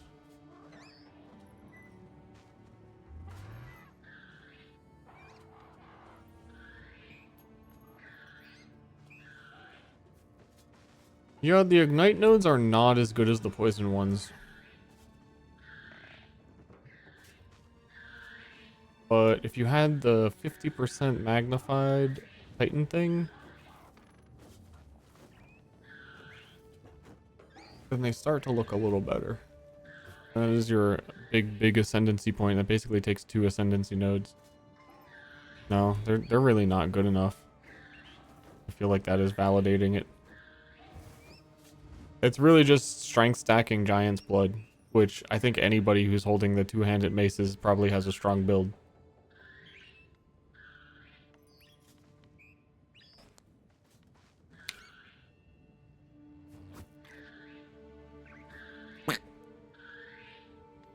What curse stuff do we have? Increase effect of curses. That's an AoE. Enemies you curse have -3 chaos resistance.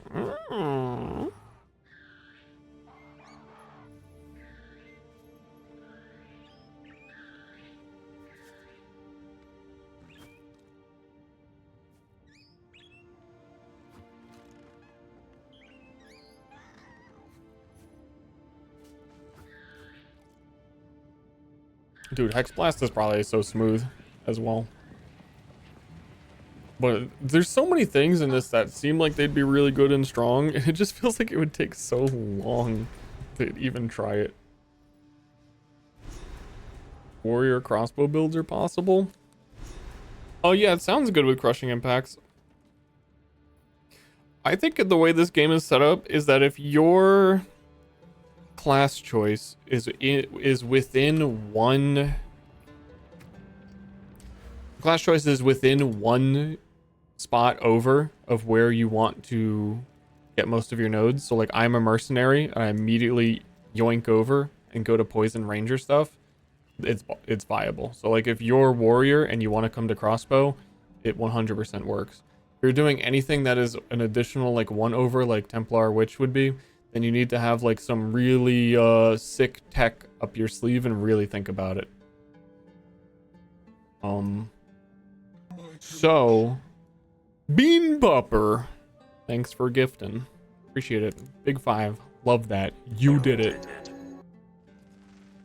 The other build I want to try, like maybe if I co-op with Kraken, this might be what I do. It kind of depends on what he's doing, but I want to do a Deadeye, which starts here in Ranger, and I want it to, it might be a Deadeye, I'd have to think about it, and do the Glacial Shards from Stabs, which is a spell, cold spell, and that is basically like 2 jumps away from all the spell damage and cold stuff. So I'd have to really think about it, but the thing that I think makes it work is when you have projectile damage, that counts spells. So you don't need to be shooting a bow to gain the benefit of projectile damage. So all of this, your projectiles pierce, it's a spell, it doesn't actually matter. That's what I mean, like, if you're not within two class spaces, then you probably need to think about it if there's a way you can make it work. And I think classically Deadeye can really make anything that's a projectile work just because they have all of the projectile nodes. Even this one, here's the sweet tech with the spell ranger. Heavy ammunition. Oh, ammunition, reduced attack speed, but your projectile damage is up. If you're casting a spell, you do not have reduced cast speed, but you still get 40% projectile damage and stun buildup, which I'm not sure if spells really get a lot of that, but they probably do. I think some of them do, actually. Like, no downside, huge node. Projectile damage. Like, there's no reason that wouldn't work down here. What are we, some kind of path?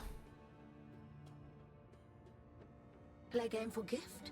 Yeah, I was saying earlier, I think Blood Mage needs jewels with bleed on them so that you can go for jewel sockets instead of traveling south all the way. It seems like a very hard character to make work at the moment. The big benefit is you can do like elemental damage stacks as a flat value much higher than physical damage will.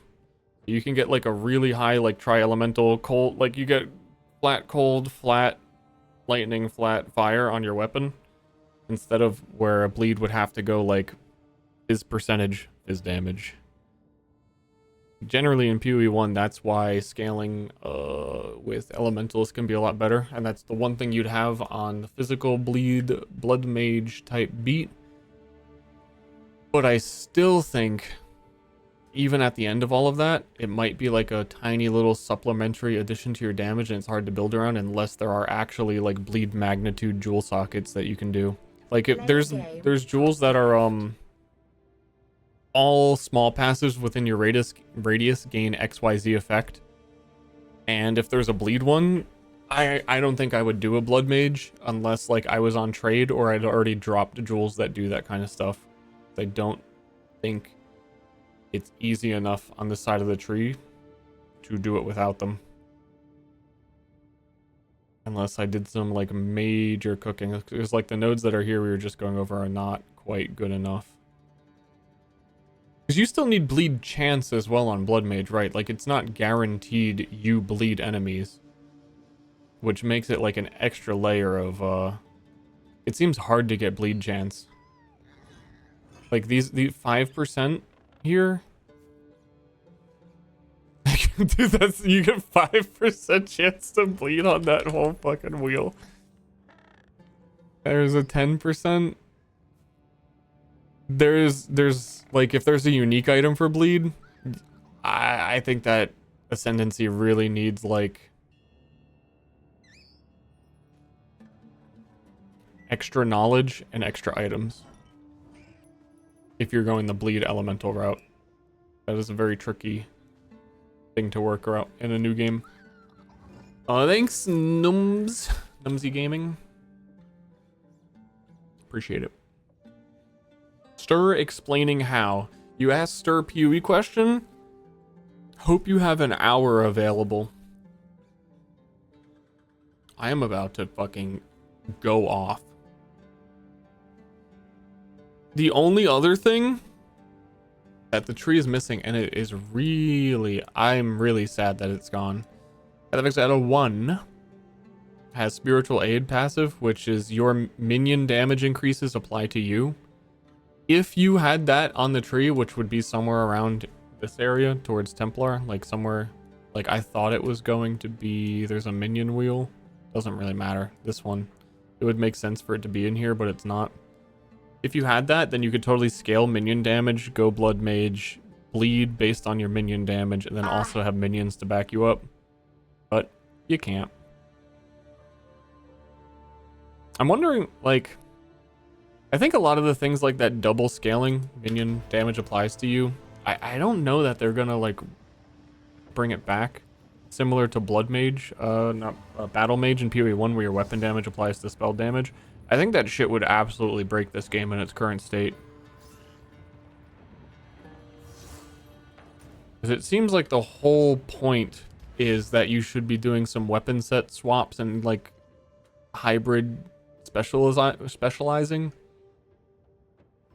But spiritual aid was a way to hybrid specialize without having to swap things. This tirade is so soothing. I guess while I'm on it, if you have like a question, I can. I have like fully planned out a build or two for pretty much every ascendancy before the game came out. But I think there's not too much stuff you can do right now. And sometimes I think I forget you weren't a PoE1 gamer. Some of this is the esoteric deep knowledge and it just sounds like very basic stuff to me.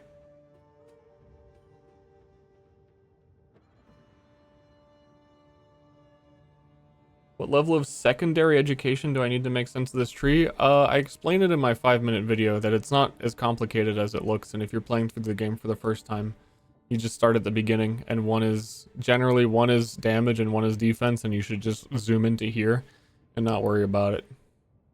If you're this class and you want damage, this is the damage path, and then you do it. And then when you zoom out and you're a cold monk, you type in cold, and then that's the cold one. I'll get that. Is there a way to preview the tree? You mean like if you don't have the game? Yeah, I can give you a link.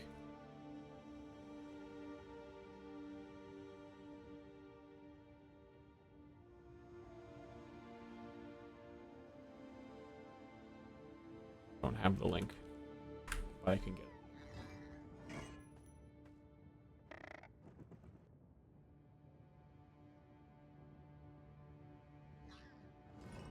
Acquiring.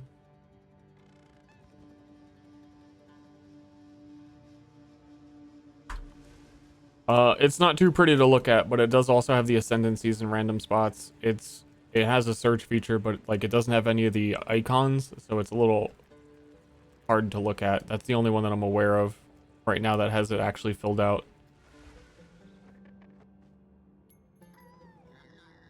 Is it simplified from PoE1? Massively. The game's way easier to understand. I wouldn't say the game's easier. Honestly, the game is way harder than PoE1, but it's easier to understand that it's hard. I was saying earlier, to repeat it, I think this is kind of the take.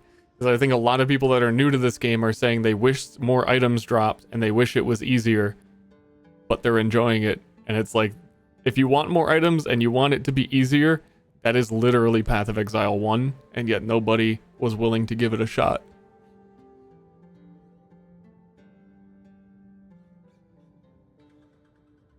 Just 10 years old, I guess. So it's got a little bit of crunch to it. A little crunky. Way to change ascendancy? No. You can respec the points within your ascendancy, but you can't change which one you are.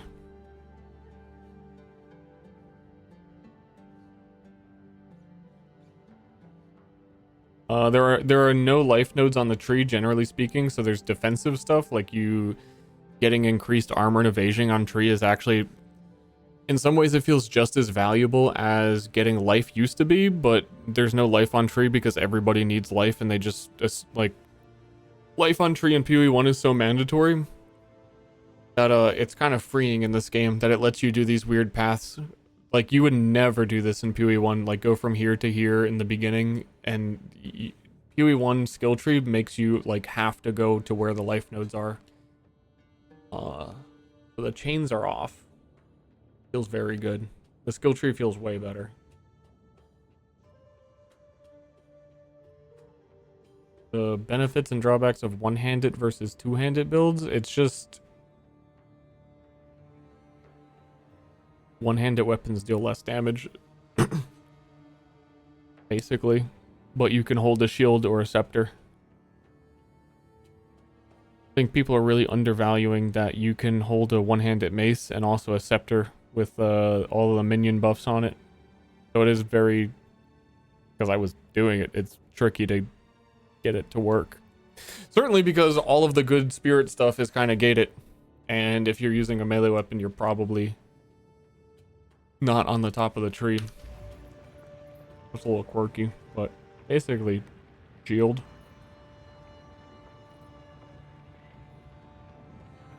Keystones you need to occasionally pick up the armor nodes. The way the pathing on the tree generally works is like, I'm poison.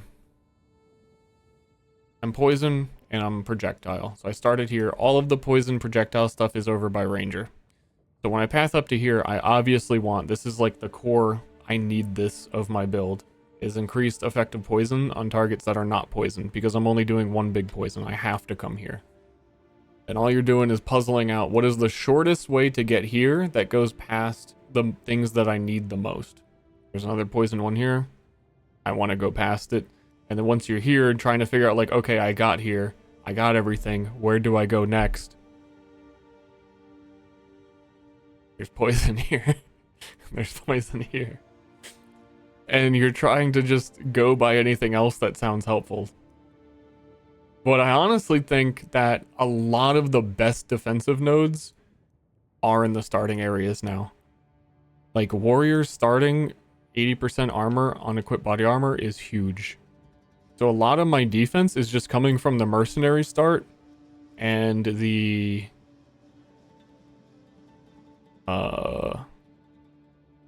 ranger start of this being like basically a 50% increased evasion node. So there's a whole bunch of like down here, there's some big evasion, and then there's like whole defensive wheels out there. I don't, if you're gaming and you're dodging, I haven't really needed to invest too much into defense other than in the starting area. So then everything else is just, I'm going to the poison and I am getting the poison. And then once I'm done getting the poison, I think I need to go get projectiles pierce. But like, yeah, the same thing I'm saying from the starting point. If you start in the beginning, just puzzle from where you are, not like, as you play through the game, it makes sense. But if you're like looking at it and you haven't played the build yet and you haven't like taken the time, because it's going to take you hours to get through Act 1, you have plenty of time to like gain an understanding of what your character's doing if you just look around the tree and what's near you. Is the poison shaped like a face? This guy? I think that's a potion. I don't know. Am I on cruel? Yeah, I'm on cruel. Cruel Act 2 at the moment. We took a break for an hour long explaining how. Oh, it's a skull. Oh, it's a skull. What is the weapon set points for? Weapon set points are tricky. I need to find a way to use them on this build. Because I think they're very strong. But I don't actually have 16 points to put in. I have 16 points that I could switch. Which would be... It would be 16 points that I could apply to this bow. And then when you weapon swap to whatever is in your second hand option, you would have a different set of skill points for those. So like, for example, if on my weapon swap I had a bow that was pure lightning damage, then I don't need to poison anymore. So all of these would unspec. And then I could put the points into all of these lightning ones. And then also benefit from lightning, which is a good thing because lightning makes enemies take increased damage. So if they're taking increased damage, they take increased poison damage. So I theoretically could, on this weapon, do a full snipe, poison them, then weapon swap to an increased shock effect setup to make them take more damage from the poison. But it's, I would mostly ignore it. Very few builds right now feel like they can take full advantage of it, and weapon swap speeds are kind of low. That only mercenary really gets these weapon swap nodes that make it feel like fluid to play. It's very hard to get a benefit. I think what this character kind of wants is a weapon swap to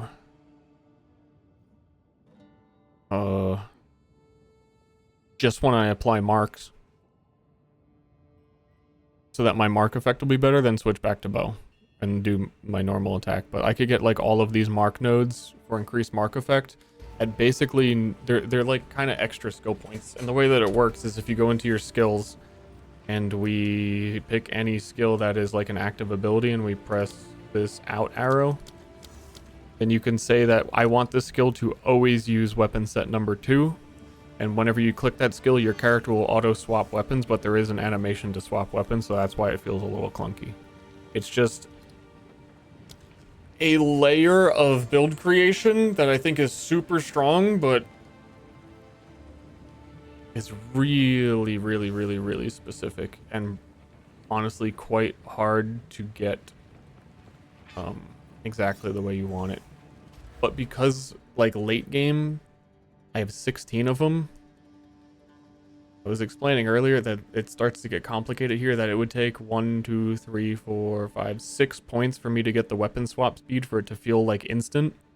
But because I spend those 6 points, I would essentially have 10 points of value if I'm benefiting from weapon swap. It's just that every character can't really benefit from the weapon swap.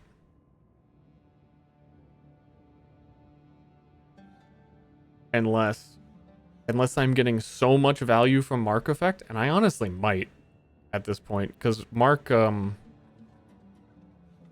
is super boosting my crit, and poison is based on how much damage I do, including the crit. UE2 skill tree preview is better than the one you linked.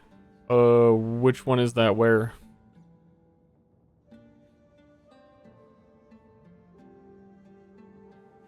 I'm in the game. That one? I thought that one had a whole bunch of like red nodes. Yeah, it's still like missing a bunch of stuff, and it looked like things were unaligned. Yeah, there's a whole bunch of nodes that aren't on there for me. Why I did not link it. Like totally goofed up for me. Thanks for explaining that. Not just for explaining it, I should act on the weapon swap thing on this character. Like, right, I should like figure it out for myself on how this character can use it right now. I think it actually would make me a lot stronger if I figured it out what I could use it for other than marks. Because we'd spend the 6 points to weapon swap, and we would essentially get, let's count them. We'd have, in that theory, 10 points. 1, 2, 3. Yeah, only it's 4. Like, not all of these are like mark effect. And then 5, 6, 7, 8, 9, 10. That's kind of defensive. Enemies, yeah, the blind ones don't matter. The good mark nodes are, I think, down here. I don't think I get enough out of mark effect to bother setting up a full switch.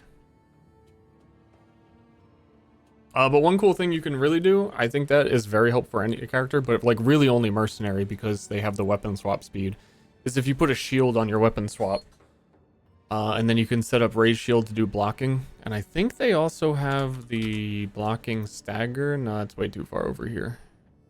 Warrior could probably make some good use out of it if they really wanted to. But having a shield seems to really help for quite a few bosses, just like skipping a mechanic. And then you could have your weapon set swap to like way more defensive stuff. So like when you switch to your shield and you hold it up, you also just like put a whole bunch of defensive nodes in, or even life regeneration. So you're holding your shield up and also regenning more. Like I think it's super powerful. It's just like quirked the fuck up on how to get it right. My whole build plan on the one before this was to do a bleeding concoction pathfinder, and I planned that one entirely around weapon swap, and I'm really sad that didn't pan out because bleeding concoction on pathfinder is bugged. And this use with weapon set checkbox here does not exist for it because it uses any weapon. Like it doesn't care what weapon you have. So I think for some reason, because it's like an innate skill that is always on your character and it doesn't care about your weapon type, it just wouldn't let you choose what weapon set it was. So whenever I'd press, I would have to like manually swap for every time I want to use bleeding concoction. And what I was going to do is just like, you would take the bleeding nodes. There's bleed nodes here. There's bleed nodes here. You would take them all on one weapon swap. And then I was even going to do snipe poison on Pathfinder so that one set would have poison and one set would have bleed, and you'd get to do both. But like, I just did not want to deal with the extra layer of clunkiness of specifically bleeding concoction not working, which is a classic how my PoE2 experience has gone of just like some minor thing that I find out later. Uses like a boss skill set. Yeah, there's a good example down here of like if you're fighting a boss. Here's one problem before I explain this. Well, no, I'll do this one first. That there's nodes down here specifically for fighting rare monsters and bosses, and increase culling strike threshold. So like if a boss is on low HP, I think there's some low life. If you're getting a boss to low life, you have this whole wheel here. Increased damage, 60% increased damage against enemies on low life. So yeah, like, yeah, if you're on a boss and you're conveniently near these nodes already anyway, weapon swap, big old bonus damage to boss, big old bonus damage to enemies on low life, culling strike threshold.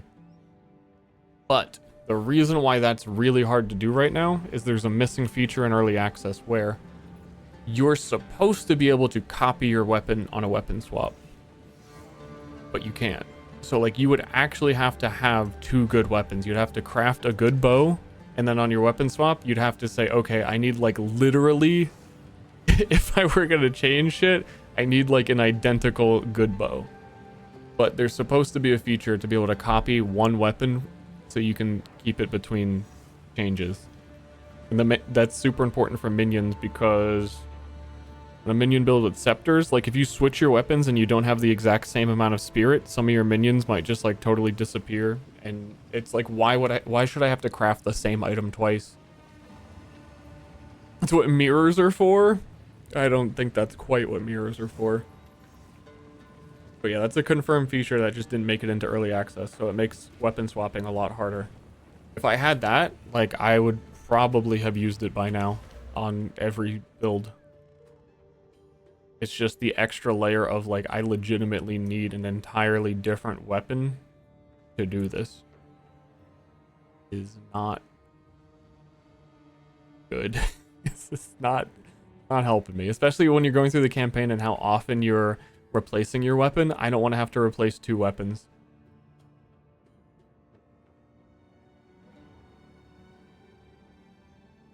But I think, okay, so there's probably wands with plus to chaos skills. Am I right in this? Oh, that's another hard part. Gemling doesn't get actual bonus stats for equipping weapons, but like again, theoretically, what's so cool about this system is like how many choices you really have, and like I'm just going down the list of things that you could do. But at the same time, I haven't done any of them because it's so hard right now. That I want to be casting a Despair Curse later, once we get this Ascendancy node, which lets me equip Despair, even though it costs like 100 intelligence to equip. You can kind of cross-class a lot easier on Gemling Merc.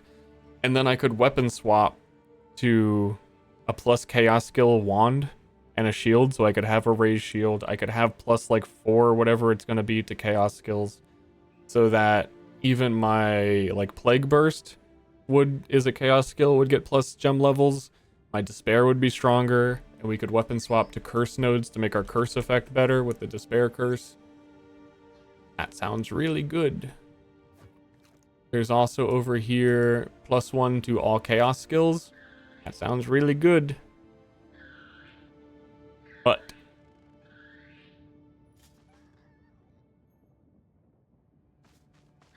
I don't think I would be able to equip a wand because I don't have the intelligence.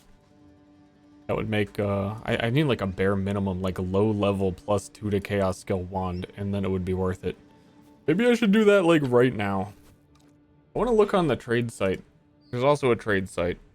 Don't. This is another fucking rabbit hole. Chat.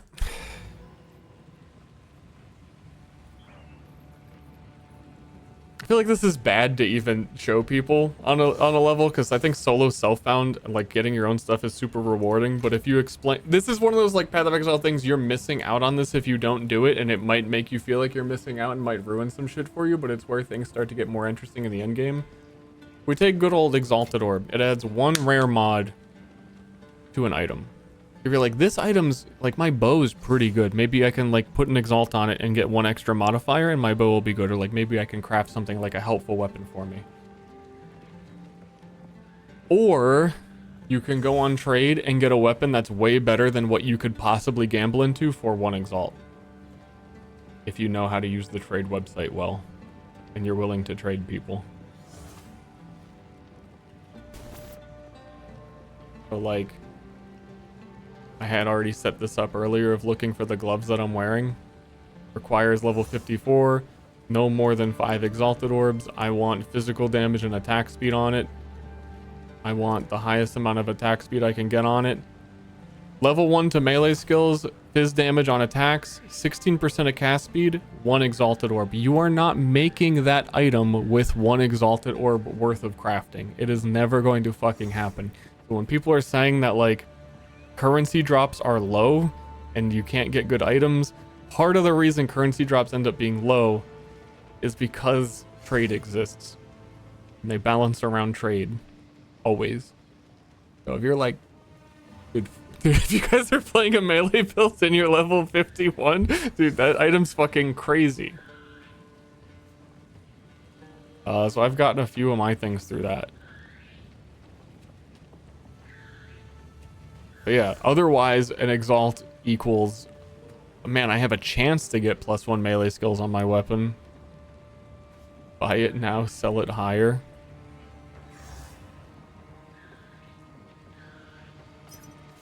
That is literally, that is, now we're Path of Exiling. I didn't want to do too much trade stuff early on in League. I'm generally doing like solo self-found to see the progression, but it is genuinely a big part of the game if you're playing on trade.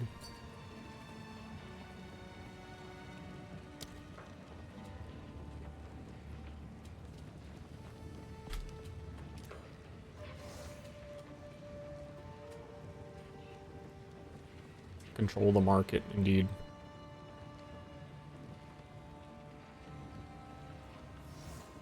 Wouldn't that person know it's worth more than that? Okay, so let's say I just did a map in endgame and I dropped a bunch of gear.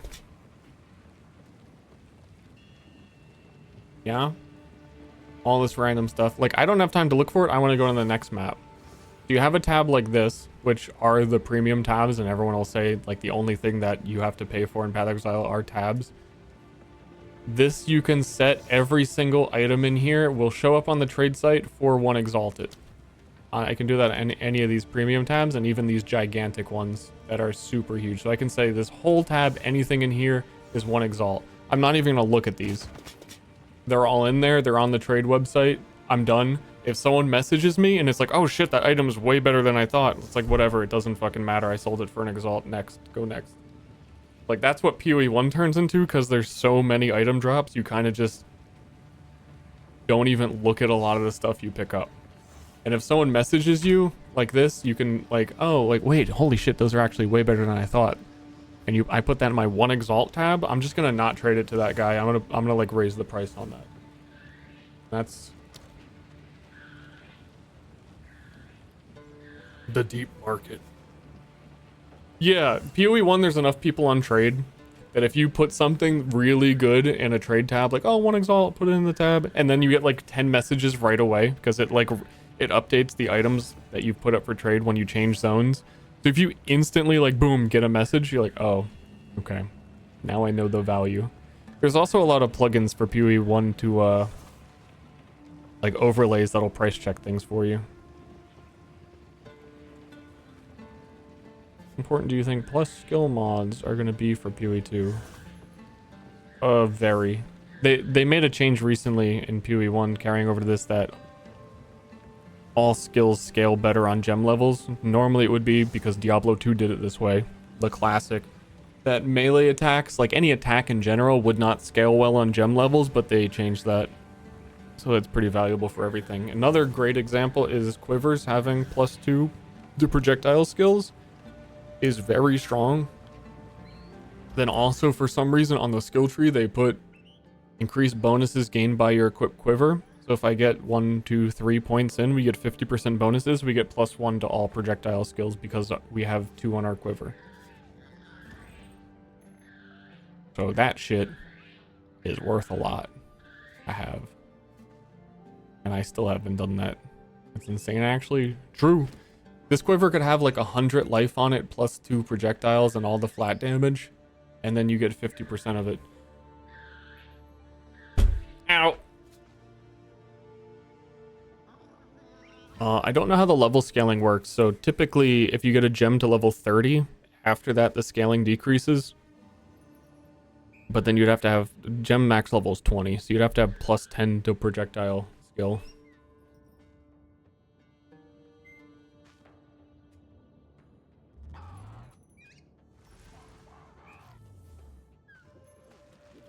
+3 to minion. Yeah, while leveling plus gems is super powerful because you're expected to be at a gem of your level. That's your damage. So if you go over that, it's huge. And especially for minions, because minions gain life and damage per gem level. Like the best thing you can do for minions is always to get skill levels. So anything that is towards Gem Cutter 3. We had actually just found one. Gem Cutter 3 lets you get +1 to like minion skills. And I was pretty interested in Sniper because Sniper has every fucking tag. Skeletal Sniper is physical, poison, fire. You can do on a Sniper +1 to fire skill, +1 to physical, +1 to minion. And get 3 levels on them. And I feel like that would have to be better than most other gems. But we don't have too much information on the minion scaling, but that is like 95% probably one of the better options. You know what gear pieces it and roll on.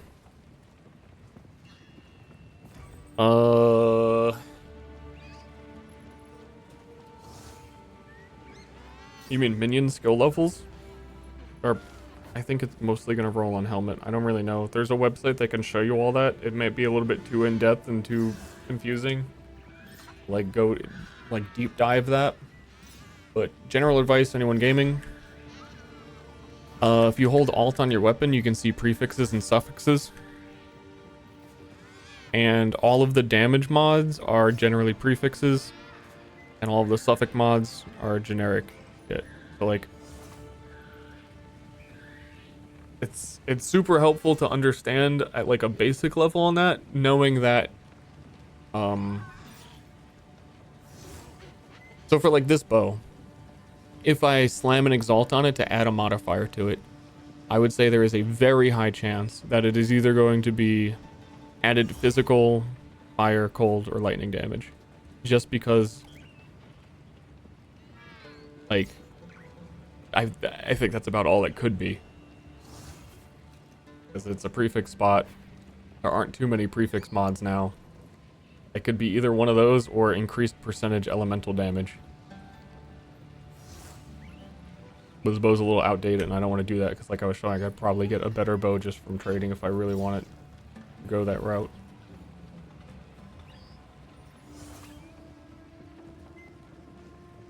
accurate the DPS counter is in this game. Went up around 20 to 30 DPS. Yeah. It depends on how many other multipliers you already have. Those plus gem levels are going to give you flat damage.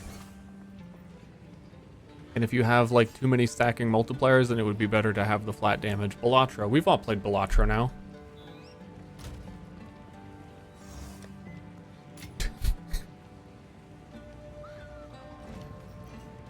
It's just, yeah, it's like fucking action Bellatro.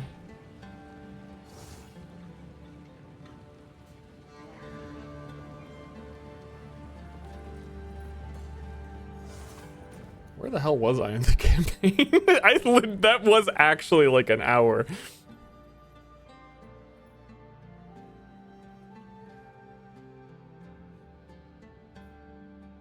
Nice.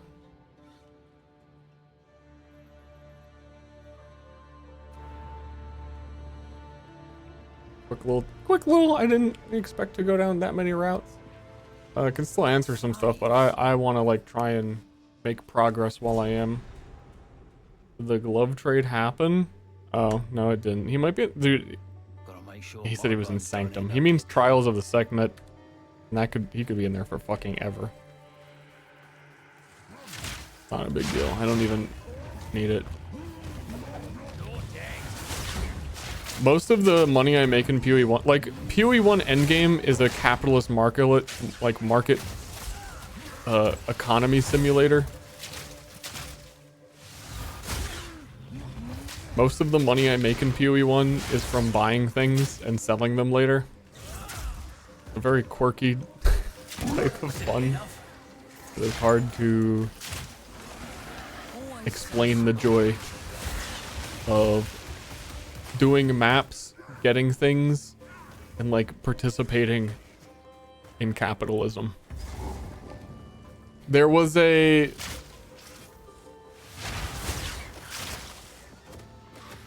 might make it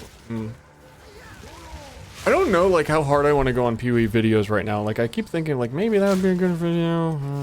But I almost feel like the way I'm telling people that maybe they should wait until end of early access, I almost feel like I should to get crazy in depth with whatever. I was gonna say that in terms of the trade economy stuff, like if you were talking about trade economy, they're like there is no trade economy right now in PoE 2, so it'd be weird to talk about. But there's a community event league in PoE 1 where like teams of players are all trying to like get points together, so you'll be on a team of like 200 other people that are all like collectively trying to like work towards goals. And the trade website, you can search for items that are from that team and people will just give it to you because you're all like trying to beat the other teams. Which I call the it's like Path of Exile socialism mode, communism, where there's no longer a trade economy. It's like you'll get to maps and you'll search trade and it's like, oh, this guy has a 6-link armor. Hey dude, can I get that? And they'll, okay, they just give it to you because you're on the same team. I got so fucking bored in that league so quickly. The moment I get like someone gave me a 6-link, I was like, there's no fucking point to any of this. It turns out I love capitalism and it's boring if it's not there. Who knew? Like ruined the game for me. It's getting rather ugly around here. Smells like necromancy.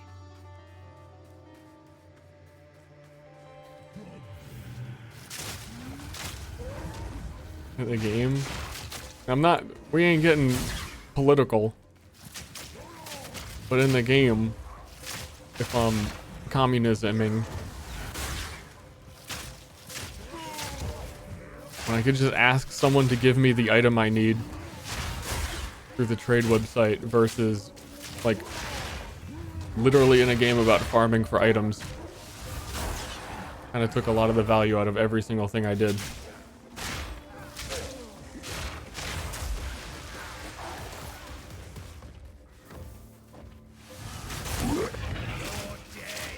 Then it is a little bit more about like getting to endgame stuff as quickly as you possibly can. It just feels weird. Like, there's some players that are like the known PoE gamers, and they just get handed like every single piece of good gear.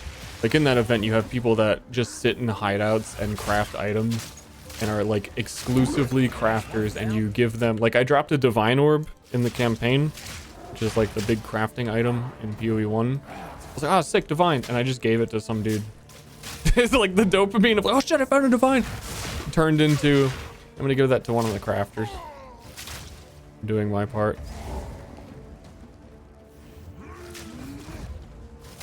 Overlay still on? Fuck, dude, sorry. Fuck, dude.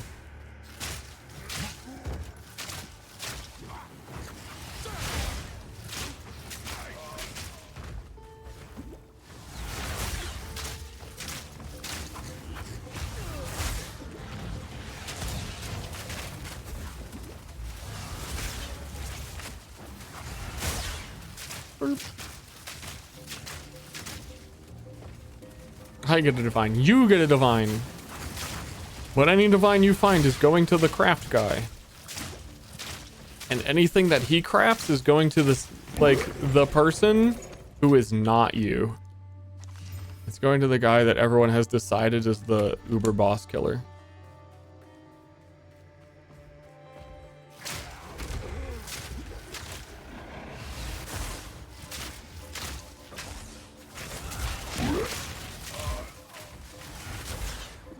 And the rich get richer.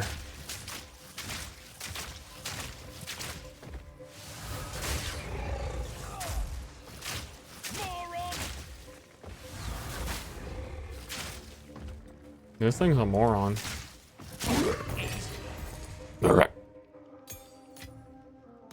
Being short bow. Oh, I probably can get a way better bow at this point. Seen some crazy rolled ones already.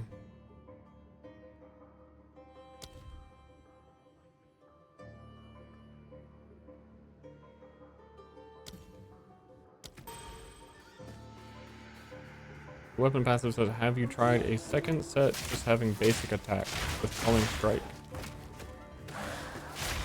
I haven't. I had many times considered putting, and I think I did on one character, putting Killing Palm in a weapon set swap. And if you get to the point where you have skill gems level 3, you can have Culling Strike. Well, Killing Palm already has Culling Strike on it. And you can get Behead because it's a strike skill, which takes a rare modifier. And like Siphoning Strike to give you HP regen when you Culling Strike. I think that's like a bare minimum, really easy thing you can do. Speaking of, oh yeah, dude, that I got totally distracted on the whole tangent that we had found a tier 3 support gem. Thanks for reminding me by getting another one.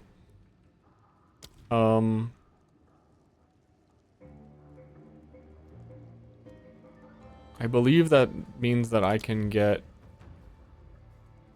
I just realized this was here, by the way. I know you can look at all gems. I didn't realize you can uncheck show recommended in the bottom left, and it will show you all of the ones that actually work with this skill, which is really important because these like persistent buff ones do not follow the rules of shit. You like, this says like, oh, it's a skill that hits and deals poison damage. Can I put poison support gems in it for hits?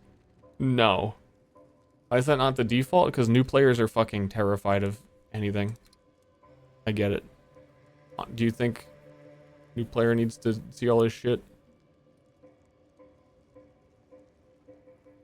Because a lot of these don't, like, you can, it works, like 200% more stun threshold when I use Plague Bearer. Should you do that? Very unlikely. Yeah, recommended system is really actually very good. It actually recommends things that you should be doing on like if you're being super optimal and you're like, oh, you don't look at the recommended, like this actual good one is here. I haven't seen that be the case anywhere. All the recommendeds are actually like what you should be using. Expanse is cool. Oh, we're doing tier 3. Astral Projector is cool. That is a support gem now. There's a whole unique ring in PoE 1 where you get to cast Nova skills anywhere, but this is already big enough. That's the big one. +1 support at Chaos skills. I think is what I'm putting on it. I don't know why that wasn't recommended to be. That might be the first time actually is why I went on this tangent at all, is because it wasn't showing that. Oh, it's a fizz skill too. Well. Looky what we have here. Oh, snipe is a fizz skill. I don't, snipe is not scaling enough, but Plague Bearer increases the amount of poison it stores. Skill levels on this is massive. So we can store an additional 500 poison. That is like a 25% damage increase.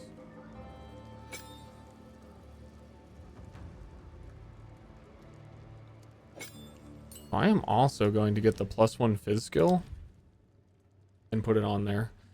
First, I'm going to check that there's not like a ridiculous snipe thing that I can do at tier 3. I haven't read through a lot of the tier 3 supports. More chance to inflict ailments. Meh. More maximum physical damage is very good. Because the higher max physical damage you roll, the better the poison will be. Oh, this one. We always crit with snipe. We will get the physical. We'll get the extra levels later. Super critical, cannot wait. Snipe always crits on a perfect charge. Yeah, that's fat. It's just an extra like 100% crit damage. On top of this thing already having 235%. You get a big crit. Big crit is big poison. It's huge. Gotta be hitting those perfect snipes, dude. I don't even poison if I don't perfect snipe like 99% of the time. So yeah, gotta be doing it.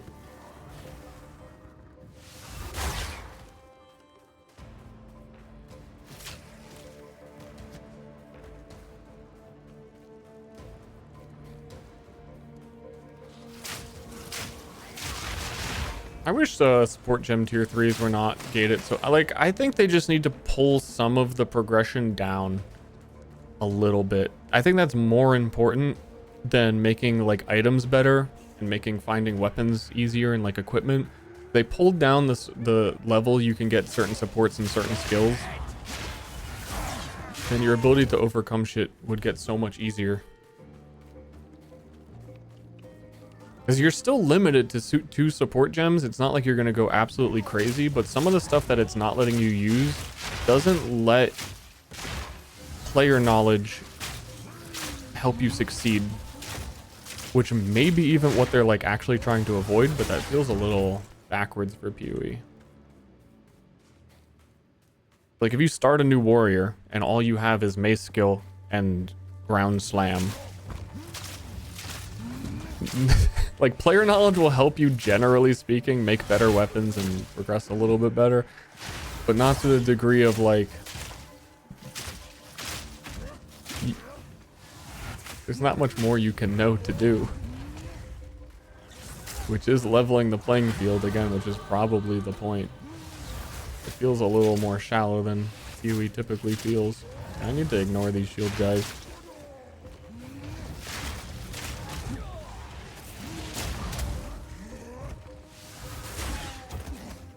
My poison damage on snipe is crazy now. I can't wait to see what it's going to do on the boss with the super critical.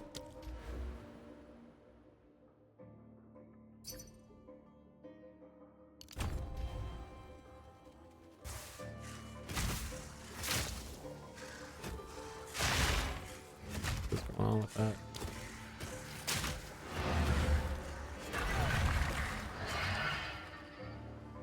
Knowledge does, I mean, knowledge still does equal power, just way less than it used to. Knowledge in PoE 1 is like, it is overpowered.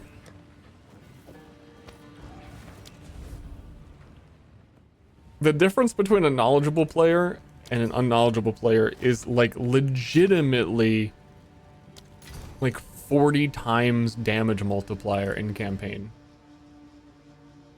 That's why a lot of people don't want to try it, because they feel like they're missing out on 10 years of knowledge.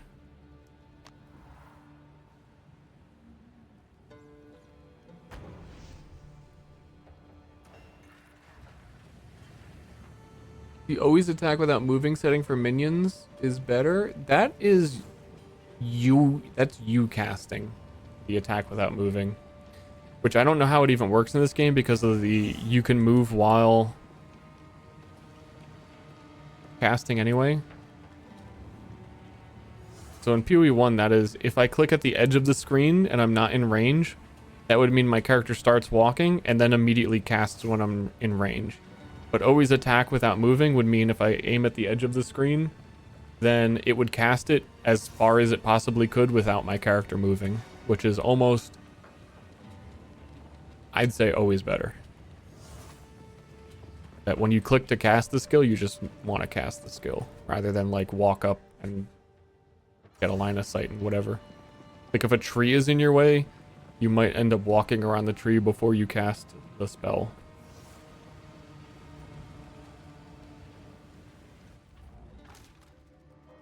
Heard the tip about socket shards? I mean, I guess that's a tip. I feel like that's the whole mechanic. I feel like you get a tutorial to do that. But yeah. You can also buy things with sockets from vendors if you have a lot of gold. Like if I went back to Act 1 and the equipment was cheaper in the shop because it's Act 1 and they were selling socketed items, you can just buy them and disenchant them for the sockets.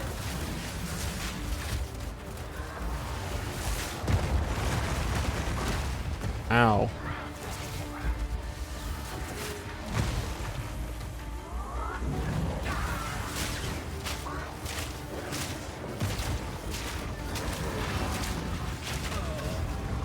My head said it's time to lock in. I want to see my damage.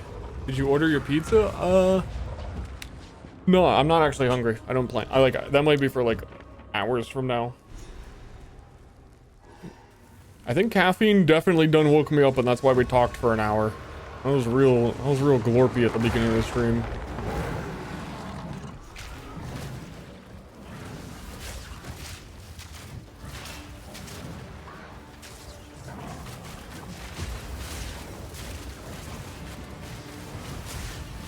Dude, the damage! The damage on me also. Look at this health still going down. That is the difference in the damage. Again, what I'm talking about being gate kept. The difference in the damage is I dropped my first uncut support gem.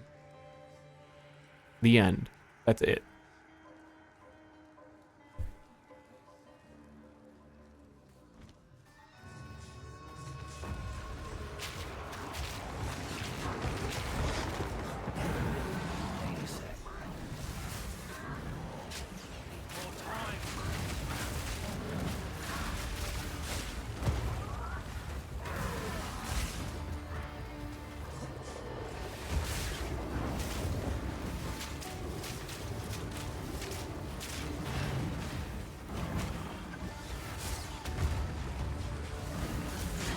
Here comes the big shot.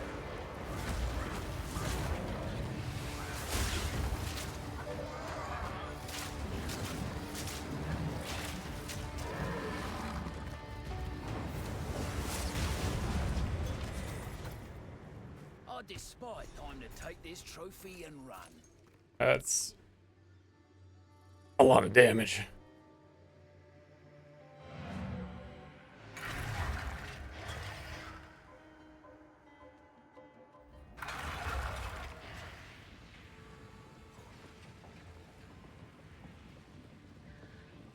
The? Do not wander. 13. Oh, spirit gem. Dude, Plague Bearer levels are so good. Why is that showing from 11 to 13 is 2,000? Wasn't that the exact amount I was getting from going up one level? Oh, it is showing. It is actually showing one level, even though it's 11. Yeah, look, it says 11 to 13, but the skill gem is showing 12 to 13. I think it's discounting that I have +1 to chaos spells on it in that menu, but also it's not. the same time. Apparently I have 39 spirit as well. Leveling up Herald of Plague makes our poison prolif bigger by 0.1.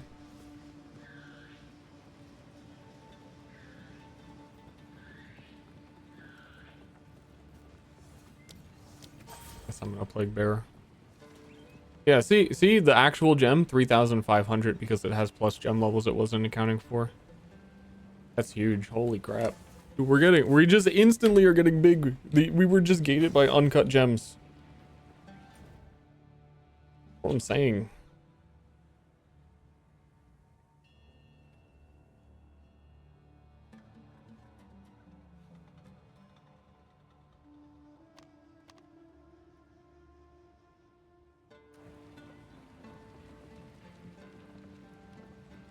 I want to go shoot the next boss and see their health vanish.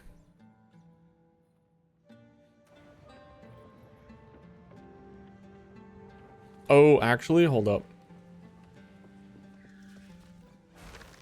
I think I missed it. There is a, in that Mastodon area.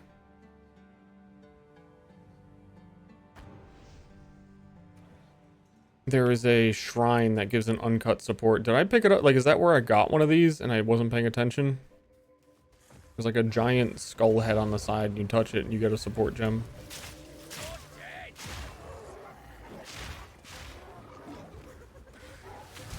I don't think I did.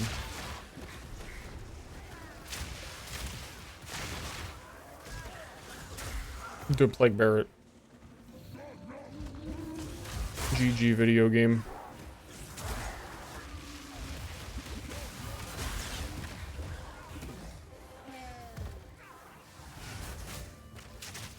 One down. Who's next?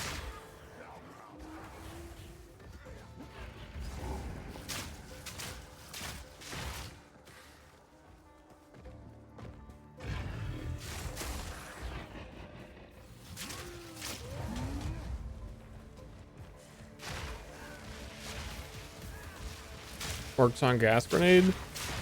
Plague Bearer just stores the amount of expected, like if you poison someone for 100 damage, even before the 100 damage ticks, you get like 100 worth of value of poison that you can re-explode out later. But because we have so, like, I'm at 0% now, 74% from one shot because my snipe is applying such a high amount. So it kind of just takes like your total poison value and puts out. But just in showing that if one of my snipes does a ton of poison and filling up my current plague value only puts it to 75%, I guess in theory, my full 100% plague burst is more damage than a snipe. That's a lot of fucking poison, but you really need the gem levels on it. Which is why I was saying a weapon swap to a wand that has chaos skill levels could actually be like the biggest thing for me. But I'm not sure that I can assign Plague Bearer to a weapon swap because it's a persistent buff. I need to check that. And also Gemling is giving me increased amount on the Plague Bearer, so it's better than it would be otherwise.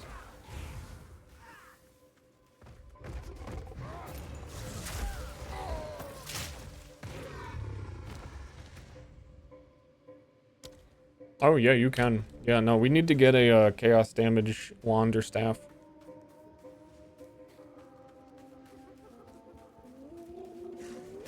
What am I farming? I am farming beating cruel difficulty.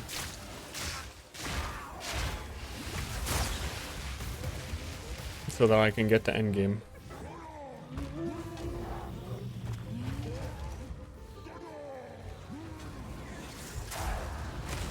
I think, I want to get the build to like level 80, and then I can consider if I wanted to make the, hey, this was my first real character in PoE 2 video. Because I think a lot of people are coming in that do not understand the concept of why Gemling poison is legit. I think it's just quirky enough to be a different boy. A little under the radar.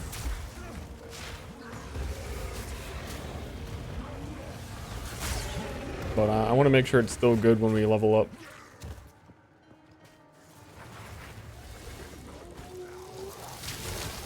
Yeah, I think that shrine might even be the previous area.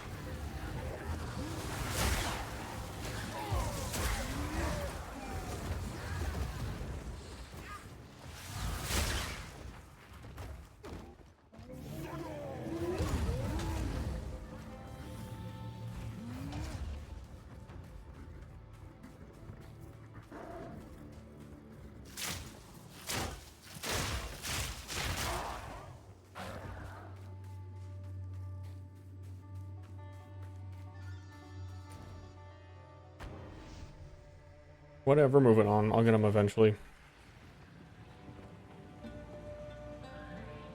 Cast the poison over after swapping to the staff? Yeah. And ideally would also cast Despair Curse when I weapon swap to the other thing.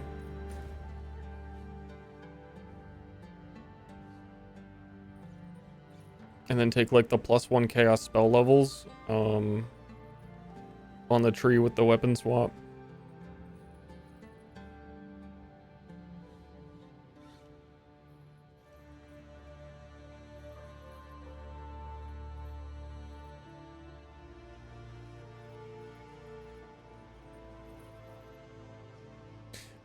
There's one problem with that. If the Plague Bearer were plus gem levels only on weapon swap, then it's not gaining the maximum plague value from my main attack.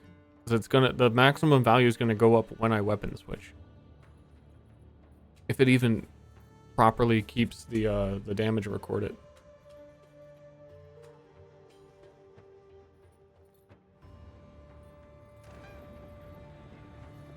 It still would help for Despair, but I think that is actually, yeah, I was wrong, and it wouldn't really work.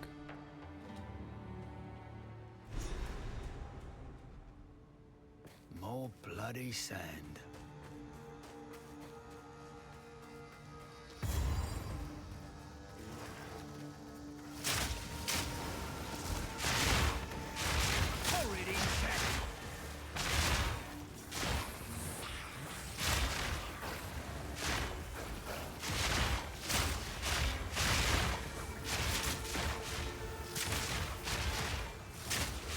I'm killing a lot of things with just like normal shot.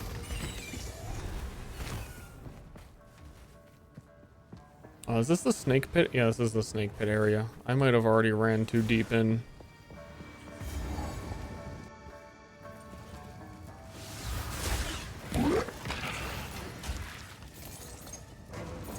Rip.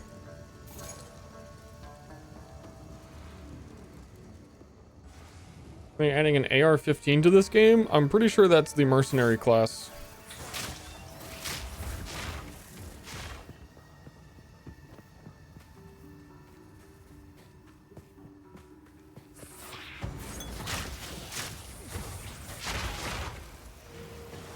But yeah, cosmetic for crossbows when and turn it into an AK.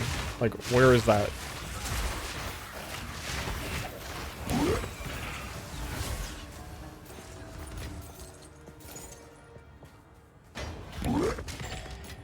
Dude, we're getting a lot of rips. Damage with bow skills. Oh shit, you can get damage with bow skills, attack speed, and plus projectile. Holy shit. Like scaling the quiver percentage on like an actual... Which hold on. Investigating time.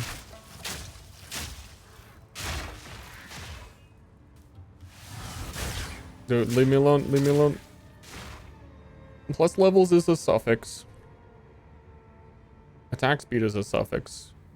So yeah, you could have +2 to jump to projectile skills, attack speed, increased damage with bow skills, flat fizz,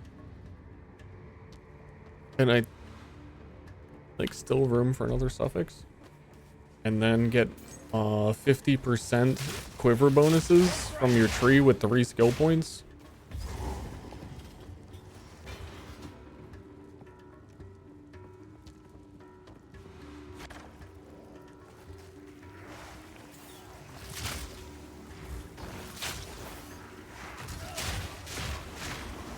tier 13 gem. Yeah, sorry, you gotta wait to play with the skill that looks fun.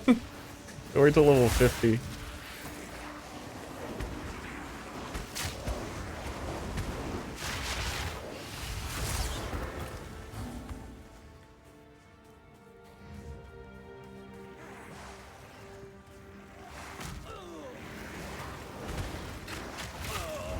I got stunned. He hit me with the stun.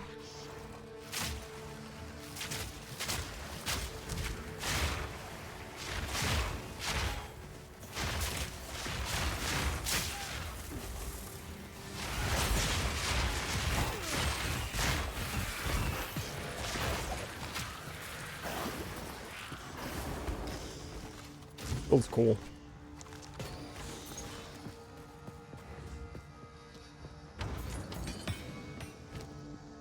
Ruby! Life regeneration rate, global damage, bleeding duration. Global fizz bleeding person. I like that. I'm just gonna use it for now because it has physical damage on it. People play this in hardcore mode? Yeah, but a lot of the people who normally play hardcore are trying to learn the game a little bit more first because it's pretty punishing to not know boss mechanics.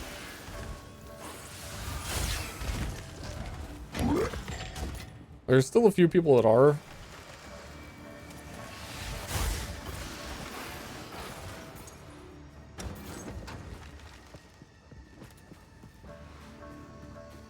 I think you're gonna see a lot more in like a week.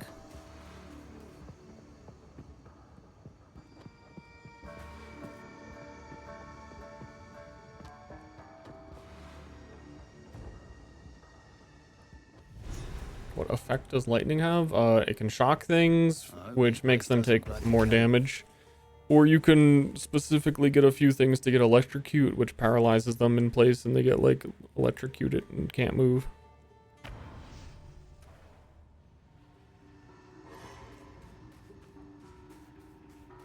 Are the builds different than regular mode?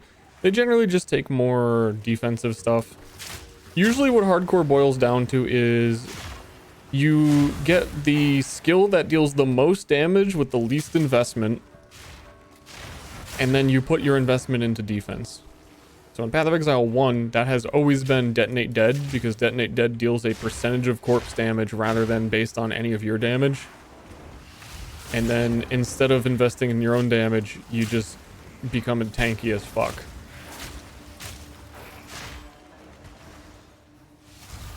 In this, I don't know what people are gonna do, but it looks to me like Warrior is Warrior has some insanely beefy nodes, like 15% max HP alone on Titan should put you out of the like one-shot range through the entire campaign.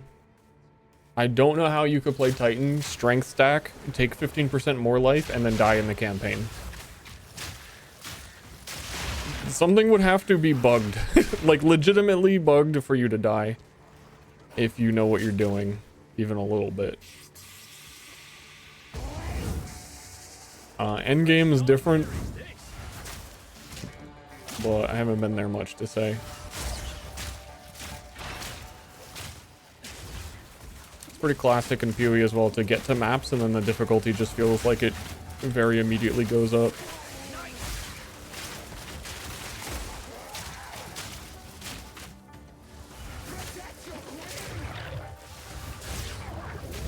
Or like random rare monsters are suddenly very, very, very scary.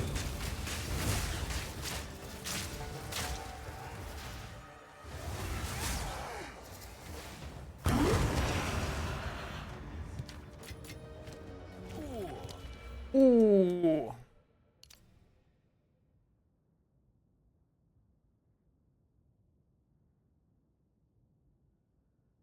I need to really think if I actually need that.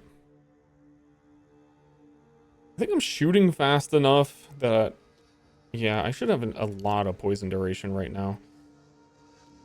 Is there a way that I can, like on my gem, is it showing me poison duration?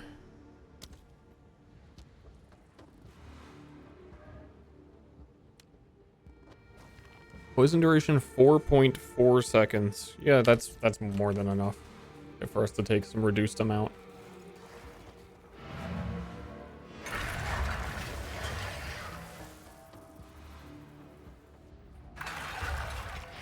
Change it so you can't pause as a hardcore. I think some of the hardcore gamers were talking about some changes they want to see.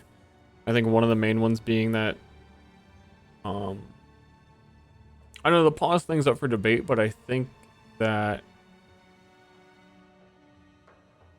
I don't know, wait, hold on. I think I'm crazy. Am I wrong, or can you just not, you can't leave a boss fight? Like, if you enter a boss arena and you exit the game, do you stay paused there? And I think the answer is yes. Doesn't respawn at checkpoint? That, I didn't even know that that shit was in the game. I imagine that's turned off in hardcore. You can respawn at checkpoint. And then maybe that's what I'm thinking of, that if you like, boom, I'm in a boss fight, I'm out. Should not be in hardcore.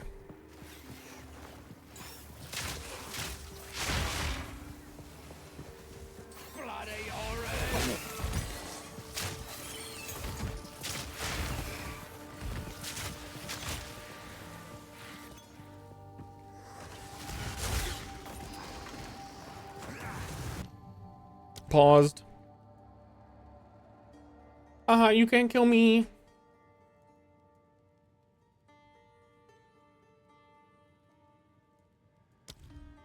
I think I'm gonna save this gem because literally, speaking of pausing, I didn't think he was gonna do that much damage. I didn't even know I was inside of like the fire already. Honestly, on that one, I feel like if I wasn't paused, I wouldn't have died.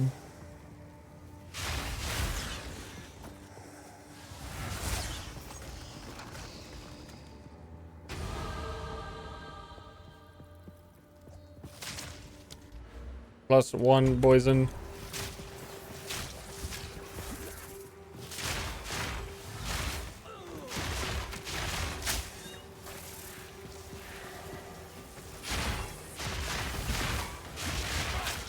Things here are suddenly painful.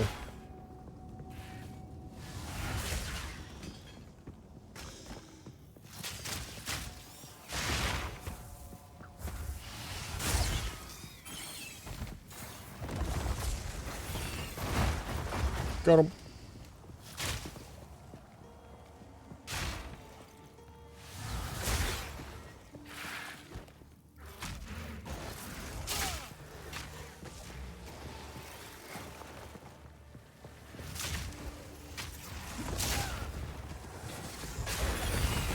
Got him.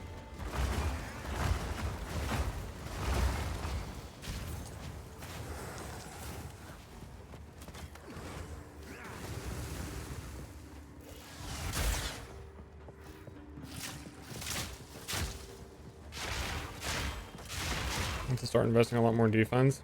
I think now that I have all the poison stuff that I want, I can also do that. I'm near a couple of like really huge evasion nodes. Evasion 65% chance.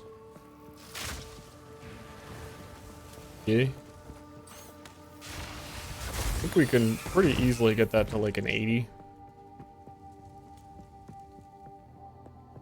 The bandit venom choices, they're fine. I like them. I just wish there were more quests like that.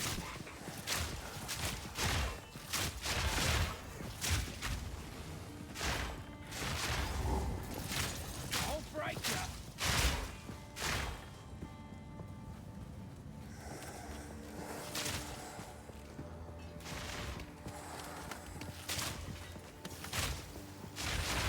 Actually, hold on. Is my... Dude, am I gonna die to fire again? I'm checking on NVIDIA Shadow Play. If I am gonna make a video on the build, I should look into having my instant replay turned on for some stuff. So I can have some footage without having to intentionally do it later.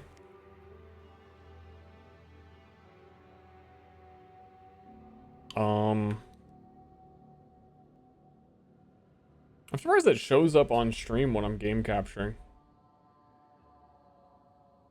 I am game capturing, right?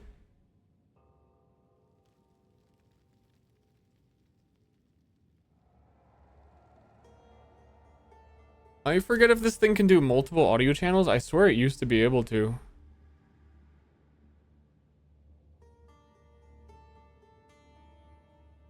It also keeps resetting that. My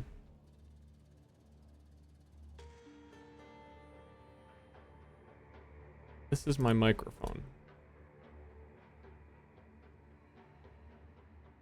But mic and system should be different, but my system might actually also have my mic in it because my audio setup is so goofy. I feel like I crashed PoE doing this.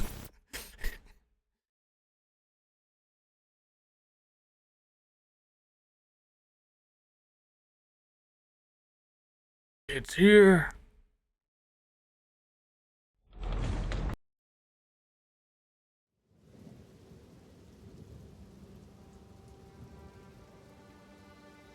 Yeah, then I was just trying to remember, I forget what my button was to even save the last XYZ. I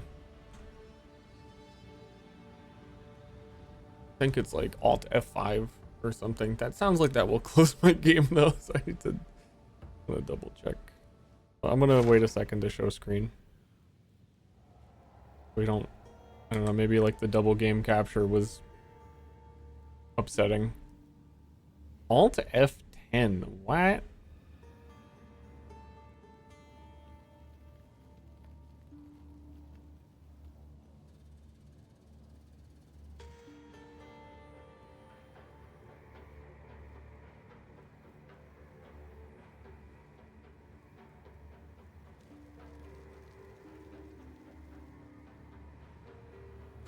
Whatever. I'll change it all later.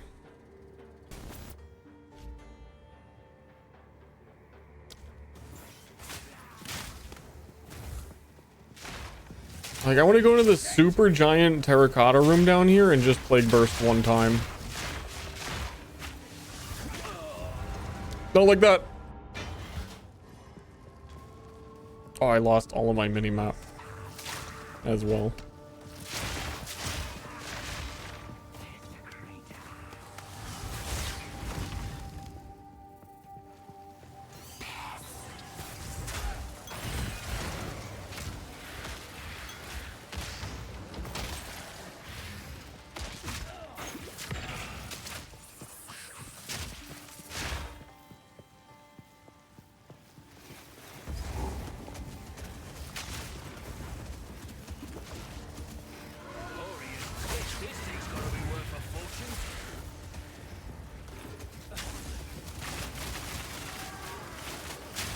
That's...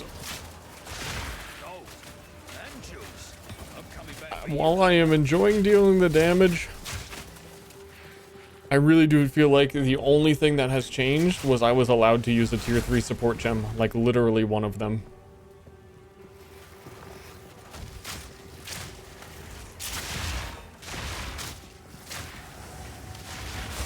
And if it weren't at tier 3, everything would have went a lot smoother.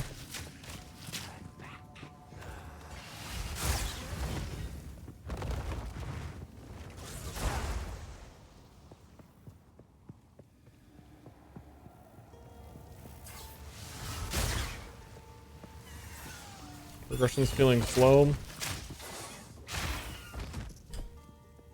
It's also like first playthroughs kind of, so like literally I'm kind of slow, but also I just, it's more that certain things are gated a little bit too late. So I think they're trying to like keep you having upgrades, so it's like, oh, I still want to get that, I gotta keep gaming type of stuff, but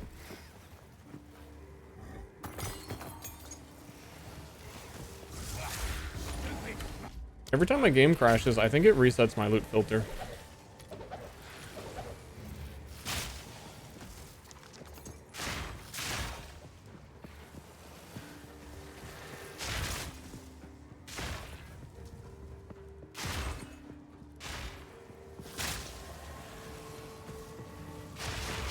But I guess that's a way to say it. I think some of the options come a little bit too late.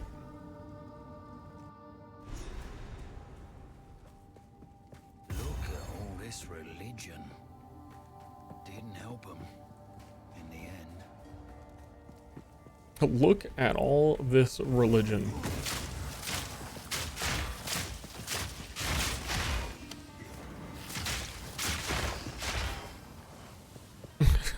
Me when I walk into a church. Look at all this religion.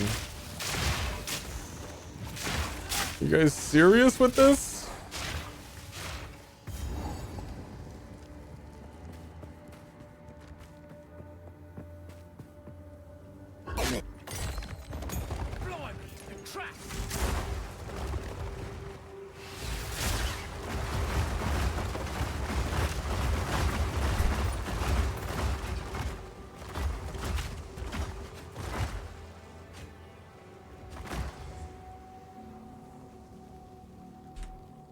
That's the Alt F10 room I'm looking for.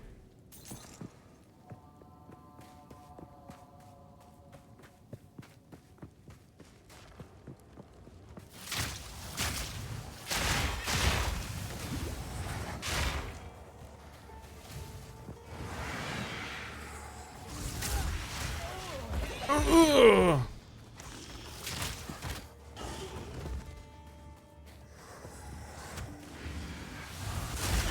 The only reason they didn't all die in one shot was because they hadn't spawned in yet.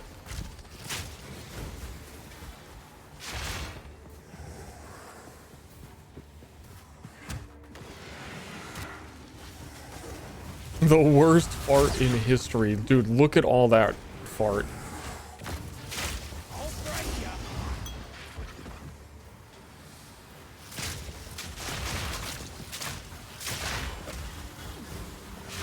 Not if I got another support. Nope.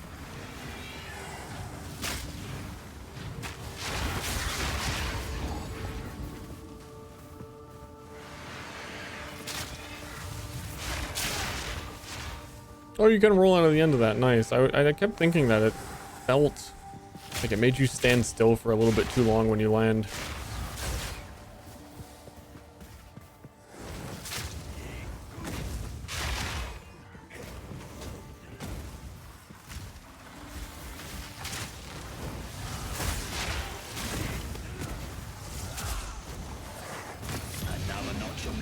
Ooh, I think amulet uniques have all been quite juicy, Exiles. This thing has some history. Maximum mana as extra maximum energy shield, no level requirement. It's too bad. I mean, this has no level requirement, but I think it's too bad. Isn't Archmage a tier 3 support for Spirit? So, like, doesn't it not matter until level fucking 58?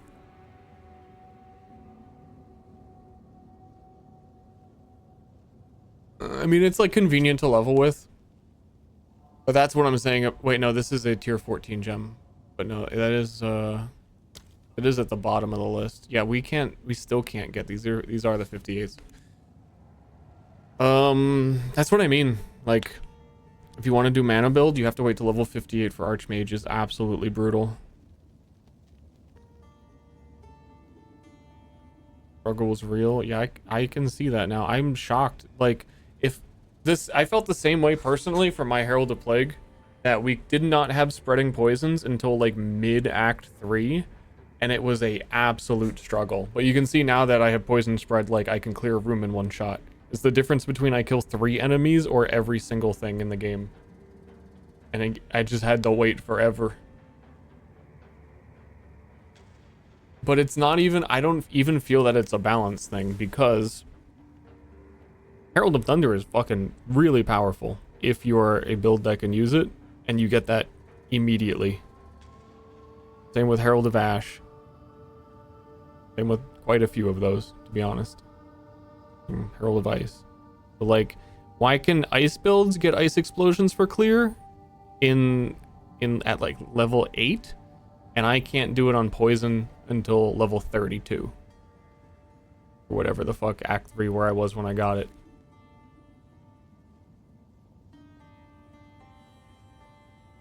Some builds just get fucking screwed by the system. I think that's more of what people are feeling on Blood Mage. I think Blood Mage is getting screwed pretty hard. Also, on that note, for support gems, you can get Lightning Infusion, like, immediately, for, like, extra lightning damage of your damage. It's a tier 3 support for extra chaos damage. Why? Fuck you. I've been waiting all game to get to my poison supports.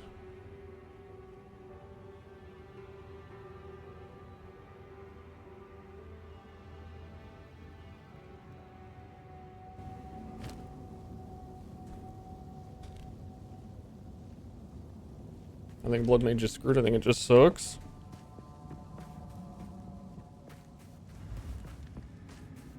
Big disagree. Massive disagree. But you need a lot of items before it. Like, that's what I'm saying though. You need a lot of shit. You need gems. And you need actual, like, items that are quirky to get. Yeah, it's more like a second build, late game kind of thing. It seems rough on a first character. They told me you had died. I did die. My king nears.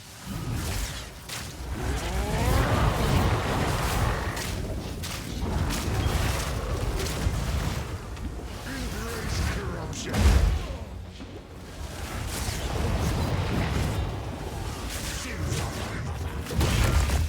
I'm surprised that hit me.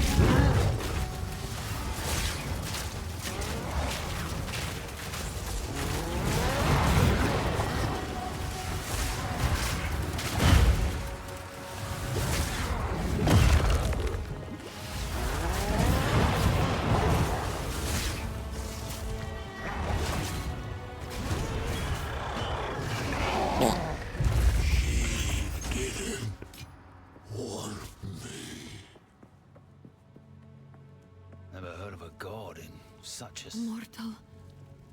Please, I follow none. I ask. Cringe. There. Bye.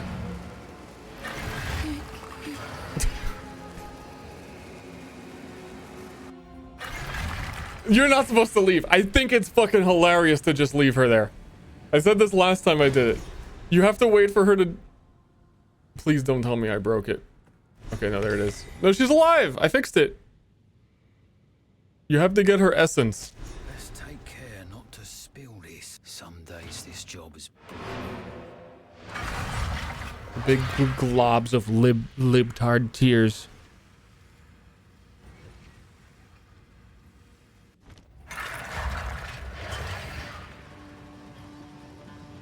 There was a...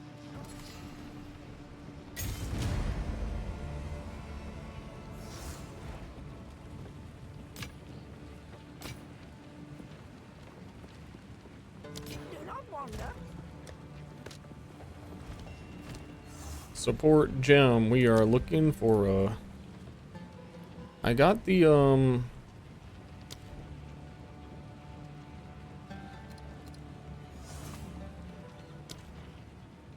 do you call it?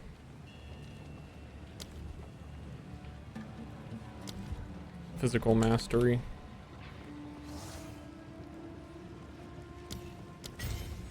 And we can physical mastery the plague skill. Goes up to 4,600 plague. Yeah, one skill gem level. Every like level has been like a 25% increase on max plague.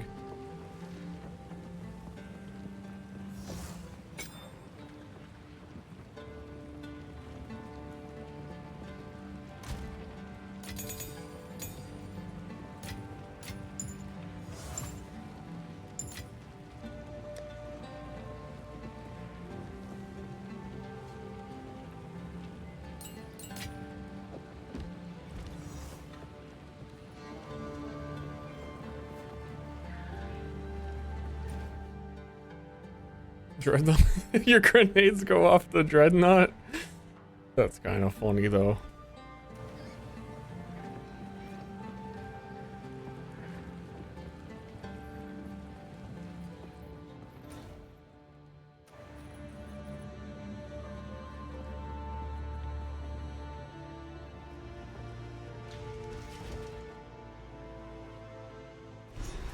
Do we really need more max plague? Yeah, you can release it before it gets to max.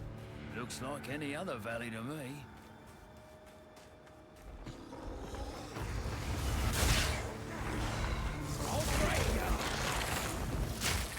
And we can apply 3 poisons now, so I could actually have 3 plague bearers functioning at the same time.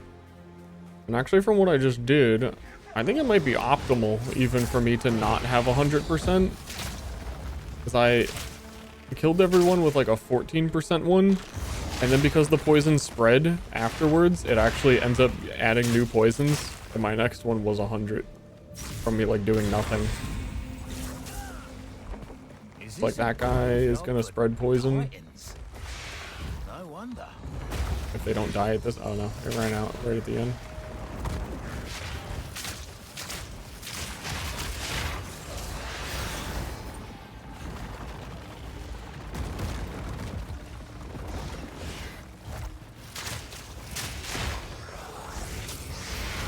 Ah, the tornado fucking spawned on me too! Like right as I tried to roll.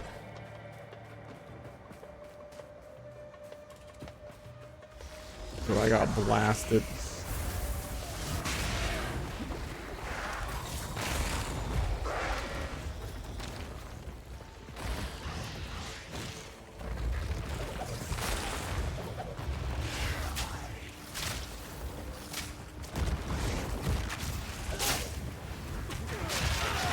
Like, it's those guys summoning them. Don't fart in a tornado. Yeah, I need to build more defense for sure. For Cruel. It's like all of a sudden everything's hitting me.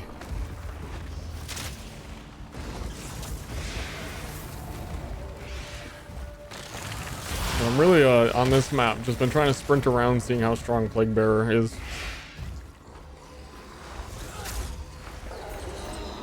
And watching the poison spread because it's fun.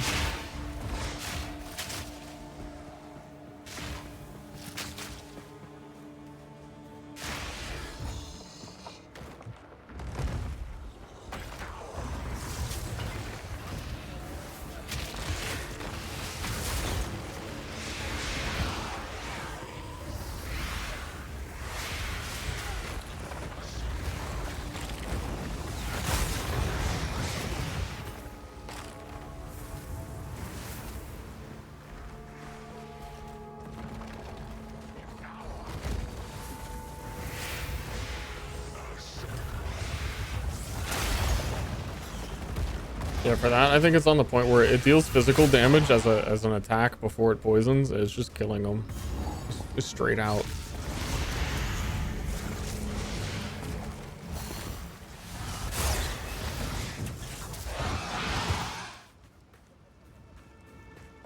Straight out, straight up.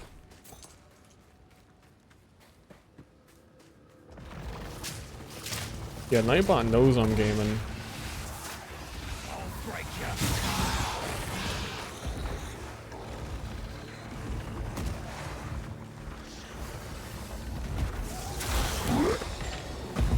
Rip.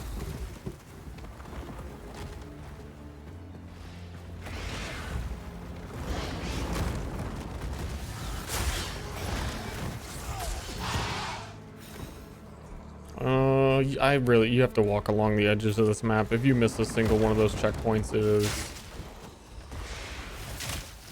an infinite circle. You'll be doing laps like NASCAR on this map.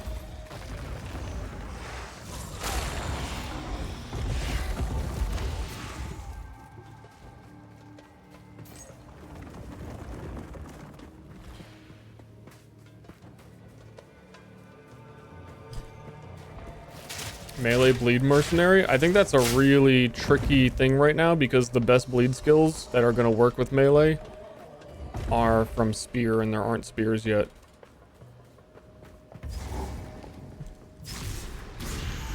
Which I think would be very obvious if there was spears. There's puncture, melee attack on spear that's like giga bleed.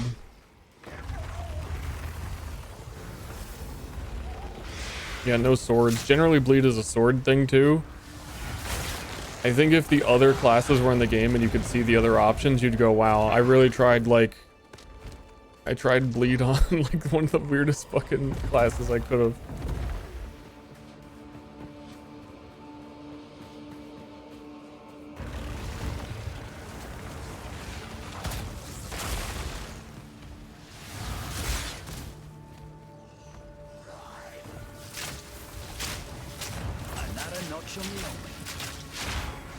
Sorry to break it to you.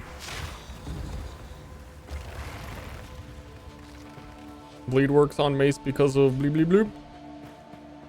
I mean, it works, but like, trust me, when you see Huntress and you see spear skills, and you see a spear skill that says like 100% increased effective bleeding from this skill, then you're gonna know that you're currently dealing 100% less damage than you're supposed to with melee bleed. Oh, this must be the forbidden part. Well, on I go.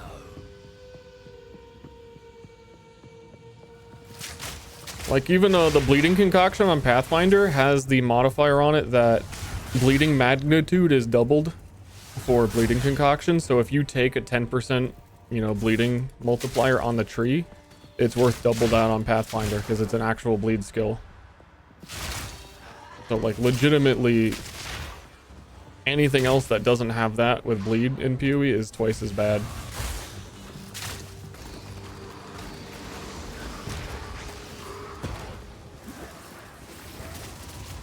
I think you can have bleed, but if it's your like entire plan, it's gonna be rough.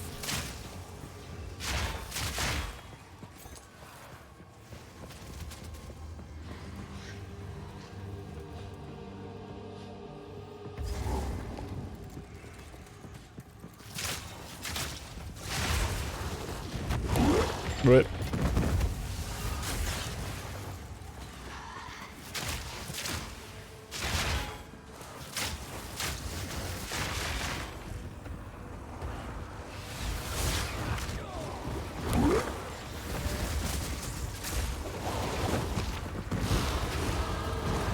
dude, grats!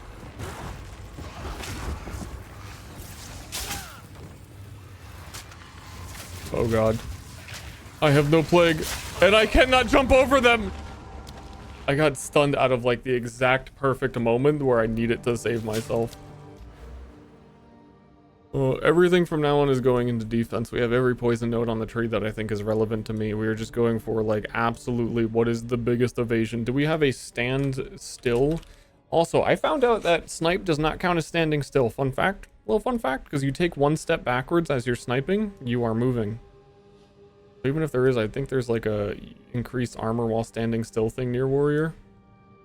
Wouldn't count.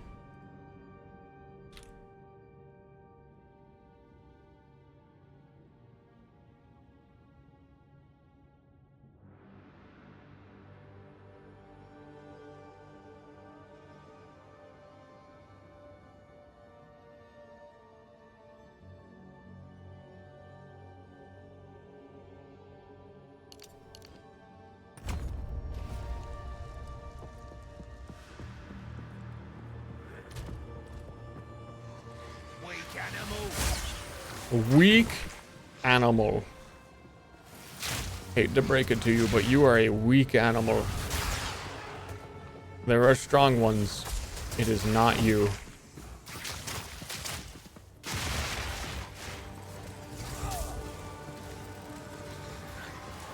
I'm just checking. I'm killing them with 20% plague.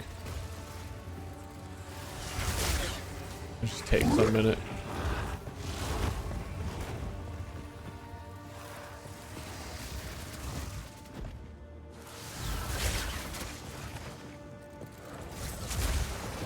Wind Dancer. Yeah, once we get a little bit more spirit, I think we're gonna have a big jump in power. It's too bad the spirit reward quest in Act 2 is still bugged. You're supposed to get another 30 spirit in Act 2. Like even right now I'm supposed to get a second one.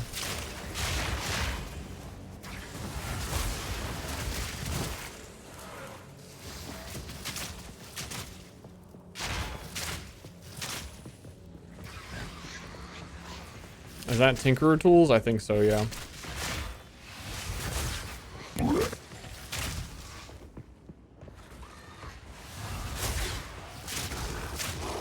$40?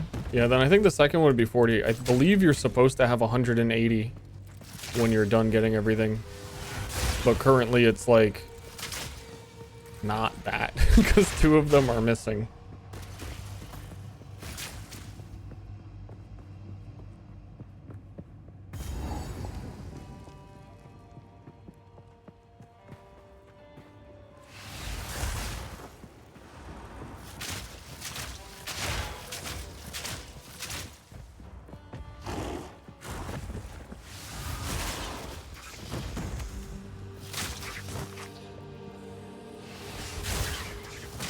probably honestly a fairly sizable sore point for feeling weaker.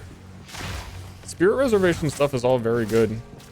Like, the two big things I'm doing are my Poison Proliferation and Plague Bearer are both Spirit Reservation. If I could fit even one more thing on because we had the extra 30 from Act 2, I would have probably Wind Dancer, which, like, if someone hits me and I'm in close range, it'll push them away and I can snipe a little bit more freely.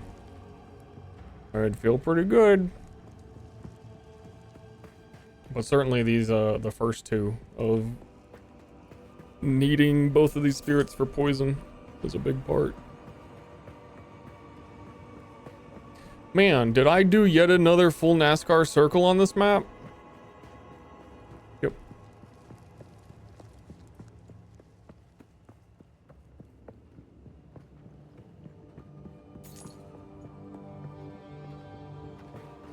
Evasion armor. You should be getting the more multiplier on evasion that you have, and then it's converted to armor still.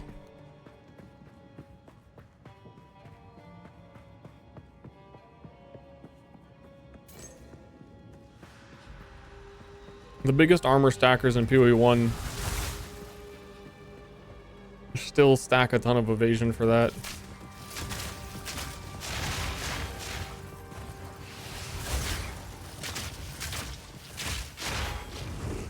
Trying banner again, it's so bad. War banner looks really good for a few things. War banner is like, the banners in this are a little bit quirky and not a little awkward to use, and they still have more quality of life than how they reworked them in PoE 1 last league. They are so bad right now over there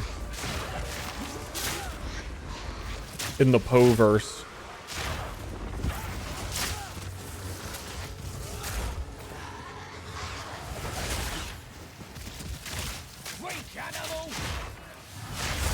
Weak cannibal.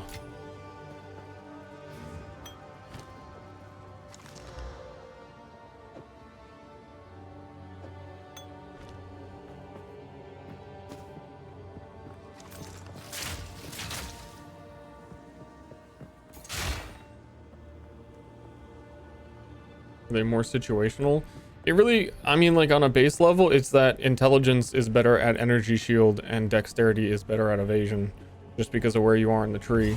And because of you're going to have the attribute requirements to wear really high evasion rating armor if you have dexterity.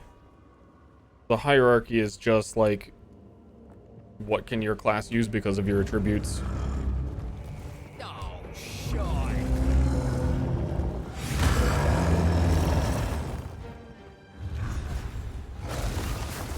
Need more time.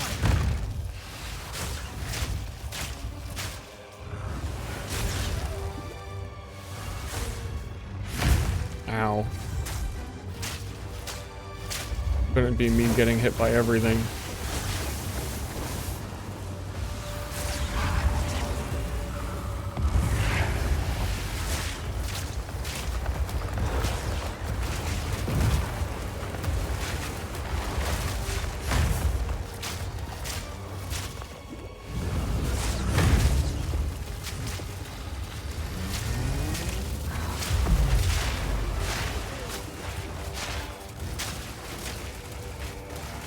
No, these enemies do not look like they freeze you, and then out of nowhere sometimes it's just like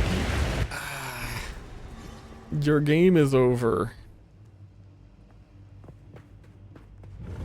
They shoot like little arcane missiles and tickle you, and then randomly it's like, wait a second, I can't get away from them.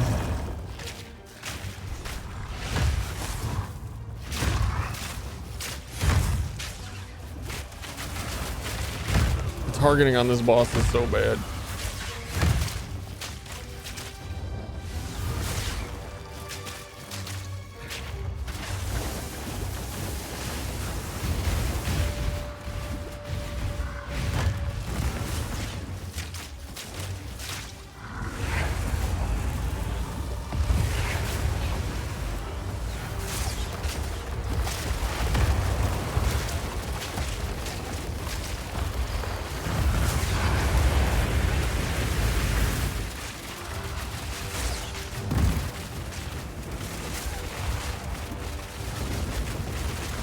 Like,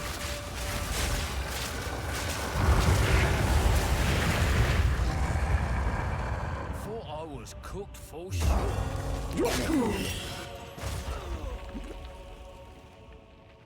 they almost got me again. Like, what hit me and froze me? There was one dude left, but also there's no one here. That's rather warm.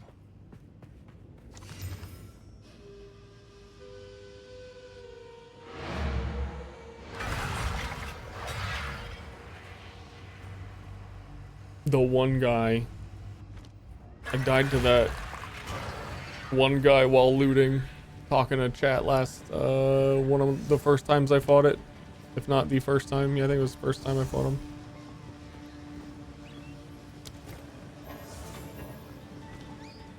This it'll if my He fucking got me. tell your tale. Take your time. I shall put this to use. Goodbye.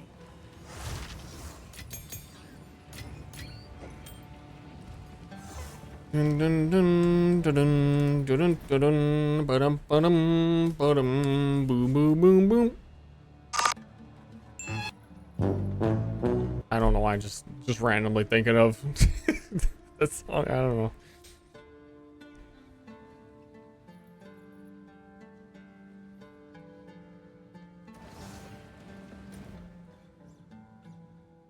How come I'm clicking on the Titan Grotto? Do I not have that waypoint? Do I even have to turn in the medallions?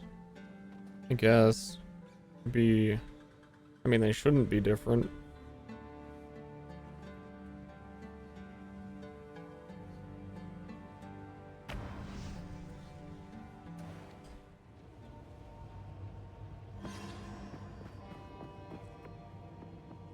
New buff? I'd be surprised if they made a whole separate thing when we're not supposed to have a cruel difficulty at all. But yeah, somehow I missed the altar. But I feel like, don't I have the entire map covered around every edge?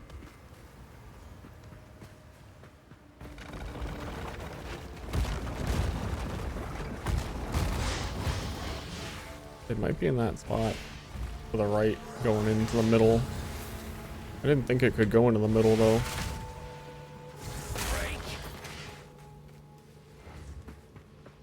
Another lap. Did another lap.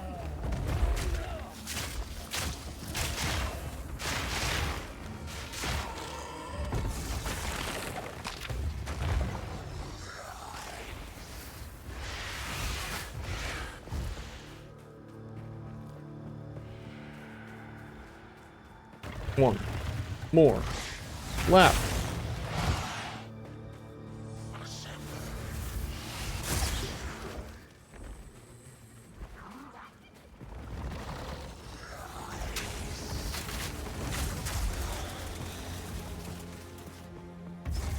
Okay, guess it can be in the middle.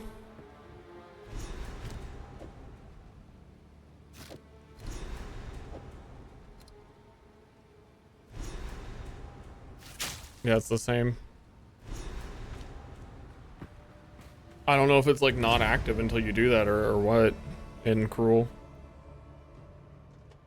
Act 7 is going to be Mount Ariat. It's going to be a final boss fight that's like... Act 7 is going to be tiny. Act 6 is going to be Mount Ariat.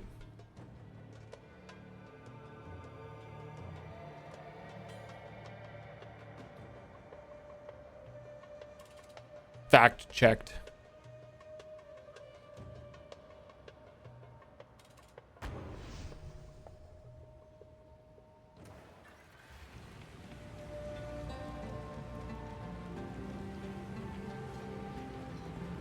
Was that one life flask? But I still read it was mana. It is. Move swiftly.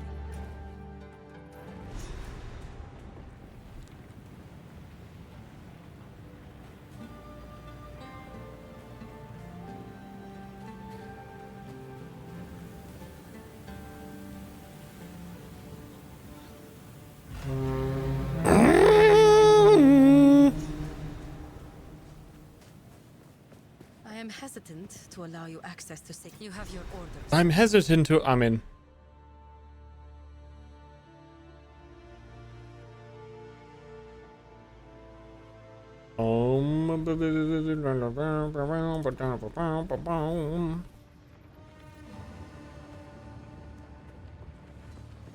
Watch out, bosses.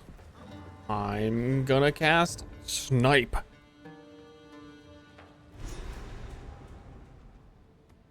Gotta find a way up, I suppose.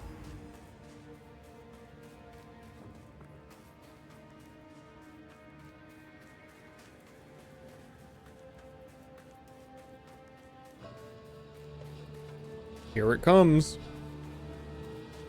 Miss. Miss. Miss.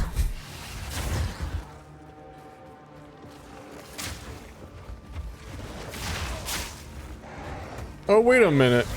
I have room for another spirit aura. Duh. Duh. It's because my armor has a bunch on it.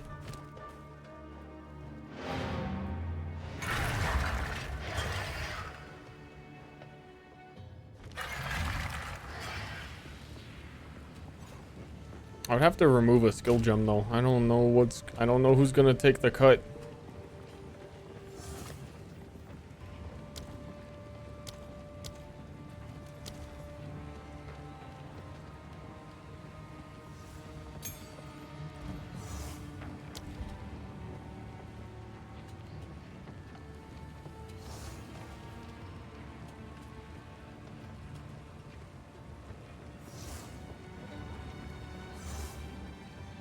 Need to adopt TF2 hit sound meta for your drop sounds? Are you saying that because you've heard the drop sounds and that they're there and that I did it?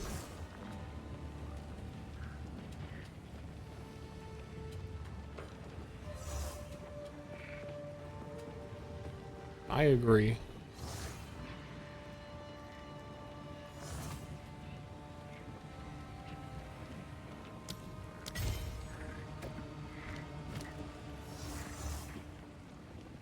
You're the obnoxious? Well, you gotta leave the obnoxious stuff for the way higher tier item drops. Can't all be obnoxious.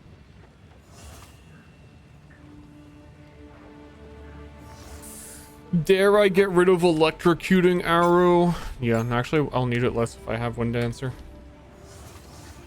Let me get some obnoxious items.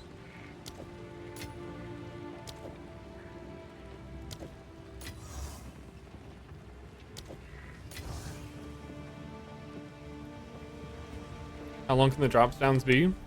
As long as sound files go, I think. It reads it locally from your computer.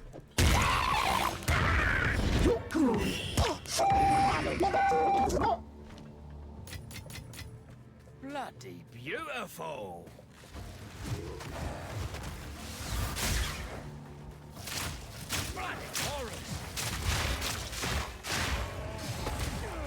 I think the Vine Orb, which we haven't seen one yet, is Ice Cream So Good. I forget what I did, but that might be true. Or it might just be yes, yes, yes.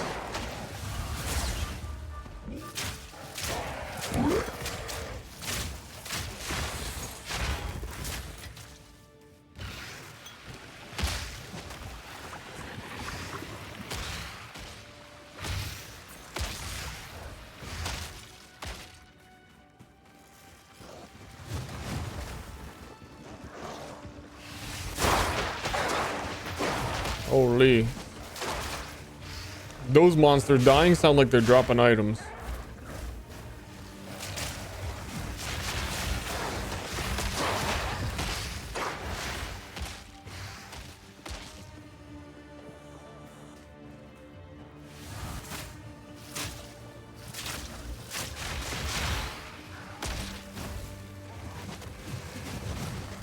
I'm surprised divines are still as rare as they are.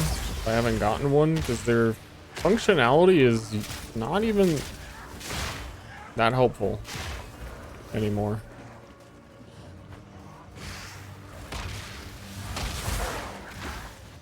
The only reason divines have value in PoE1 is because you use them for crafting, and crafting is gone, like meta bench crafting.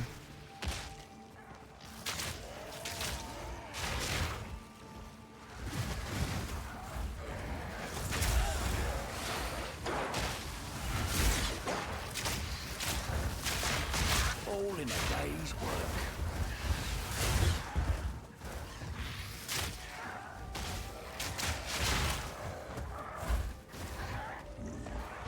We gotta look for the double rare fight, and we gotta look for a random one person's corpse. Oh yeah, I do not have electrocuting arrow. Keep in mind.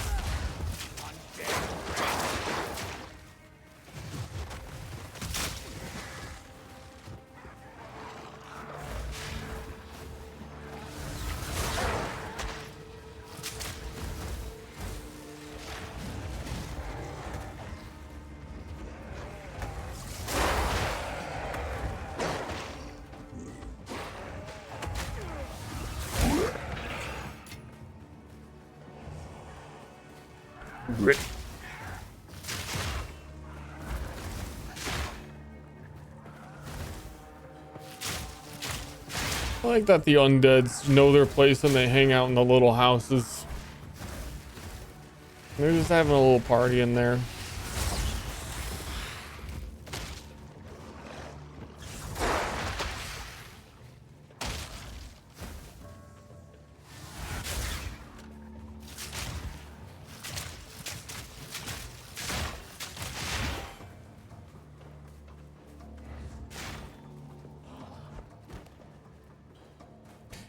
I do think it's funny that for a long time they were like, we don't want to talk about the itemization of Path of Exile 2. You're just gonna have to wait to see what we have in store for you. Oh, it's gonna be sick. No spoilers. And it's just like, it's just PoE1 crafting minus options. It's not where I thought they were taking it. Though it sounds like they went through a couple iterations of like benchcraft, and at that point I think they were probably experimenting with it, because that's when we had I think what they were really talking about not showing it was around Sentinel time. And that's when I was like, oh dude, I bet like Sentinel sounds like such a PoE2 mechanic. They're experimenting with it.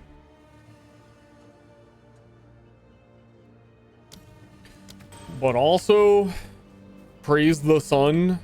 Once they start adding like leagues to actual official PoE launch, every single league gets like its own crafting mechanic, and then before you know it, a year goes by and there's just like 4 new obtuse different things you can do.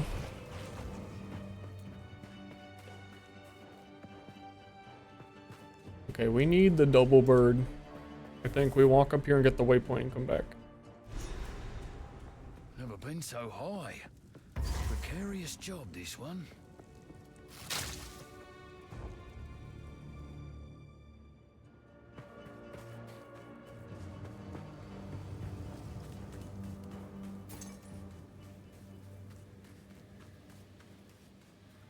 I think it might just be because I made so many characters and I'm usually a campaign enjoyer. And right now I feel like so burnt out that I can't fathom leveling another. And I think it's just because some of these zones, especially towards like the end of the acts, like Act 2 here, these zones are just so fucking big. There's so many things you need to do on them.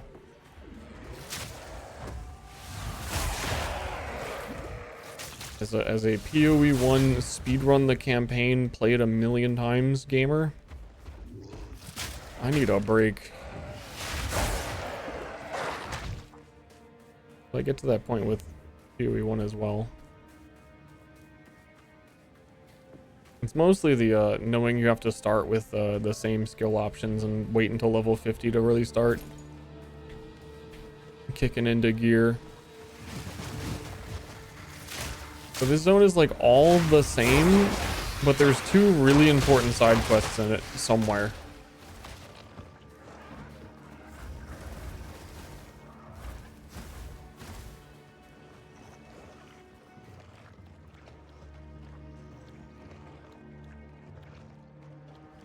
There's one.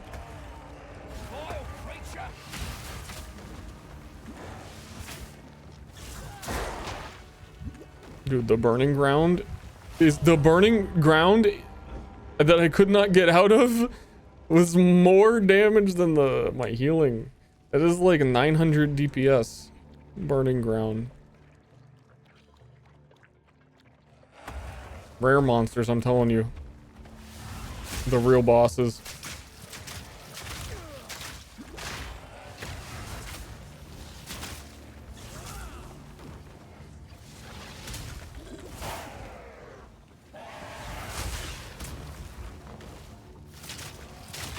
There's only one bird. These birds are so juiced. How did they get so juiced?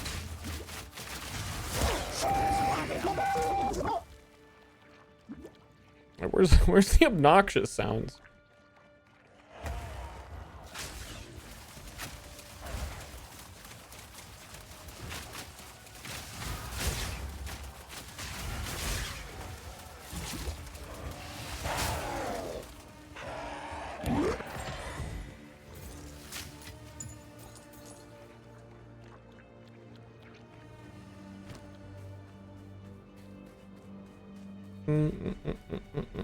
Yeah, now in this entire area, there's just like a random body on the ground, and I'm pretty sure the reward for that is skill points, or is it that one? There it is.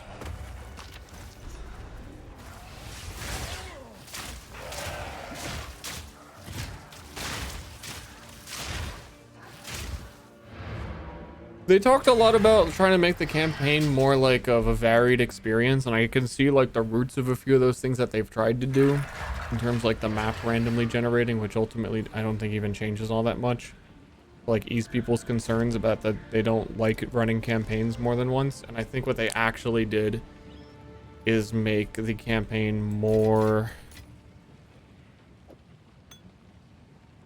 difficult to run. I thought they were going to have like branching areas and you could choose like different paths to go. When they originally showed Act 2 with the traveling on the cart, I was like, oh, you get to choose between this area or that area, and it's going to be like different rewards depending on where you go, and each campaign run you can do it a little bit different. Oof. I thought too hard.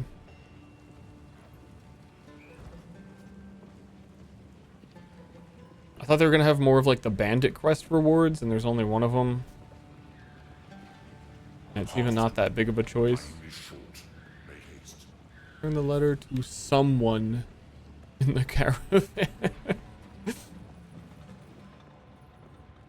Yes? Why would you show me? I value. Move swiftly. Yes. I think as I skipped the initial dialogue. Oh, Risu is the currency exchange. Someone told me it was Alva.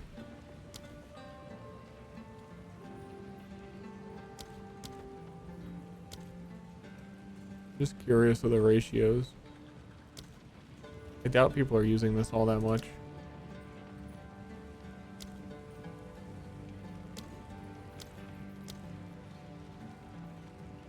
Lesser Jeweler's Orb is nearly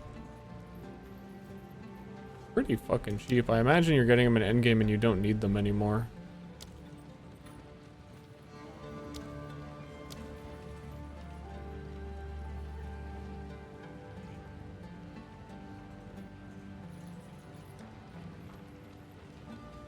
Yeah, one exalt. I didn't even need it, I'm just was curious. I mean, I guess I can put it on Plague Bearer. I think there's more stuff I can do on Plague Bearer, and that's carrying me.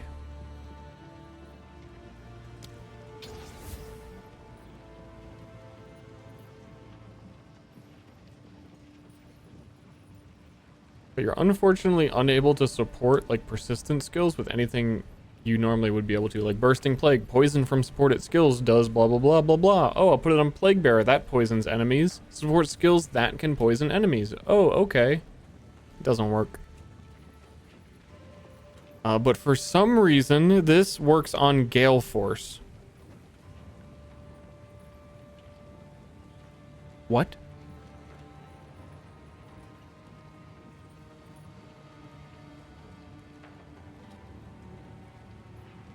Okay, I was trying to explain it in a logical fashion, but never mind. It doesn't make fucking any sense.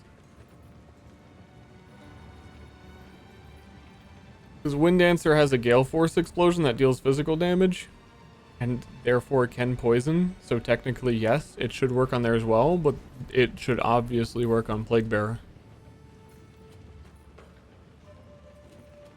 Obviously. Everyone knows this.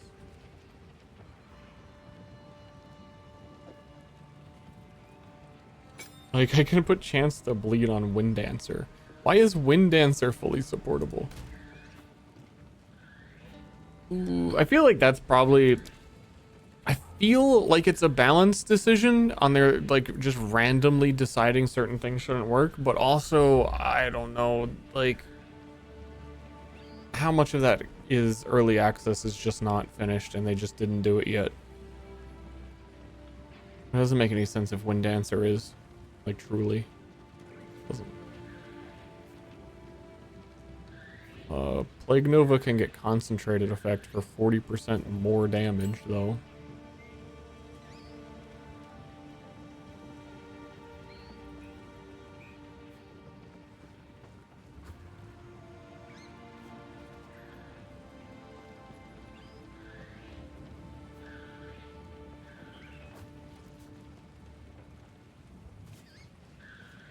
Uh-huh.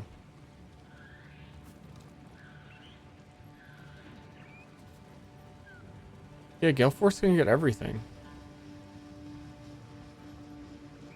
Scatter Shot support Glacial Shot. Is that the one where you jump backwards?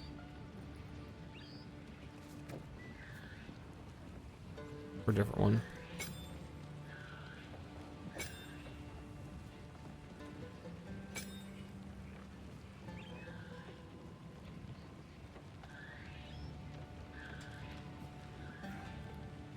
Ice walls? I mean, I don't think that sounds like it should work because they're not projectiles. Oh, no, that's the crossbow one. I was thinking of the monk one that makes an ice wall. I don't think Scatter works with frag rounds either. I think frag rounds is AoE. That's technically not a projectile. I haven't played too much Mercenary, so I don't know. But there is a couple, like, odd points. I'm not disagreeing. Just unsure of those specifics. I was gonna look it up, honestly. At the end of the day, it is what it is. You found that when I have Sans guides you. Another dude, you had 20 weapon set points. I really need to get the weapon set points going.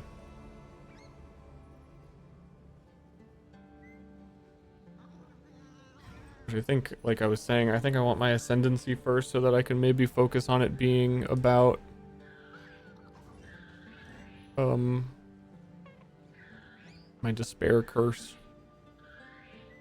20 points is a lot. You could actually travel so far and get some just weird stuff with 20 points.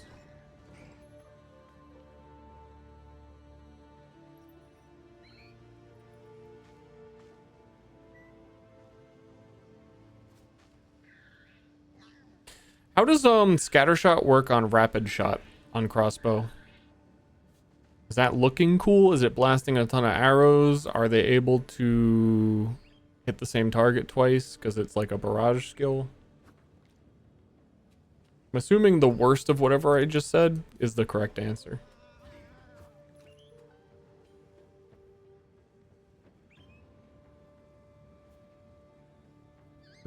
Yeah, I wish, like, if you didn't have one set, you could just click weapon set 1 and be like, click. Shut up, never mind. Ignore me. I swear that wasn't working for me before. But, like, I think it only works. Wait. Yeah, it's just weird that it only works and lets you do those when you already have things assigned. Or you have skill points available. Which made it confusing.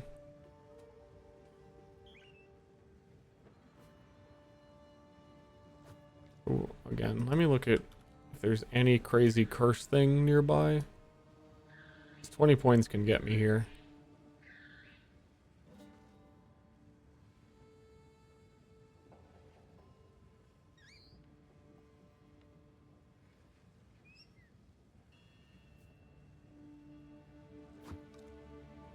Yeah, they're not extra points.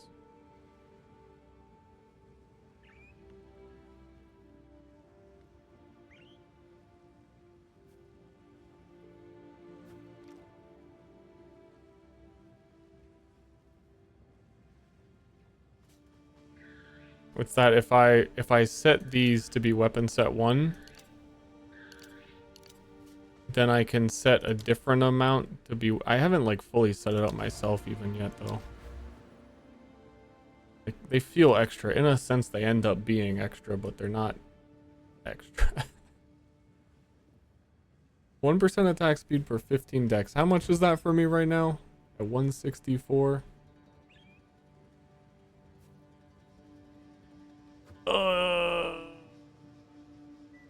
Oh my god, it's such an easy answer. 11. I need these. I said everything was gonna go into defense. I think I fucking lied. He's so helpful for snipe. That in itself is defense. Right there. For the picking. Second weapon set for moving faster? Dude, you could. That's fucking so stupid, actually. Dude, that's the speedrun tech. You could take these increased movement speeds in early game on a weapon set and just swap when you want to go quick. Anyone thinking of doing that? Oh my god, I think I'm about to do it. There's a bunch of random moves, speed stuff here. Or is there any more? A bunch of random 3%. Definitely, if I go through early campaign on a ranger ever again, I will do it. When you get your like first 2 points on ranger, that is a guaranteed from me. Those 2 movement speeds are on my weapon swap.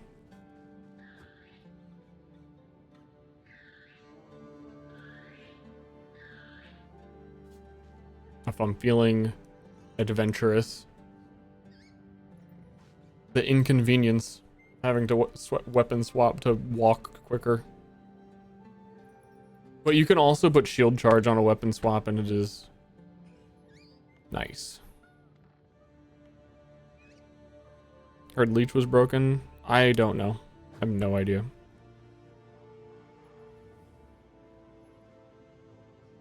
The delay on rapid shot. Yeah, I haven't played with it, but that does sound pretty bad.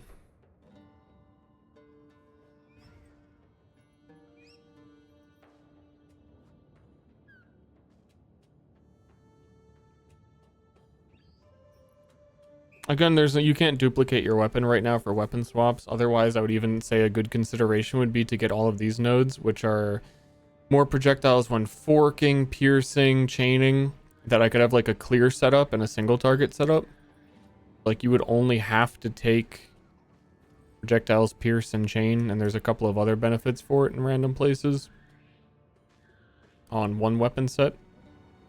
And you could get single start target on the other. But like I was saying earlier, there's supposed to be a feature to copy weapon. Oh, this is all crit bonus. Holy shit. I haven't been taking that. 100% critical damage on full life. That's a big poison. Man, there's so much good stuff on the tree for me right now. How am I supposed to take defense? Like, even that as an example. Let's start off. That would help with the clear speed. Because then every enemy you shoot for the first time is on full health. I get a bigger poison. Also build something fun around thorns and retaliate damage. I would not recommend it at all. If something comes up like that, it's going to be whenever duelist / gladiator gets revealed and add it. And they're not in yet. But even then, thorns has never really been a thing in PoE. It is more so in this game now than ever, but it's still not something you can really build around at the moment. And I wouldn't anticipate it unless Gladiator has it. Chain work on enemies after piercing? Yeah, chain is always after pierce. There's like a flow chart for when things can happen. For chain, fork, pierce, and stuff. One more. Forget. Pierce is always first, though.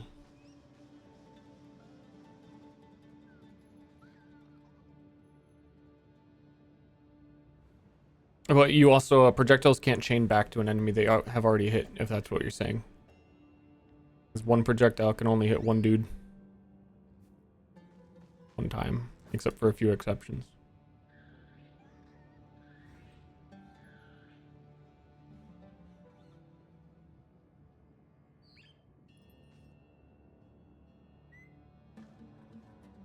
Do grenades chain? No, they have to hit the target to chain with the projectile themselves. I don't think that the grenades do.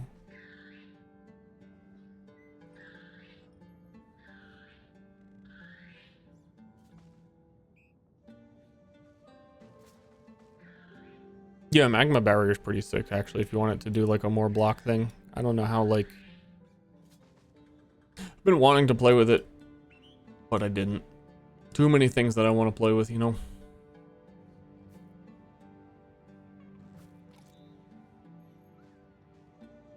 Considering the weapon swap, I think that's why I'm on the tree so long right now. That the weapon set thing I really need to start doing. I think I need these attack speeds though.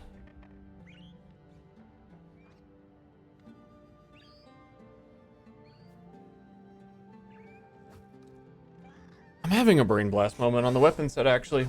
But again, it comes down to I can't copy my weapon. That feature's not in. You could, on poison bow that I'm doing, targets can be affected by +1 poison at the same time, reduced poison duration. There's a downside on all of the +1s. But the way poison works is if you apply a poison, the highest damage poison is always the one that's active. So if we sniped and removed these nodes, like this one having reduced magnitude of poison, +1 poison, we could just switch to snipe, get the hugest poison possible, and then do the skills on the other one. And we would still get 3 poisons, but the highest damage, longest duration poison snipe would not be taking the downsides. Get what I'm saying?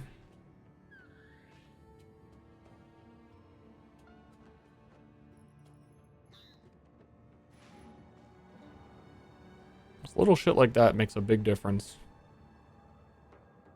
It's just hard to do. No? Okay. It was a little weird.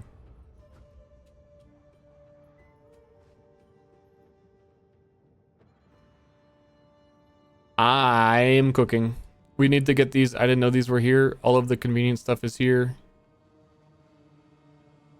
I wanted to take that movement speed anyway, or the evasion, and we could save 1, 2, 3, 4 points not going this way.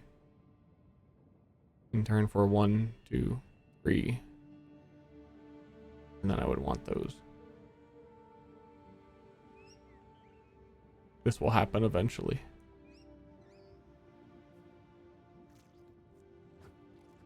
Yes.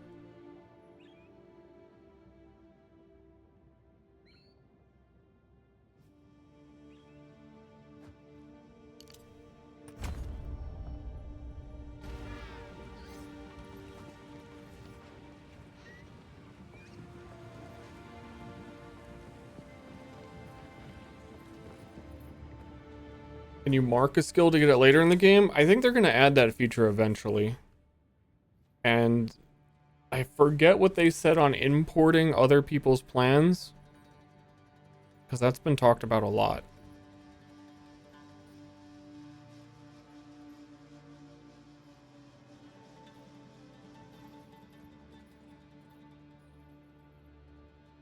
I can't remember the stance on it. Travel through the path of morning. Did I come out of a... Oh, I know. The waypoint there. Kind of lost where I was. A little bit of a detour on the skill tree.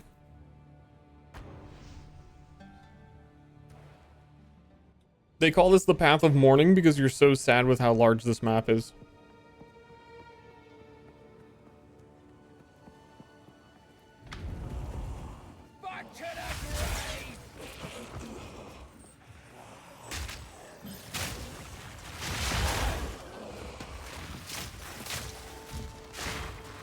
Oh yeah, I don't have the jump anymore. Man, that's so convenient for running through maps though.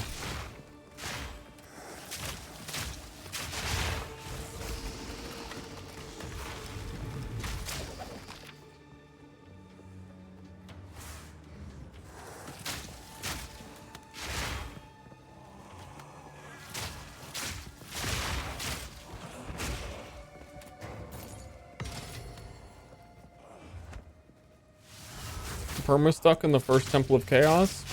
Oh, you don't need to be stuck because you don't need that to progress. You can come back and do it later. It is very hard.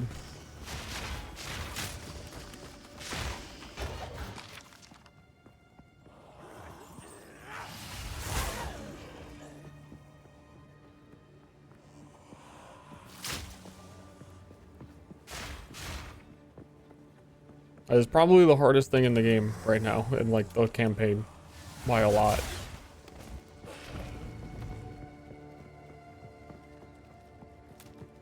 And you can get really bad RNG on the debuffs and just have it be like uncompletable.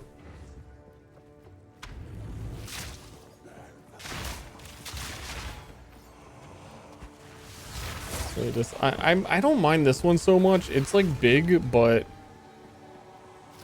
you kind of, it's not a circle. So many of the maps are circles. This one at the very least is just walk to the right and you'll get to the end. Yeah, it's just that was like just a straight path right. The map before this is a fucking zigzag maze. I think if you don't know that on that previous one, then it sucks, but like even this one is worse.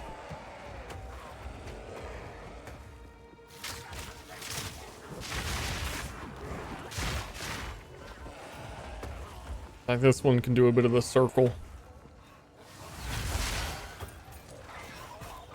They had to make all their maps look like the skill tree.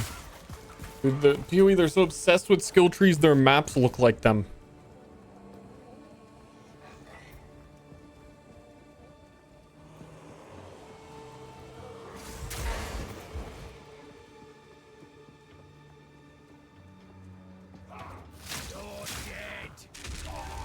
I don't think I've ever run into this. I've never even seen these enemies. What the fuck are they? Little bird people with chakrams?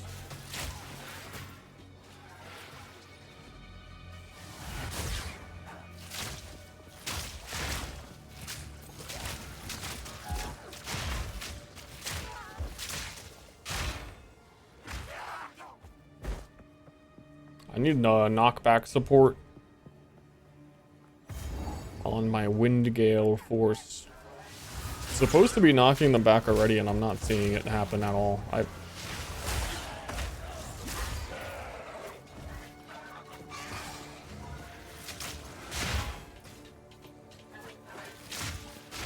So it was just, I clicked the shrine and they attacked me like nothing else happened.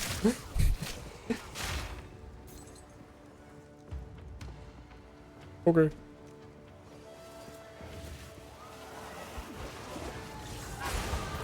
Or there's more of them? I don't know. Looks like I decided to make my map harder.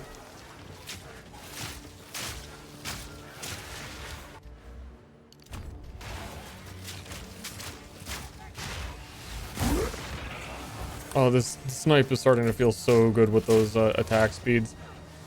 Like 2% attack speed feels like it goes so far on snipe. Because we have the, I have my more multiplier, martial tempo on it. So I guess we're getting a lot of value. And it's such a long attack speed. And the shorter the attack speed, the shorter the cooldown ends up being on Barrage, which is also a big plus.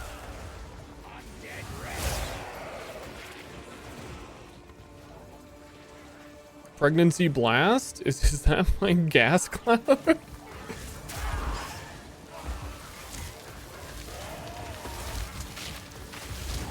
I've never been pregnant before, unfortunately. And so I don't know. You are relentless, but that makes you predictable. The time of the Faradin is nigh.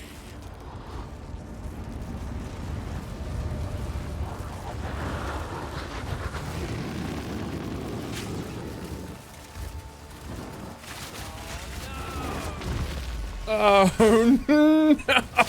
It's a fucking skeleton! Oh no, dude, he slammed where I rolled. That dude fucked me up. You are relentless, but that makes you predictable. The time of the Faradin is nigh.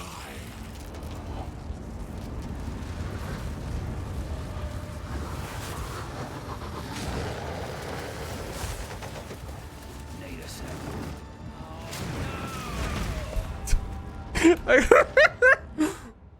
It's so hard to tell where he's gonna hit.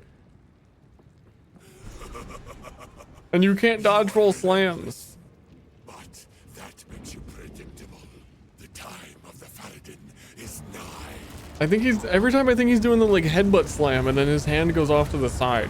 Because they look kind of the same. Thanks. Dude, I must be predictable. He's hitting me right where I am every time. Oh no! He did it right again. I'm nowhere near him.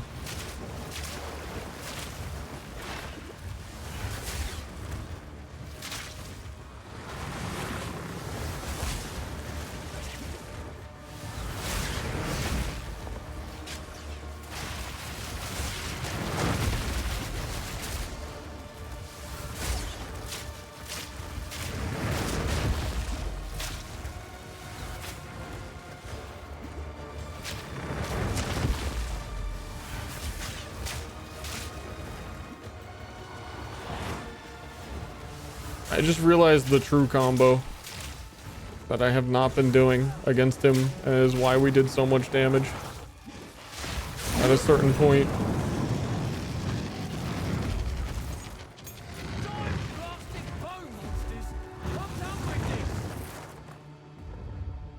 You put down the poison flower. It takes 100% of one of my poisons and applies it to him, so it's like technically an additional poison. But it's really hard to hit because like bow skills shoot over it. So if I'm trying to snipe that, the only way I'm able to hit it is if I like hit the boss and it AoEs on the ground. So it's a pain in the ass, but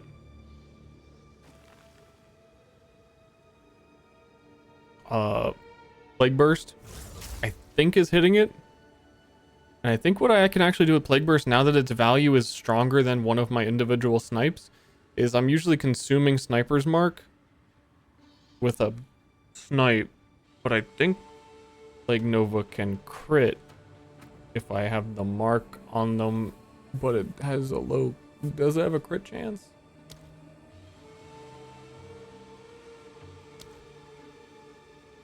No, I'm cooking too hard. I just need to do the plant more when I do Nova.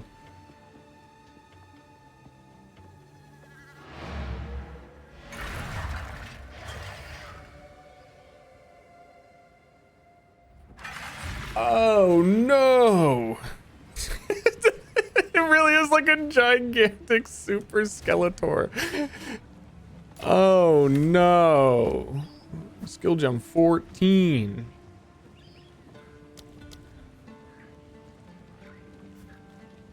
Level 58. One level. As we Been a while since I've been to war. It's like coming home. Oh shit, Dreadnought time.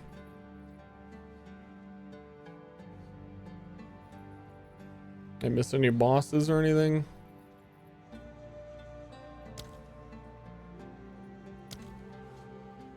I've had this Dreadnought music stuck in my head for days. We know. You have your orders. It's time to jam. It's time to get it to be stuck in my head again. It sounds like you're playing like Darktide, Vermintide, something. We must prevail, no matter what. No buying. Whatever you say, boss.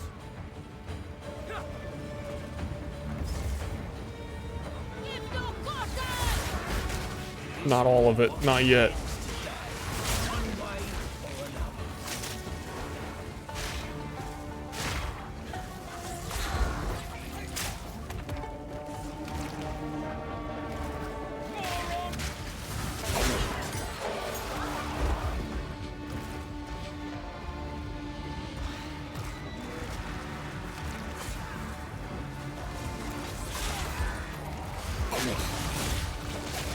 This area is a little easier and less tedious when you're giga strong.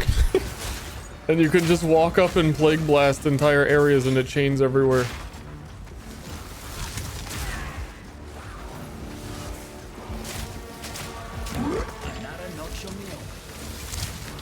And yet.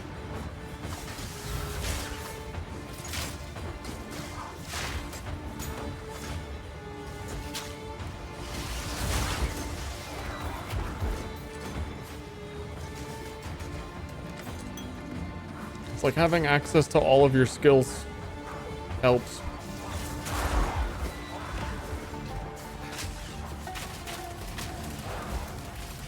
Dude, I'm killing them with rain of arrow poisons. That's when you know they're chumps.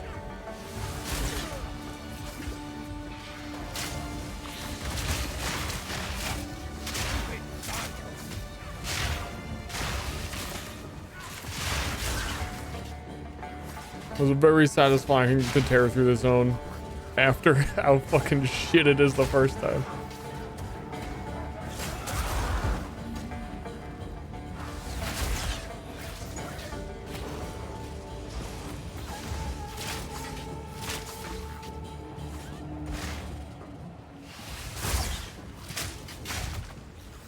But that means I'm getting less Dreadnought music.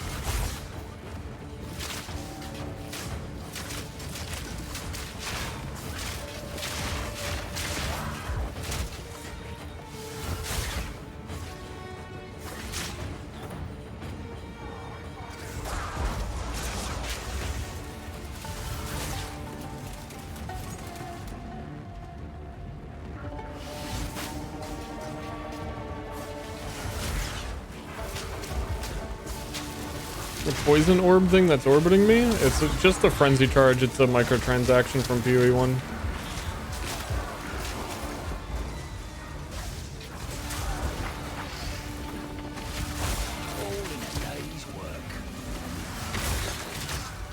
Yeah, frenzy charge, shoot him, get the orb.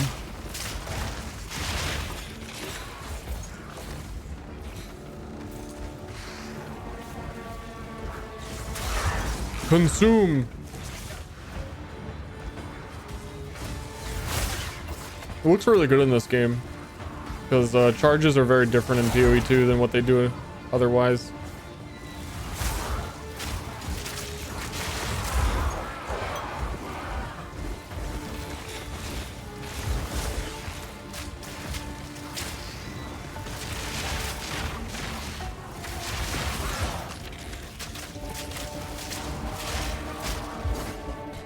Another thing about the campaign, and they said they wanted the campaign to feel more repeatable. Here's one note for you gamers out there. Any gamers out there? They've been doing this in Path of Exile 1. They've improved the Path of Exile 1 campaign the last 2 seasons immensely. And part of what they were doing was they were adding more league mechanics throughout the game. So like we have, I guess they just made them for endgame, if they're saying they started them a little while ago. They added Breach. They added Delirium. They added Expedition. They have all these fucking mechanics. You do not see a single one of them in the campaign right now. So you're missing out on this like, oh shit, it's a Breach kind of moments where you can get different gear from those. And I think that's even a big part of like feeling like the itemization is weak, is that you are never seeing League content, even though it's in the game. Sam's, thank you for subbing. Like, what is the other one? Breach, Delirium, Expedition. Isn't there one more that they ever know? Ritual. Yeah, dude, Ritual. The map you get to do Ritual on, the reward is really good. Like, every time I've done it, it's like, oh, at the end, like a Regal Orb, some kind of currency, get to see a couple rares. If you had Ritual during the campaign, on some of these giant maps, they're just so empty. It's such a, like, it will be there eventually, I'm sure, but damn, it makes a huge difference. Like playing PoE 1 on standard mode. Dude, even standard has more of that now, like, because it's all just into the base content. Rough. Those things in Cruel. I think they need to be in the campaign already. I think after you do the King in the Mist zone, a few of the following ones should have a chance to have Ritual. Like, it's similar, they thematically space them out, so... Like, we don't even have Einhar beasts. You know what I mean? There's no gameplay variance in the zones. I'm just realizing now how important that would be to help mix it up. How much taken for granted there is when I'm like, dude, there's not even Einhar. Dude, it's time to hunt.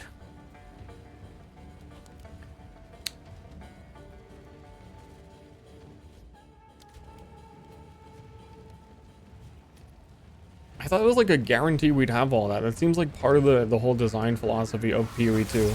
That the reason we were getting it in PoE 1 was because it was supposed to be in here. And then it ain't.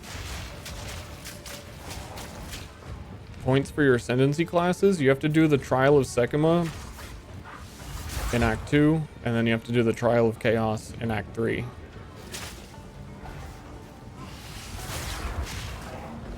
And then there's still 2 more you can do. I think the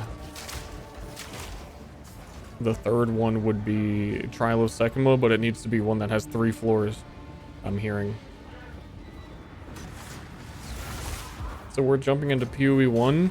I think you'd have a lot easier time learning in PoE 2 what PoE 1 is all about. And in a few months, we're going to get a new PoE League, and you're going to hear about it then probably, and that would be a more exciting time to join it.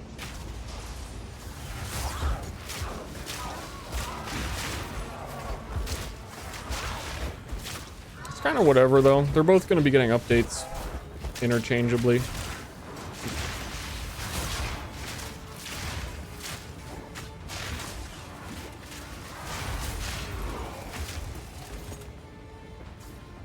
Yeah, I did a second floor one as well, and felt disappointed when I got to the end of it, but chat told me it was apparently you gotta do 3 floor. Thanks, chatters. Tell me that before I do it next time, you fucking chatters.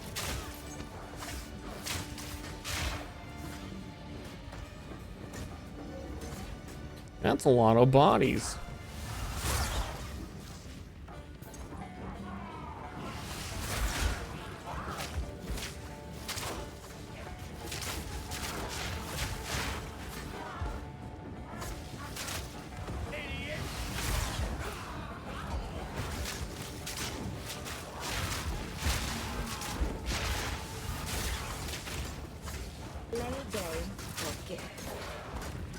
Leap Day, thank you.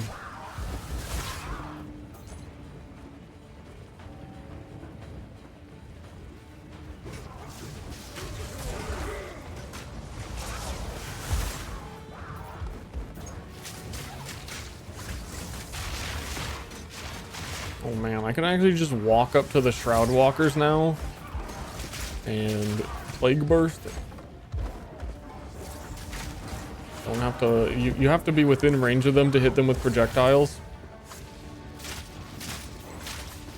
Very annoying for me.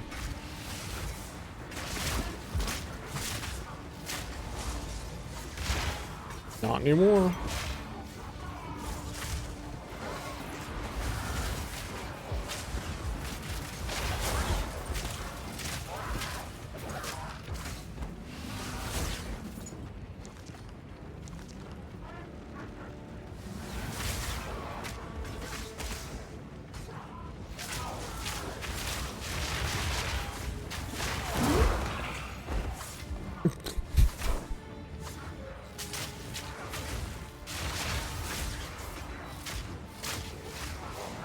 Honestly, I feel like my drops are lower today. People were talking about, they heard like, oh, streamers saying or someone saying that it felt like drops got higher.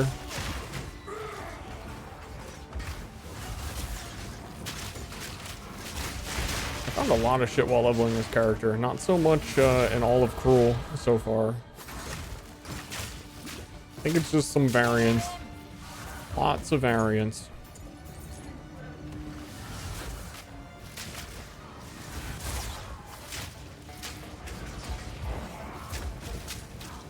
But I did feel a difference between day 1 and 2, but not today specifically.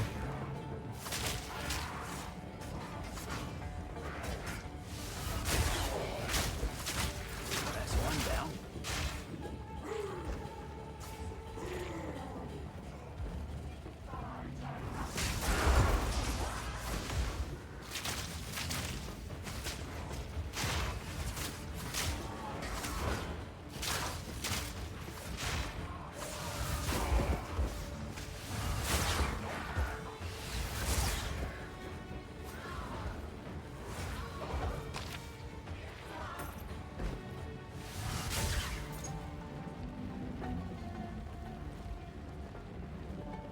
Oh, even more attack speed. How fast we shooting?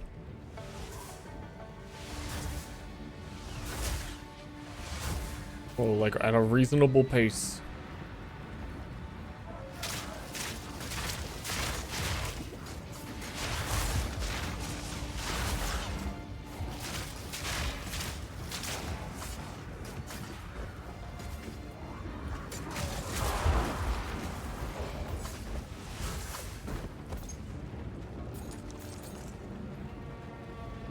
Is the Ranger reroll going? I am a mercenary. It's going great. This is my first character respect from the poison gas man Fool under the hooded one's sway.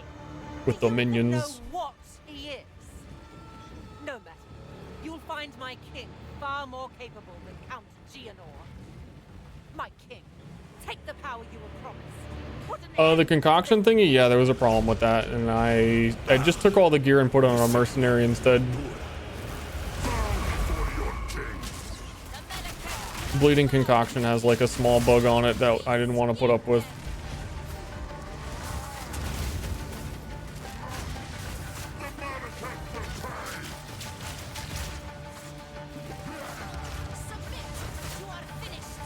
But I had planned doing this before League start, so I had a pivot in mind already.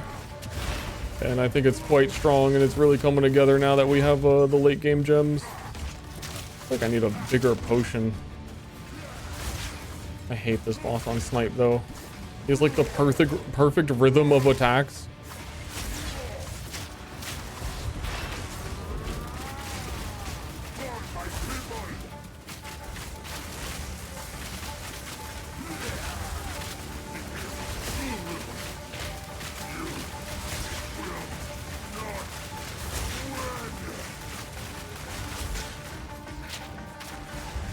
We're running out of time.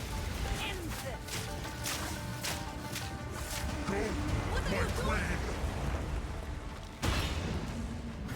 Oh, I never did Sandstorm. He ended that quick, actually. He usually gets to like a third. Am I crazy? Did I like stun him out of a cycle? Oops. I thought that was the...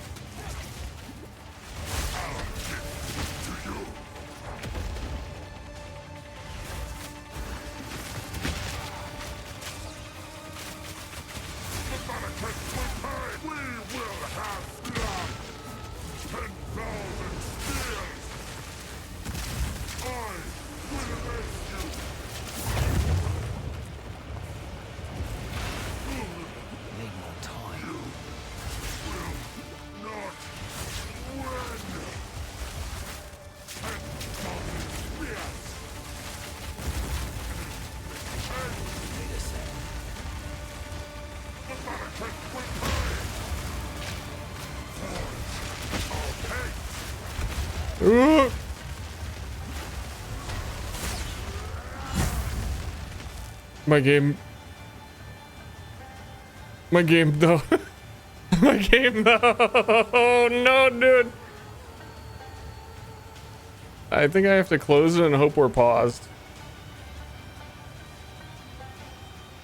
Sometimes you get into these weird crashes where it's like not crashed and your character's moving, but you can't see what's happening.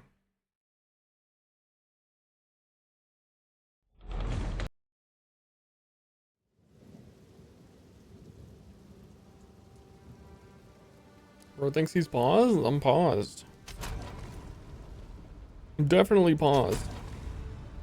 In that, you can still control your character when it's lagging like that, so I press escape. And if you press escape, you're paused, and you should come back in the same spot. Unless boss fights have different rules, and it's gonna put me before it. No, I'm here.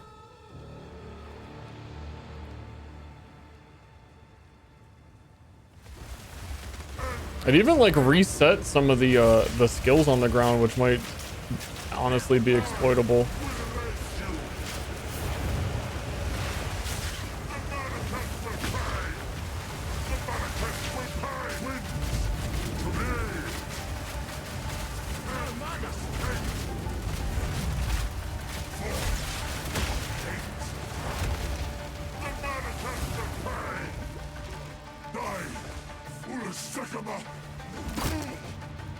I always almost run out of mana on this guy. This is not over. Like I did. Yet. I return you to the embrace of death. It is done.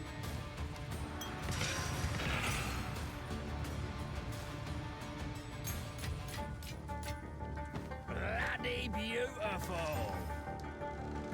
Wow. The war returned.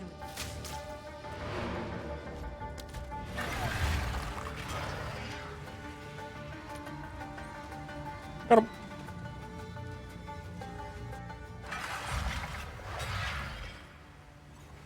Well, yeah, because my snipe is faster, I think my cooldown on barrage is actually way more uptime, so we can actually do even more damage.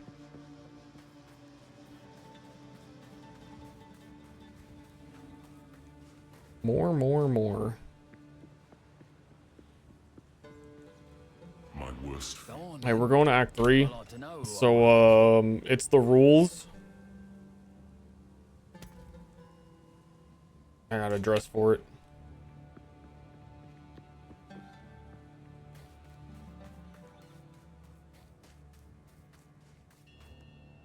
The gloves look weird.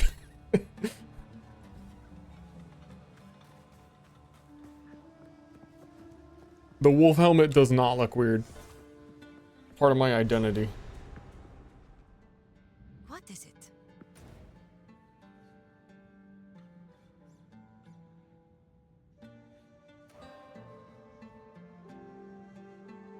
Wait, did I not? Oh, yeah, you have to talk to him. He's all dramatic about it.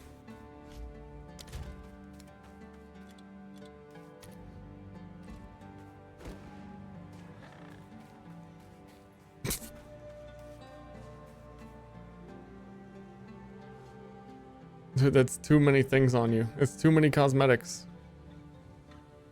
Don't you think?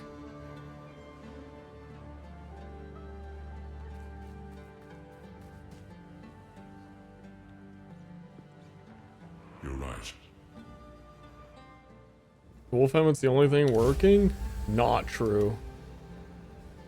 I am a god. I am the thief of virtue. I am sin. And I have failed. Everyone knows once Christmas again. tree is working. It was I who created the beast. He's still yapping. The seed of corruption that now threatens to grow anew. And it is my responsibility. I'm wearing one because otherwise I look like a As it is my superhero. creation that once again It doesn't match threatens all anything. breaklust. It is by all I can ask is what their Sorry, mate. That went right over my head. He's blaming the beast? Oh my god. Actually, that is the plot.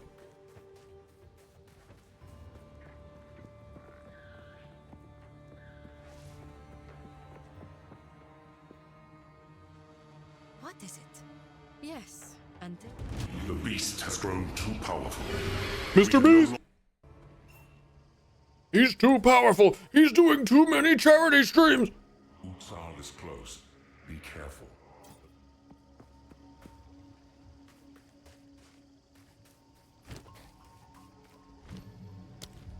Level 14 snipe. We get even more snipe damage? Why do you get to have even more snipe damage? It's not fair.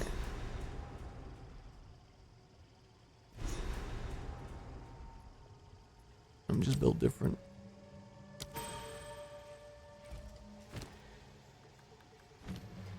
Oh, yeah, we got more tier 3 gem cutters as well.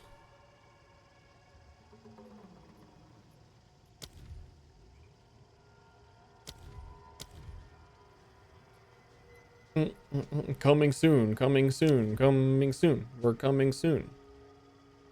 Whoa. Calling strike.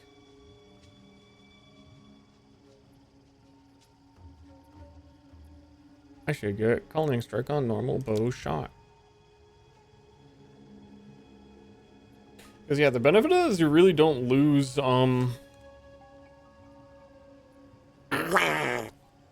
what do you call it? A gem slot. Deadly poison. Less damage with hits. We can't really use that. Chaos. Sport attacks gain 25% of damage as extra chaos.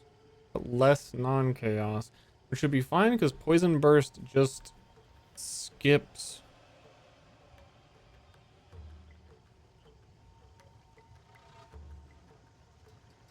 Like the hit doesn't matter.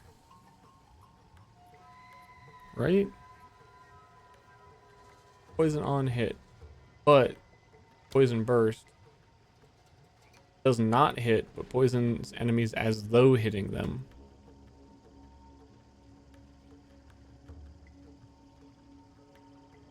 If I had space. I'll get there later. I think I want to put fork on my snipe for clear.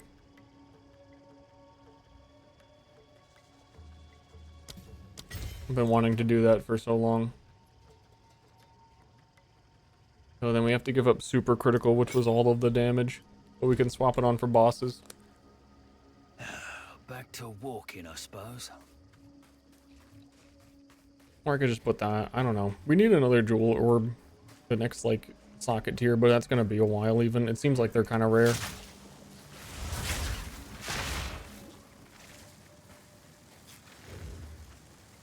And I guess I don't even need clear that bad anymore now that I think about it, because Plague Bearer just does it.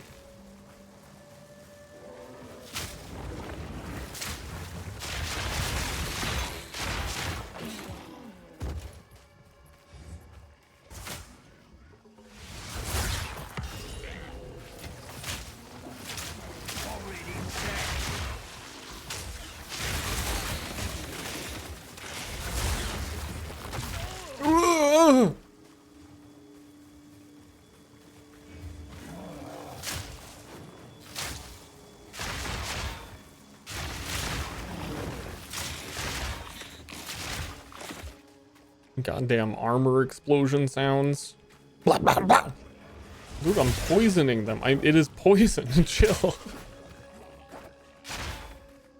You're overreacting.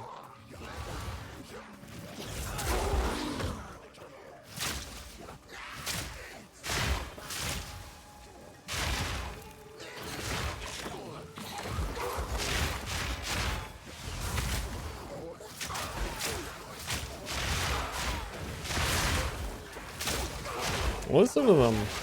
Listen to them overreacting. I want to take it off of a support gem just so I don't have to hear it.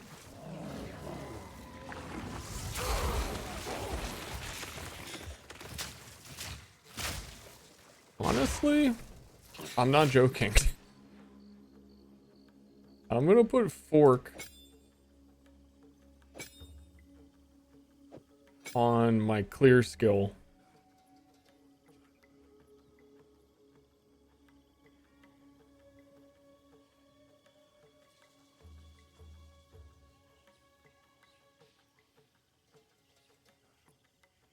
Yeah.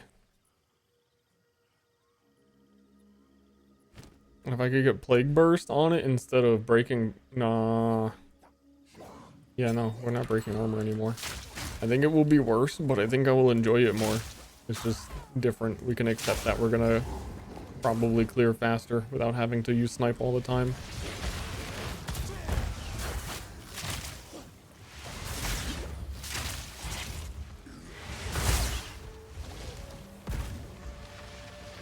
Another notch on my helmet. I don't really think I need the armor break anymore. Now that most of my damage is poison, you don't deal more damage to armor broken targets because poison is determined before their mitigation. It's my first map. The second lightning proc not working properly was a bug yet. Oh, the shock thing?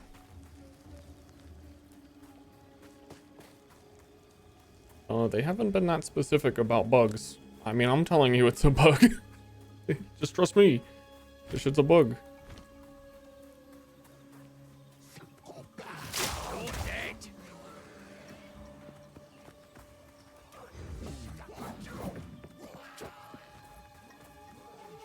You gotta believe me.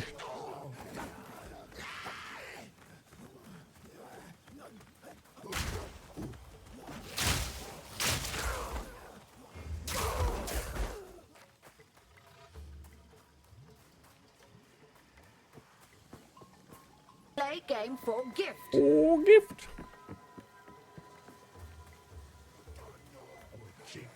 I really think I might end stream and like eat and stuff. But then we're gonna be missing Act 3 again.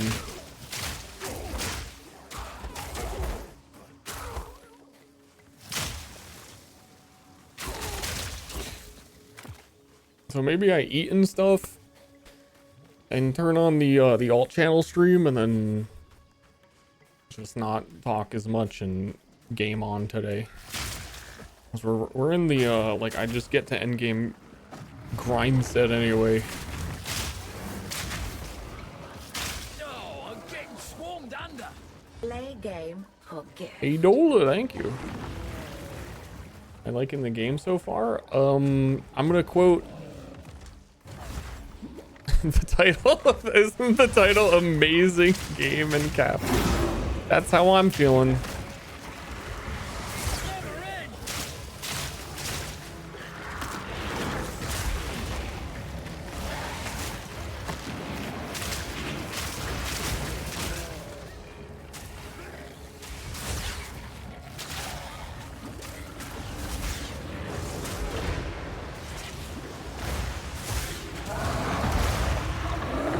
Dead lol.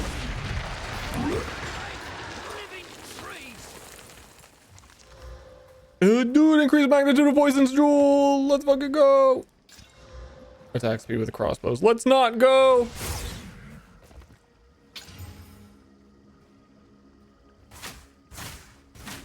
I should not have regaled that. I should have like just got one off trade.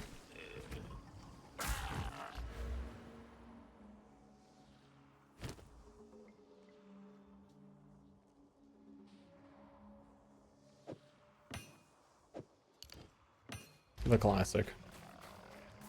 The crossbow pivot? Dude, if I go on crossbows, I will get 2% attack speed. It will go wild.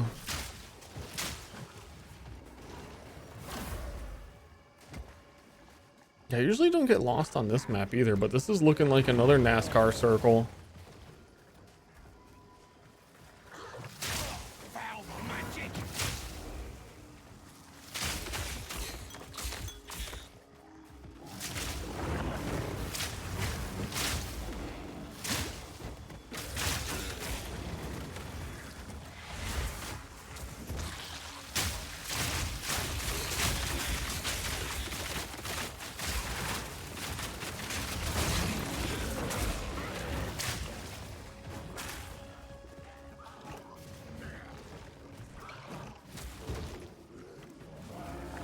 There's no way it's back this way.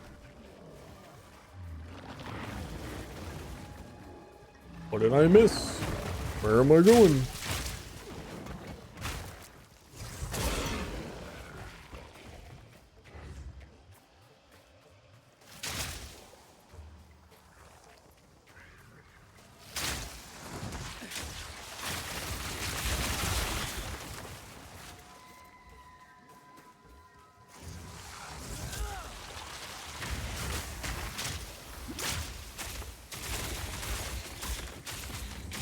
Got him.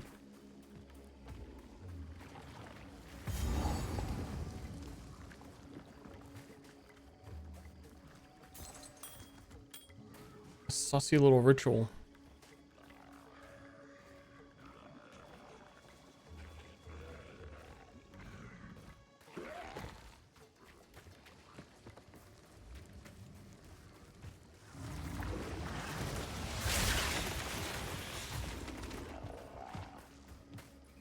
The bug?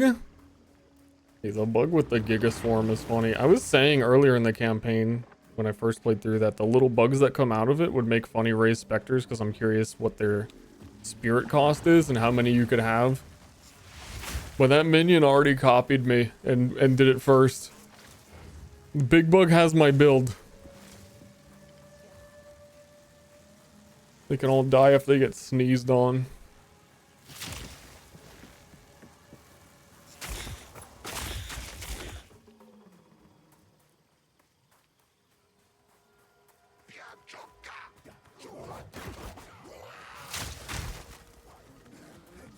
Nope.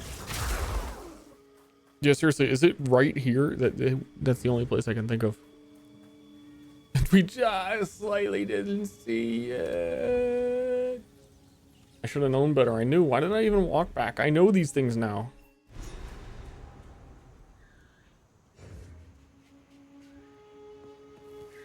Oh, be sure. Good luck. What I can buy? A fellow cynic. Love it. Can't always get it right.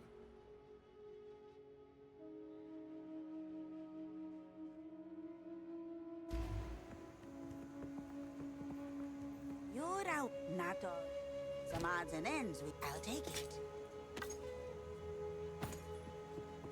Prismatic ring, dude. Uh-oh. Uh-oh. We're looking at something maybe good I'll here. take any help I can get. Eh.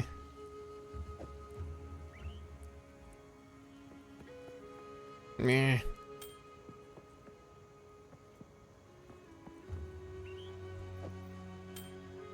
Meh.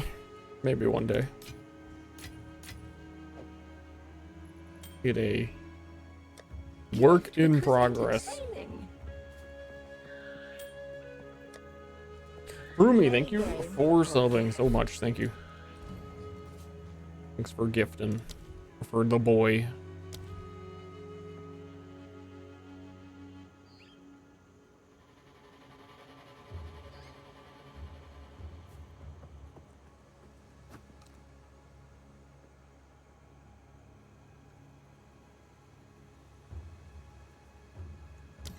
Poison. Poison. We have another sport gem.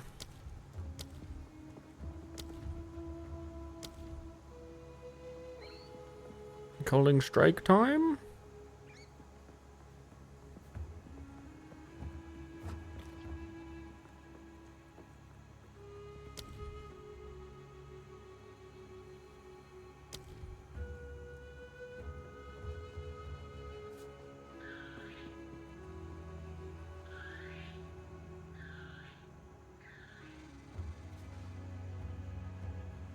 There's a lot of things that I need or that I would like to have, but just cannot have because I don't have enough slots on the actual gems.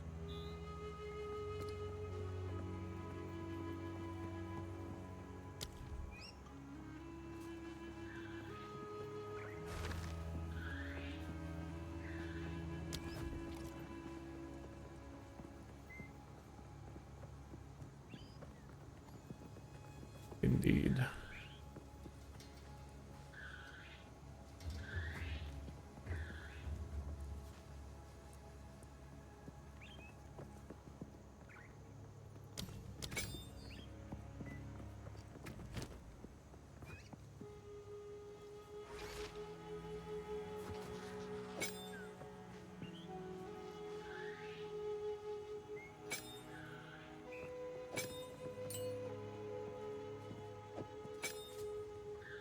This is being weird.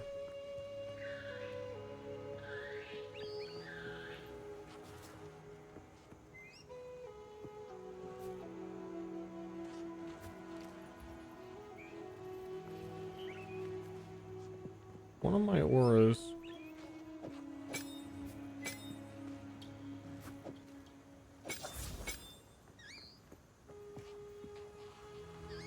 I thought that I had one of the things that gave me like life regen per second on one of these auras, which is why my reservation was what it was, but I remember getting it.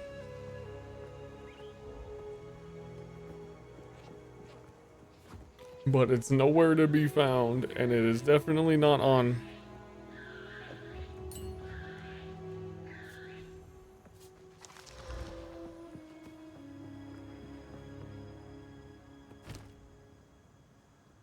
Movement speed while casting. There is a mobility gem, but it comes with a downside of less damage. And I think that's it. Or you just have to get more movement speed in general to compensate a bit more.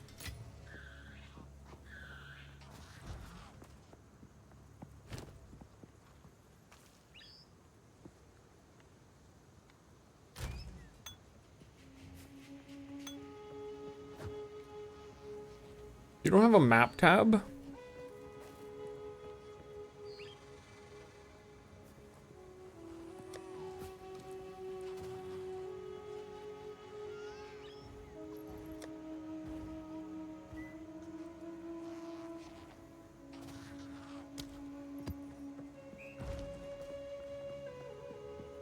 Scammed. Okay, am I gonna end here? Another 7-hour stream. I feel like it's fair to end stream when we did 15-hour, like 10-hour, 10-hour. I think 7 is acceptable. And I can go eat dinner. I might stream on my alt channel, Ster to Ster, just because, but I'm probably gonna be even less jibber jabbering on there than just game. I want to get to endgame. I want to prove that the build is slamming, and then if it's super slamming, I can consider maybe making the video on like some initial thoughts on the release, and here's the video of the build and whatever else, and howdy hooty, howdy howdy howdy hoo.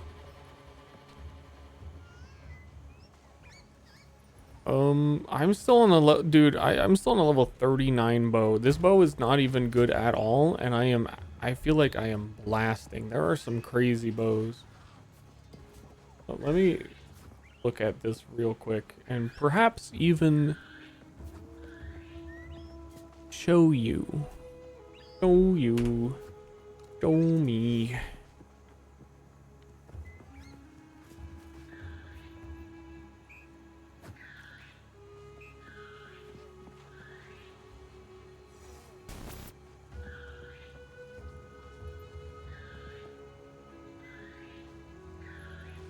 We're looking at 200 to 350.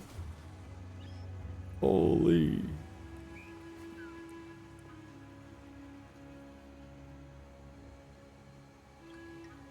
Wait, did that top one not even have... Okay, no, it does have runes.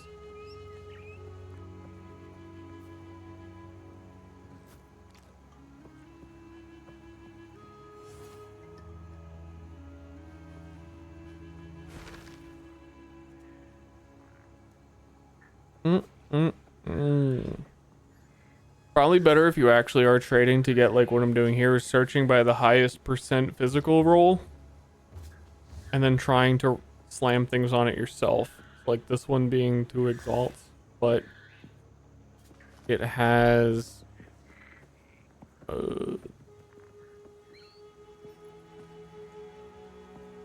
mods show a little weird. It looks like it either has 1 or 2 open prefixes. Like if you rolled, well, no, all those suffixes sucks. You're not gonna get attack speed because that's a suffix. Kind of just like I want a bare minimum of 120 fizz and an attack speed roll. And even if it were a magic item, I mean that's perfect.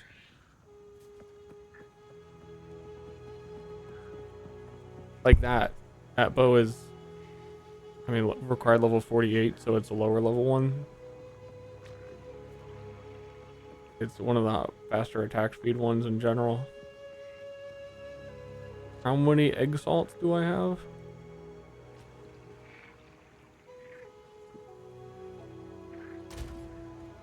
2. Yeah, I don't really need more damage right now, but just kind of looking to see what's here. My bow is, yeah, a little bit behind these.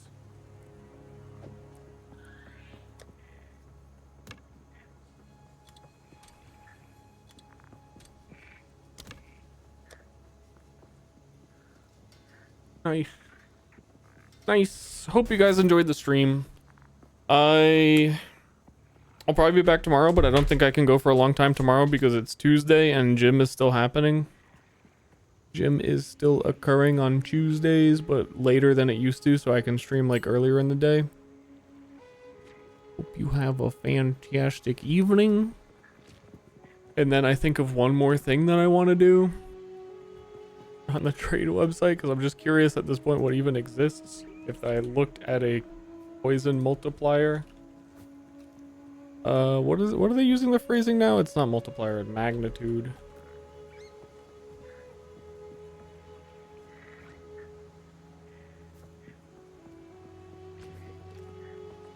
Lower, hold on.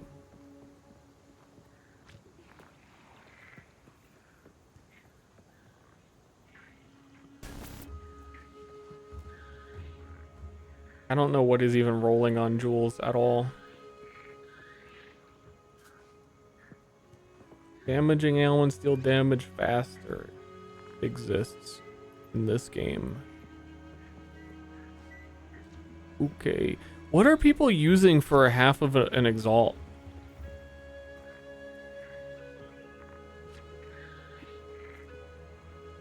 That was fucking actually crazy. You could just do a exalt. There are exalt shards, really? I haven't seen a single one.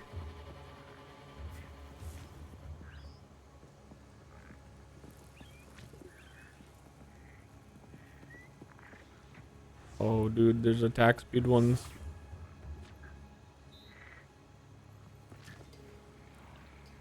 That's a login for me, champ.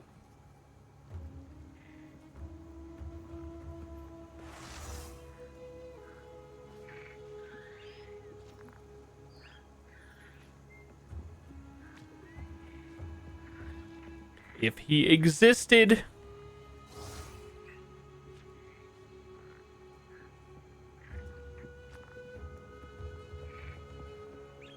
I just don't really know like what exists yet. Damage against rare and uniques. That's a good one.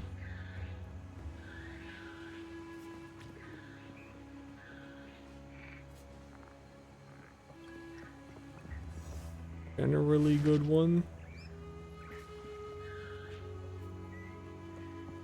Anyway, bye-bye. It's food time. Thanks, guys. Sorry. Bye. Sorry I streamed more. Bye. I love you, my little baby boo-boo. Oh, shit. Wait, you forgot to follow the stream.